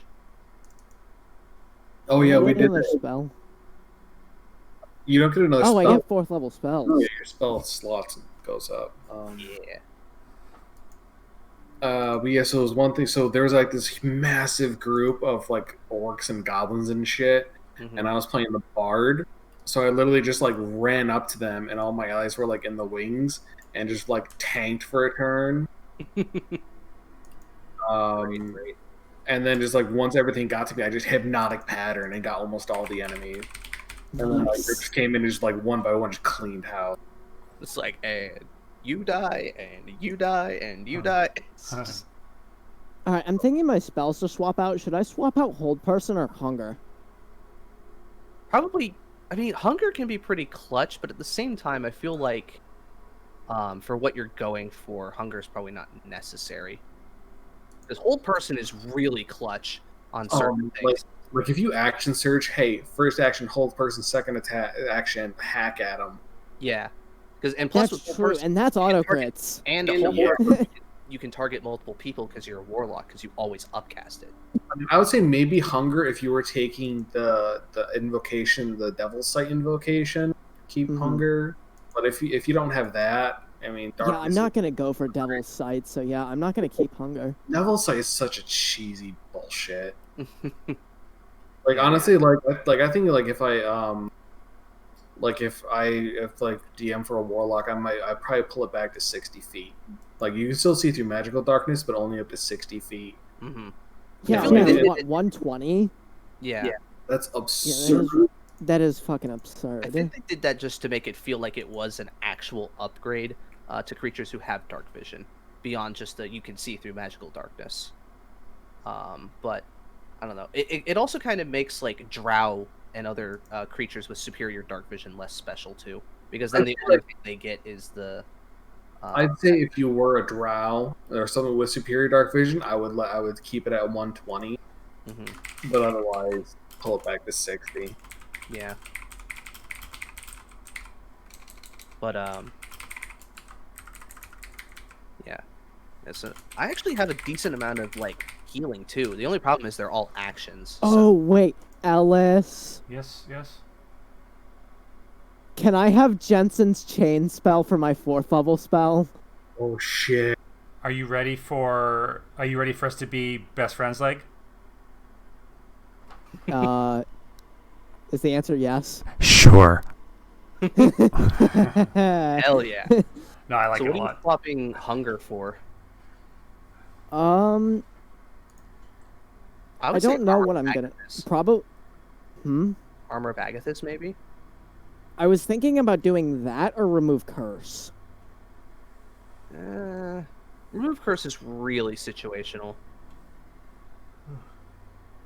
But yeah, because Deflator doesn't have a lot of hit points, so I guess this would be a lot better. You always upcast it, so at 4th level you get, I think, 20. Yeah, it's 20 temp hit points. And every time they hit you, they take 20 cold damage. Yeah. So yeah, I need to use that spell on Vlad more. Yeah. Because he gets like 25 temp hit points. That makes him tankier than Damascus. Yeah. Yeah, that makes him much tankier than Damascus. And here's the thing: if your Hexblade's Curse target is hitting you, there's a good chance they might not hit you anyways. Because Armor of Hexes is borderline broken. Yeah. Wait, so Armor of Hexes, in that case, if they hit, but Armor of Hexes procs, would they still take the cold damage? I would say no, because the Armor of Hexes prevents the actual hit itself. It's kind of like a secondary layer of defense. So they would actually have to get in contact with the Armor of Agathis portion of the spell. So it's like 2 layers. So you have the Armor of Hexes is on the front layer, and you have the Armor of Agathis below you, Mm-hmm. like on your person. Well, what's cool is that's a good one to prep for. Like, if you know there's shit on the other side of the door, it lasts for an hour, no concentration. You just pop it on, and then you're free to do whatever on the next couple of turns. Mm-hmm. It's just one of those things where you get caught off guard, and then you're kind of just using that for your turn, and who knows how many more encounter turns there'll be left in combat. Mm-hmm. But it's a great fucking. Oh, hang on, wait. I don't honestly. As much as I would love for you to use the Jensen's wrecking chain, it kind of takes up an arm. So I don't know if you can use a pole arm with it. Oh yeah, Oh, that's true. yeah.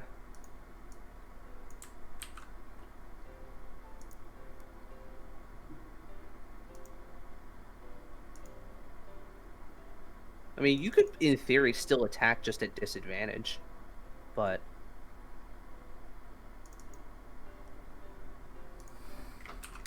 Attack with form. well, it just says that it's two-handed, and I think anything that's two-handed, if you attempt to wield it one-handed, you have disadvantage. I mean, the two-handed, it just says this weapon requires two hands to use. Oh, yeah, then maybe you couldn't attack with it at all. You know, that's certainly not maybe a DM homebrew thing. Yeah. I mean, it kind of makes sense that you would have like maybe you could kind of work it, but you'd have a penalty to it. Mm-hmm. Mm-hmm. And then Jensen's chain restrains, so that'd make it an even roll, I guess. Yeah, so you wouldn't get the advantage on it, but if they're restrained, that also makes it a good opener for allies, too. So, like, you could chain somebody, and then Octavian runs up and beats the shit out of them. Or you Ren could beats the chain shit out of and them. just, say the words. Yeah. Eldritch Blast? That's the word. Eldritch Blast! Oh yeah, no. Chain would definitely be like a better opener in a combat, at least with Deflator, Mm-hmm. than it would be as like in the middle of combat. You know how you can do like because it takes me a full action to summon the glaive. So Yeah, like if you chain them, and then you have your time to use your Hexblade's Curse, you have your time to pull your weapon, you have your time to activate your shield, and during that time, we're wailing the fuck out of them. Yeah. yeah. do you folks know how like Warcaster, you can like hold the sword, your shield, and then you can do your like somatic components, right? Yeah. What if there was like a chain master, so you can like have the chain in your hand, or you know have your pole arm, and then you don't have to, and then like the chain is like in your pocket. Yeah, I mean, I think Warcaster would be a great feat if that's the kind of build you're going for, because it says that you can perform somatic components when you have your With a weapon or a shield. yeah, when you have a weapon or shield equipped. So, in theory, you could concentrate on the spell while you're gripping polearm. Mm-hmm. And 8th level's next, so that's a feat right there.